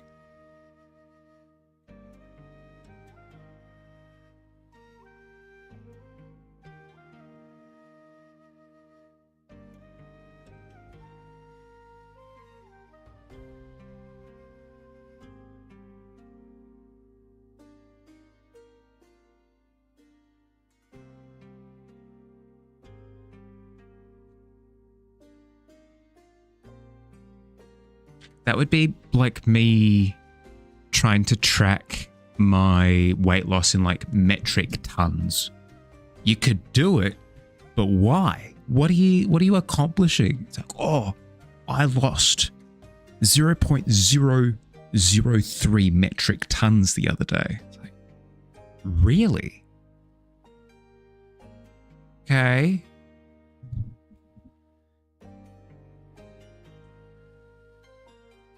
It's a thing you can do.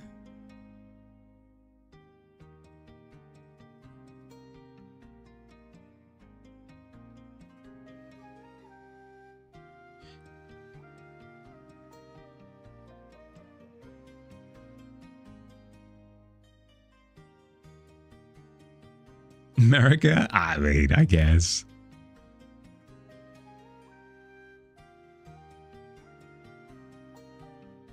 Welcome back.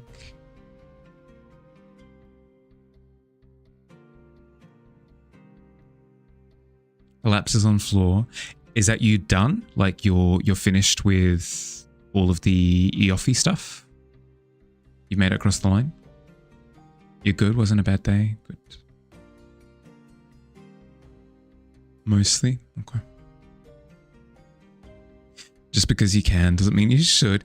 Yeah, very much so. Like a science has gone too far. If you're if you're memeing that hard.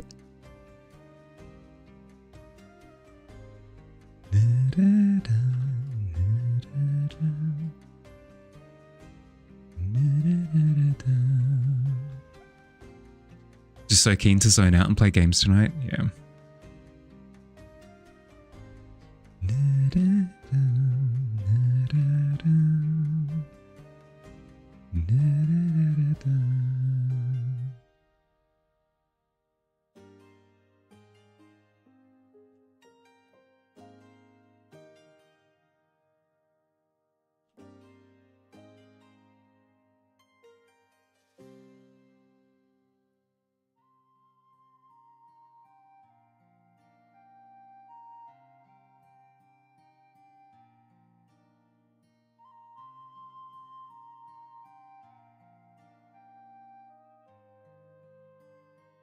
When was the little dude added? Not too long ago. Not too long ago at all.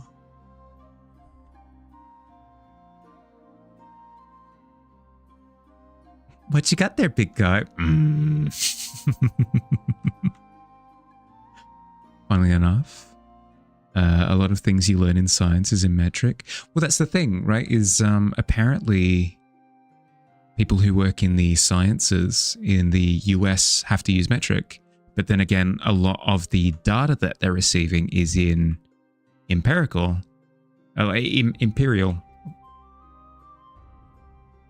So they have to constantly work with the two measuring systems, which just sounds horrendous.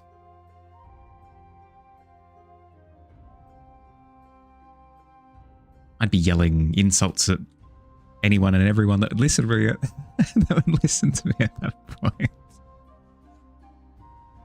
Enjoy your lurk, Phil. Love how it shows scale. A smoothie. Oh, good lord. Science and medicine both do that in the US, yeah.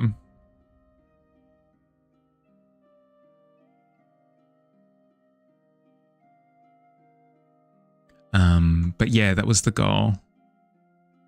Fox is to add like a little bit of a sense of scale to it.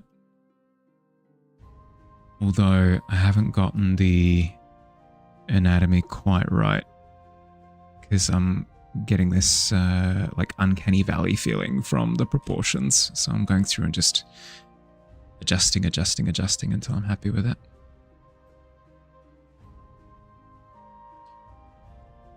At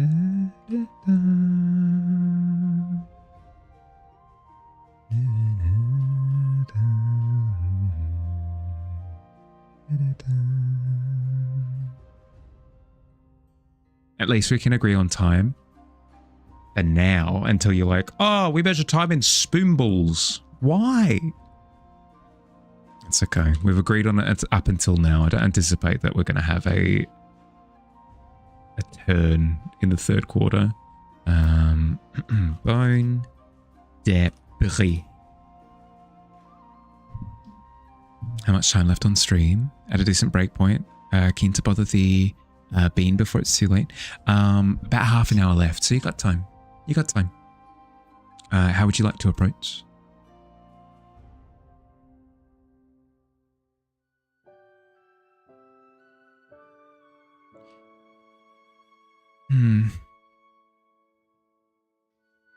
How many sporks left in the hour? I don't know. I'm not familiar with sporks as a measurement. Sorry. I miss. Hey Tom Bud, welcome in. How'd you go? How was stream? Project Songbird. Ooh. What is this? What is this Project Songbird that the system has communicated through to me that you are playing? Hi Lemon, hi Aiden, welcome in buds. Hey Dawn. I have a feeling that your neighbors are using your Wi-Fi. Why does the child next door keep standing right next to the fence and blasting his TikTok videos at max volume? And he do that in his house unless he's got not using his own Wi-Fi. Changing a password right now. Yeah, do it. They're going to get so upset and it's going to be glorious. It's going to be glorious. They're not allowed to be upset at that point. It's so good. So good. You're in love. The voice acting. Explain, please. It's a game, I'm going to assume. Project Songbird makes me think that maybe it's like a fan-made either remake, re-release, whatever, of Bioshock Infinite, or like a fan-made sequel, or it's a horror game? Okay.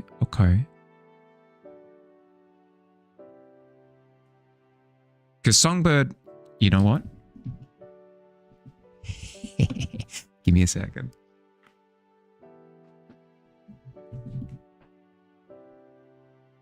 When I hear Songbird, I'm thinking of this guy. I'm thinking of this guy from Bioshock Infinite. That's immediately who I'm thinking of.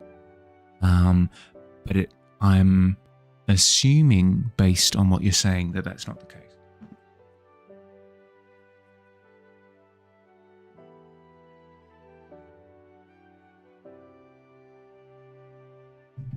It's original? Yeah, okay.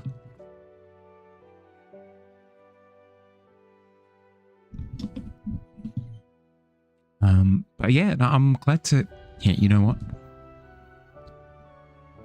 None of this loosey-goose-ness. Project Songbird. Ooh. Hello? Oh, it's actual birds. That's... Don't judge me. I like the aesthetic. I really like the aesthetic. Excuse me?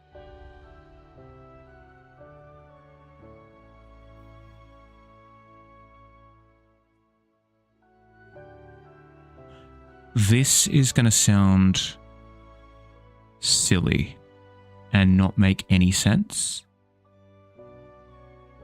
but it's reminding me of why I liked Amnesia: The Dark Descent. Does that make sense? It doesn't share any of the same, like, underlying genre, anything apart from just horror, but with how specific they are with the color choices, with how specific the camera blur, it's just giving me Amnesia: The Dark Descent vibes. It's paced beautifully, like a horror movie. Doesn't just throw you into the thick of it. Very cool. Play a music artist going through massive depression and writer's block. Go on a journey to get out of said writer's block by putting yourself through some really weird stuff. Can you 3D print it? No, that one was a pop vinyl.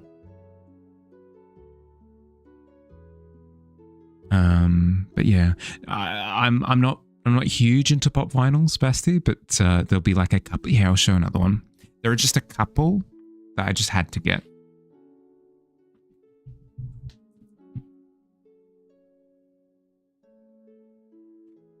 Like Fantasia Mickey. Like I had to. Nowadays, if I were to get something similar, I'd probably go with like an independent artist that's made something similar. I don't think I'd go with 3D printed. I'd see if somebody sculpted something, you know?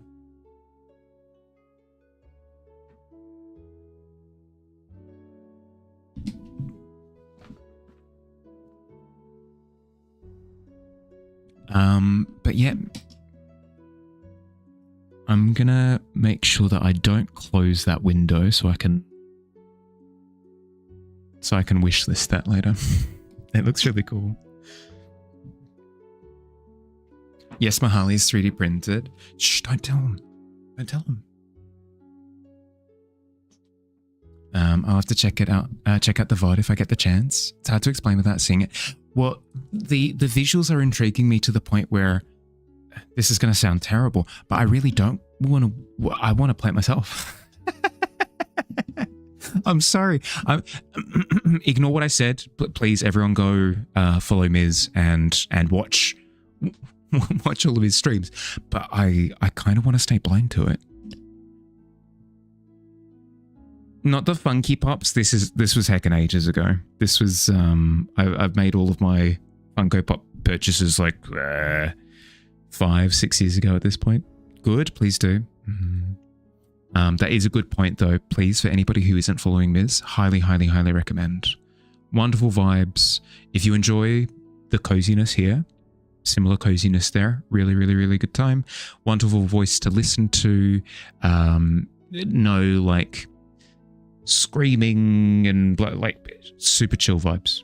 Highly recommend. Really cool art as well if you enjoy Eldritch Horror. Wonderful time. Also a little chaotic. Yeah, but like Aiden, when you say we're a little chaotic, it's like, oh, we're memeing. That's different from like the. It's different from like the. How would I describe it? The current era of like Scream Tuber, where like the peak of comedy for them is just to like scream into the microphone. There's just none of that. That I've seen. Maybe Miz waits until I dip to really bring out that sort of gremlin side of himself, but not that yet. Yeah.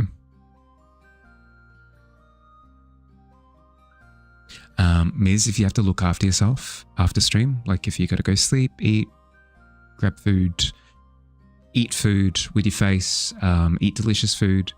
I don't know why I said the thing twice, but we're going to double down. If you have to go eat food specifically, look after yourself. But if you're going to hang out, happy to have you. You immediately scream. I thought so. Full bore. Thought as much. I had a feeling, you know.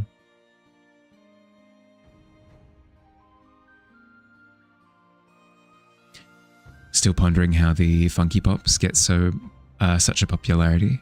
There are so much better models out there. Heck, you could understand collecting Miis since they actually look good. Oh, the amiibos, yeah. Well, it's, as you could kind of see, the ones that I pick up are the least Funko Pop of the Funko Pops. And my taste has sort of shifted since I had picked them up. I'm quite fond of those particular ones. But as I said, nowadays, if I were to pick up a model or something, it would either be like a more niche company, just because you tend to end up with like really unique looking toys at that point, or as I said, sculpted. They appeal to adults and kids with their cuteness. Yeah. Attacks, by the way. Oh, let's have a look. Ooh. How sick is this? Ah.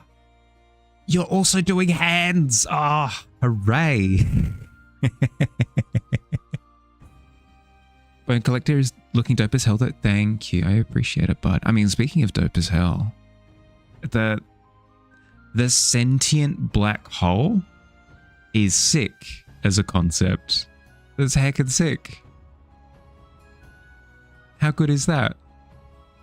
Because there are theories about like a sentient universe, right? If anybody's heard of sentient universe theory, where there's so much stuff, matter that exists in the universe that's just been chilling for insane periods of time, that there is a non-zero chance that like parts of the universe are just sentient. There's just like a section of space that can think. And this is like a wonderful visual for that, I think. Like, incredibly cool. Is this Ms. Art Tags? It's baller? Yeah. You agree with Ms? Thank you, Aiden. I appreciate it, bud. Amiibos? You had to get Princess Peach amiibo since she's such a high quality and looked nice next to your NES collection. I've got a few amiibo that I'm quite happy with as well. It's been a while. Like, I don't really collect things nowadays. I'm kind of at that point. That's amazing. Very neato. Yeah, 100%. If you like this artwork, of course you do, please follow Ms. Easy to do as well. Click on the name, click the follow button. Takes 2 seconds. Thank you for sharing art tags, Ms. I appreciate it, bud. Now, if you got to go look after yourself, go. Do stuff.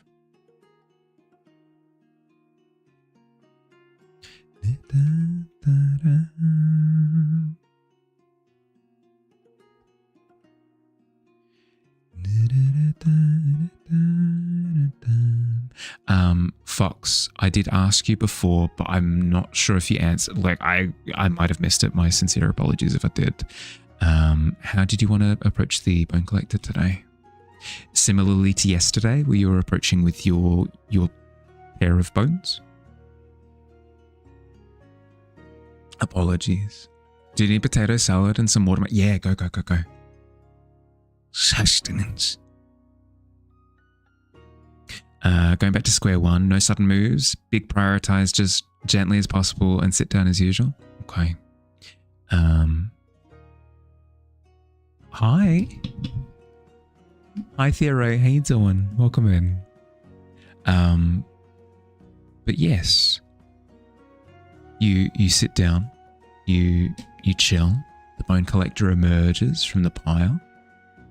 Once it has emerged, is there anything in particular that you'd like to do? Still got to get back to me on the Destiny Star, since it's been a very, very... you've been very, very sleepy recently. No, you're fine, Aiden. Your own pace, you're all good. How can you think there's a sentient or intelligent life in the universe when there's barely any on the planet Earth? Taru.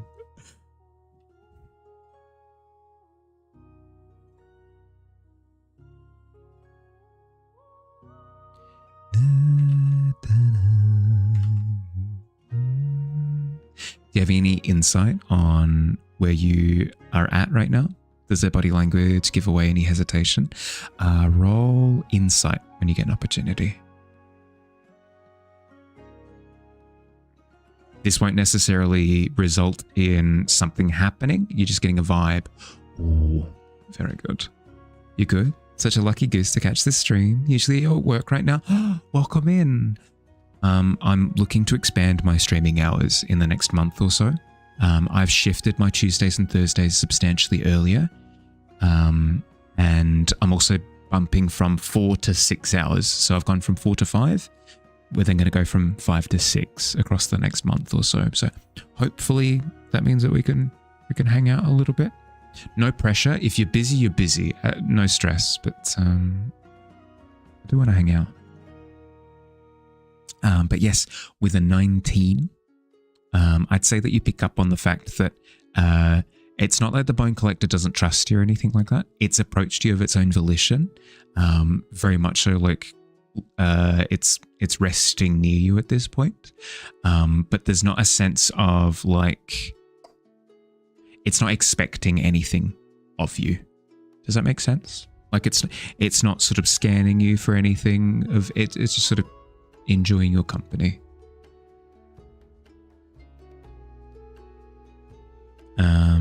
Do I not need more time to adjust to the 5 hours? I've been surprised by how well I've taken to the 5 hours. It hasn't really been an issue. You like asking like that and encouraging your players to ask like that rather than can I roll insight? Helps you with immersion.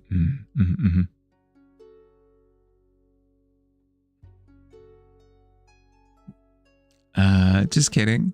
One thing is for certain, if something were to happen once, it'll happen again eventually. So there's at least some sort of life in the other place. Yeah, right. Because you're talking about just insane timescales, right? What layer am I in? A low? Oh, eraser. That would do it. Get to see more? Yeah, that's the plan, at least. We'll see how we go, because I might bump up to... Maybe there's a massive difference between 5 and 6 hours, and then that might need to pull back a little bit. But I don't anticipate that there will be. We'll see. Take that as a good thing. Still have a good rapport. Then despise any Yeah, exactly. Despite any miscommunication. Yeah, exactly. It doesn't seem as though there's like any sort of grudge, but at the same time, like not. Similarly to, how would I explain? Similarly to like going over to a friend's house and seeing their cat, and their cat comes over and greets you type of deal. Like you're not on super familiar terms at this point, but it's not like hiding underneath a chair, like cowering in fear. You wish you could stream longer, did not want to stop playing. It looks like a really beautiful game. It really does. And the fact that it's through the perspective, I love when games take it as an opportunity to explore things like anxiety or like art block or like larger phenomena, which is why I really enjoyed Gris, for example. If anybody's played that, it does a wonderful job of exploring depression in like a really visual, immersive kind of way. It's really cool. Hi Ink, how you doing? It's so good. Yeah, yep. Just just going to try talking this time. You'd like to ask him, how are you? Let's try and establish communication without getting in their space. Okay. Let's go with persuasion on this one.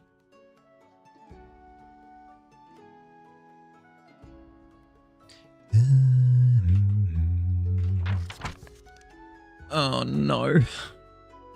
I'd say given the circumstances, you fail to establish communication. It's not a case of like, you scare them off with your sudden talking or anything like that. It's just you don't succeed in what you're attempting to do.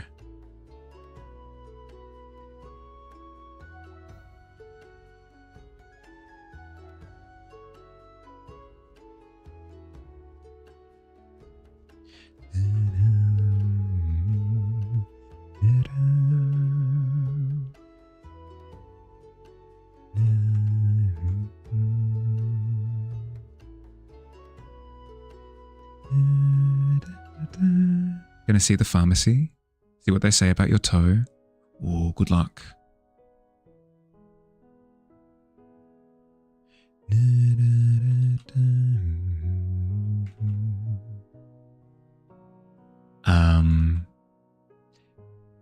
Did they do lots of testing?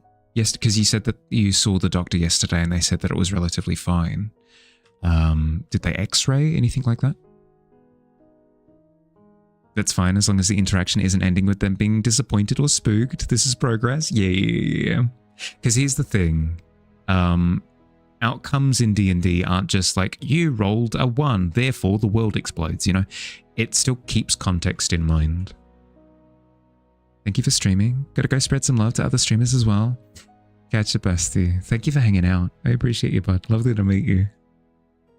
Go, be free. Enjoy yourself. Need that art gallery thing I do for raids. That was done for me by Bottletop Hornet. He very generously offered to like edit together a little bit of a picture gallery transition thing.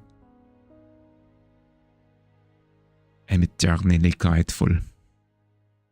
I think the world should explode on a natural way. Some people, don't get me wrong, Pumpkin, some people do actually run D&D that way, where it's like, you go to strike the demon, you roll a 1, your sword explodes, the shards hit you, you take 2d6 piercing. It's like, yeah, you can do it that way, I guess.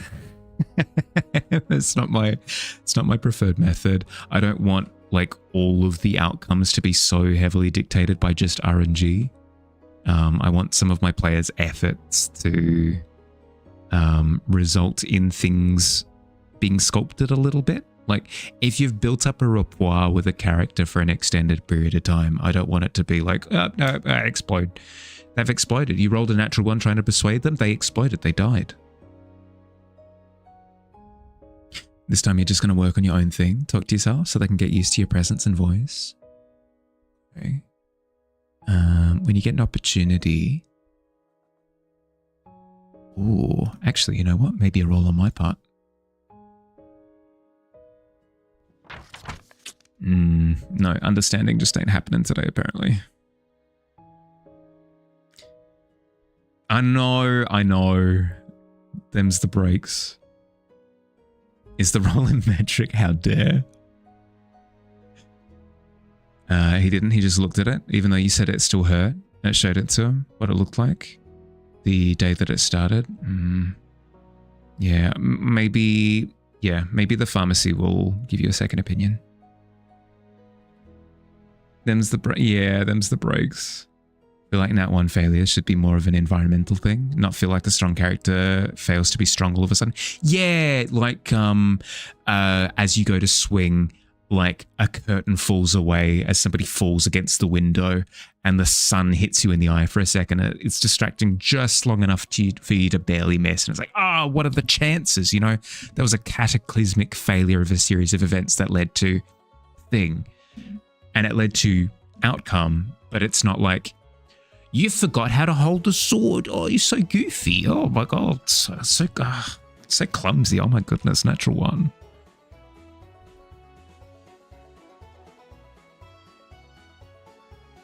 Again, people can run their games like that. I'm not telling them that they can't, but not my preferred style.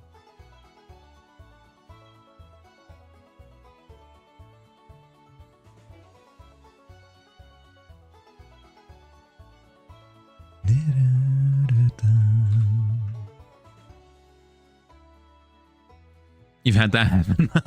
No. Uh-oh, clumsy. Oh, speaking of. Uh-oh, clumsy. Don't like the full rib cage. What do I do?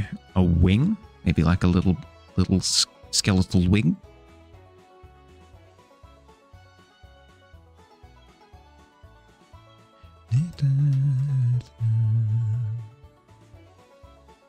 Try to seduce the dragon, Nat 1. Good news, you trip while sexy dancing and explode. I mean, if you put it like that, Biz, you're making it sound quite appealing. That could be a one-shot. That could be a one-shot at some point where you come to the one-shot with the understanding that your character sheet is the one character sheet that you'll ever need, but the one key difference is you'll need to think of several names because the character will die. If you roll a natural one, they'll explode, but you'll have to quickly replace the name in. Hi, Chilled. How you doing?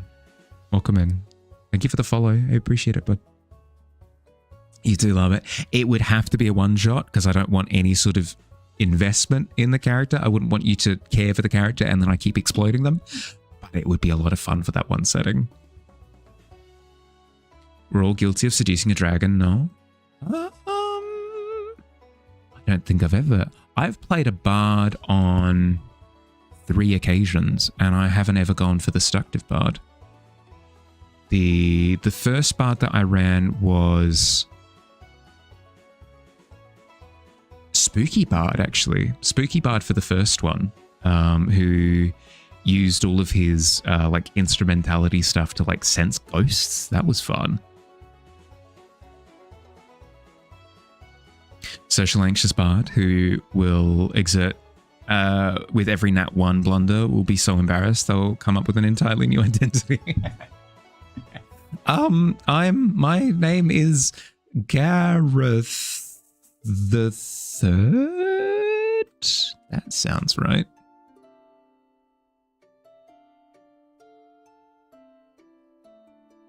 Did have an adoptive dragon mum as an artificer. Oh, that's fun.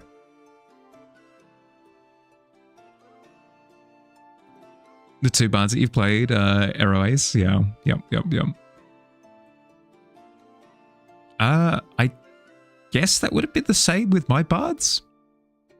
Because, I mean, they weren't expressive at all in that way. They did not express interest in any particular thing. Still talking in-game. Oh my, scandal. So Wicked, what did you do this weekend? Well, went down to the local cave system. I found an elder dragon of the 3rd circle of the Dragonic Order. And I put on a bit of a performance. And boy, did things get heated. Pun intended.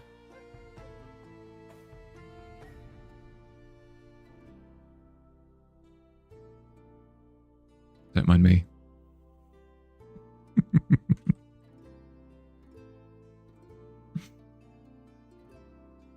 Gareth the First, Gareth the Second, Gareth the Third.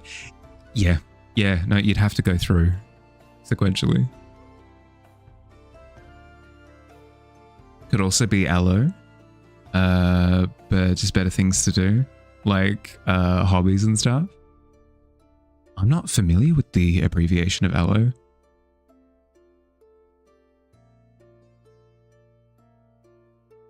Please use a Texan accent. Well, would that be? I suppose that would be from. It'd be some form of Texan. Well, you see, I've been eyeing that particular draconic specimen for months on end. My courtship took at least 3 years. I rolled a natural 20 on my performance check, and let's just say the rest is history. Gareth, you're wanted for high treason and attempting to seduce the Baron's daughter. Looks around in public. Who, me? No, I'm not Gareth. I'm his brother. Jareth. Could not be me. Could not be me. Allosexual, someone who's not asexual and not and alloromantic, someone who is not aromantic. Oh, so it's like it's a general term to cover a few other things. It's yeah, okay.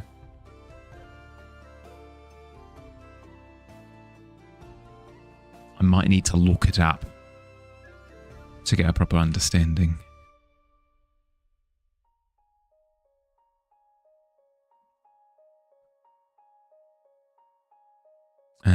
Just allo for short to cover both of them. Yeah, okay.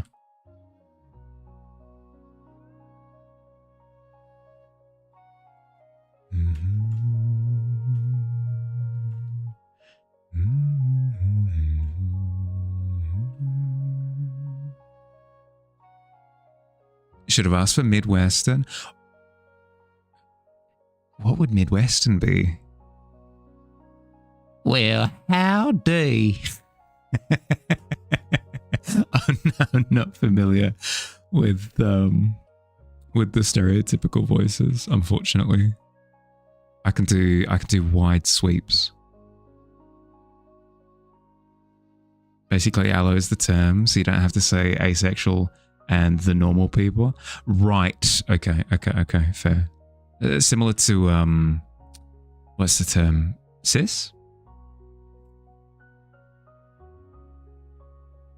Don't look it up, ask you. Don't know how widespread outside the aro and ace. Oh, right.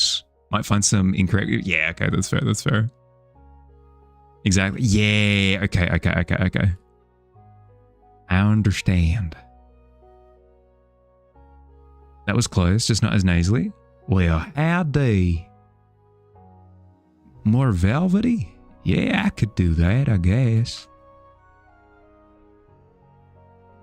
I've been living these parts at least a year or two. I sensed a draconic presence up in the mountainscape right next to where, out in my backyard. Carry my vowels and cut off my consonants. Ah, yeah, okay.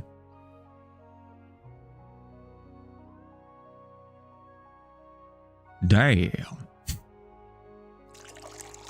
Hi Sam, how you doing? Have a lot of people watching today? Yeah, we've been raided by some very, very, very generous people. Always appreciated. Still too southern, apologies. I think I almost need like a caricature to compare to, just like the shifting of pronunciation just isn't sticky enough. I don't know how else to describe it. Apologies for that visual. Hope everyone is having a lovely day. Yeah, doing well, Liv. How are you?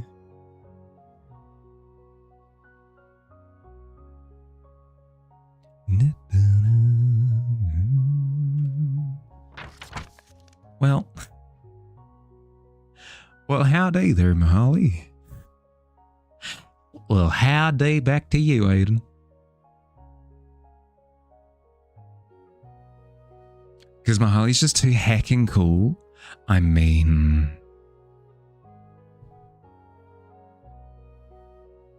what can I say? I square dance like the best of them.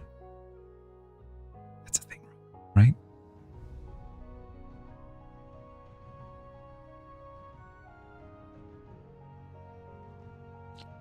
That is the wrong layer.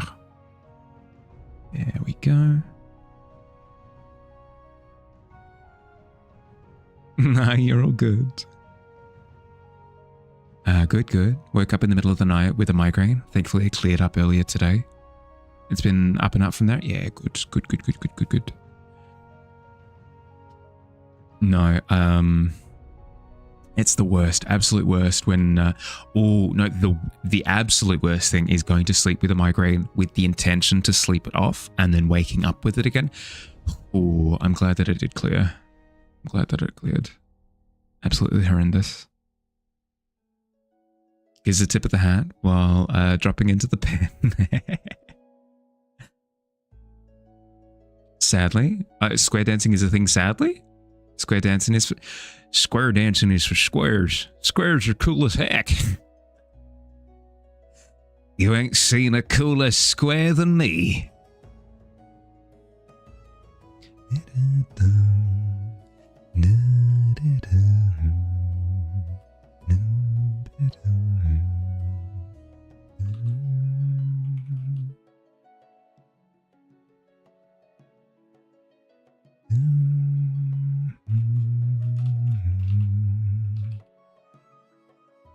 At square dancing in gym as a kid. Wait, what?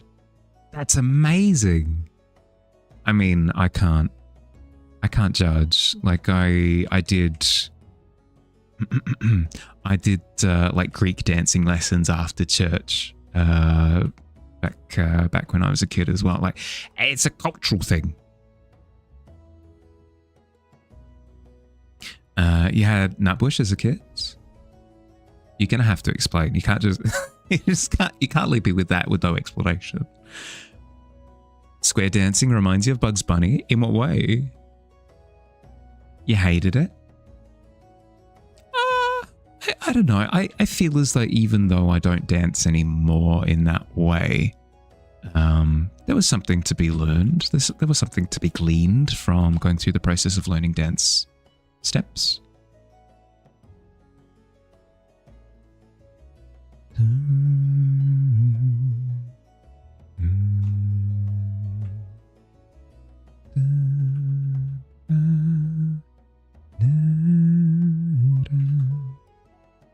Square dancing would be fine if it weren't for the music. Socially awkward? Yeah, that's fair. That's fair.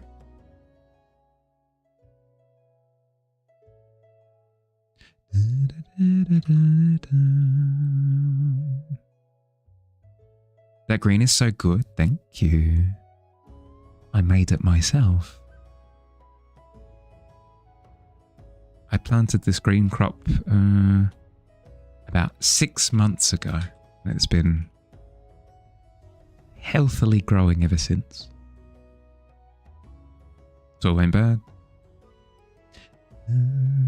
We have hit the 5-hour mark. I've just noticed. I was like, it's after 7:30. Oh. Thanks for hanging out, everyone. I hope you had fun. We are very close to finishing this one. I will admit, I have gotten to the point with it now where I'm just kind of like poking and prodding at different things.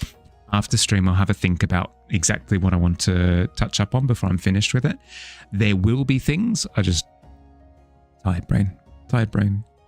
Hence why I have a PNG for stream. Do not perceive me. What you doing? Well, I'm making an illustration. But in terms of now, we're wrapping up stream. Just a heads up, we're going to be celebrating Art Fair tomorrow. Oh, opening up a can of Miz for everybody to enjoy. We're going to be having art stream tomorrow.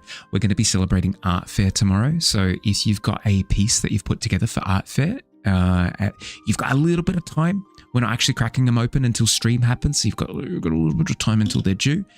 But I am excited to have a look at what everybody's done. It's going to be heckin' cool. If you're not familiar with Art Fair, basically we celebrate like the month by putting together a theme, and then we crack them all open at the end. I'm finishing. How you doing, Fields? Welcome in. I'm sorry for yelling. I hope you had a good time. Hi, Pat. How you doing? Not allowed to finish, clearly. Did something happen? Yeah, I hit 5 hours. I need to sleep. That is actually, that's a good point. I'm gonna derail stream for just 2 seconds. Pat? this is what the marked section looks like. So if you want to pick a little bit of real estate here, if you want to take a screenshot potentially, if you want to think about exactly where you want something to be, but generally speaking, we've got a little bit of real estate down there to be carved into wood, a little bit of real estate to be carved into wood there, but otherwise it'll be embroidered in one of the sails around the place. Okay. Give 1 second to potentially screenshot if need be. My hand's going to be up like this. I need to look confused and shocked. Good. Perfect. I think we got it. Perfect.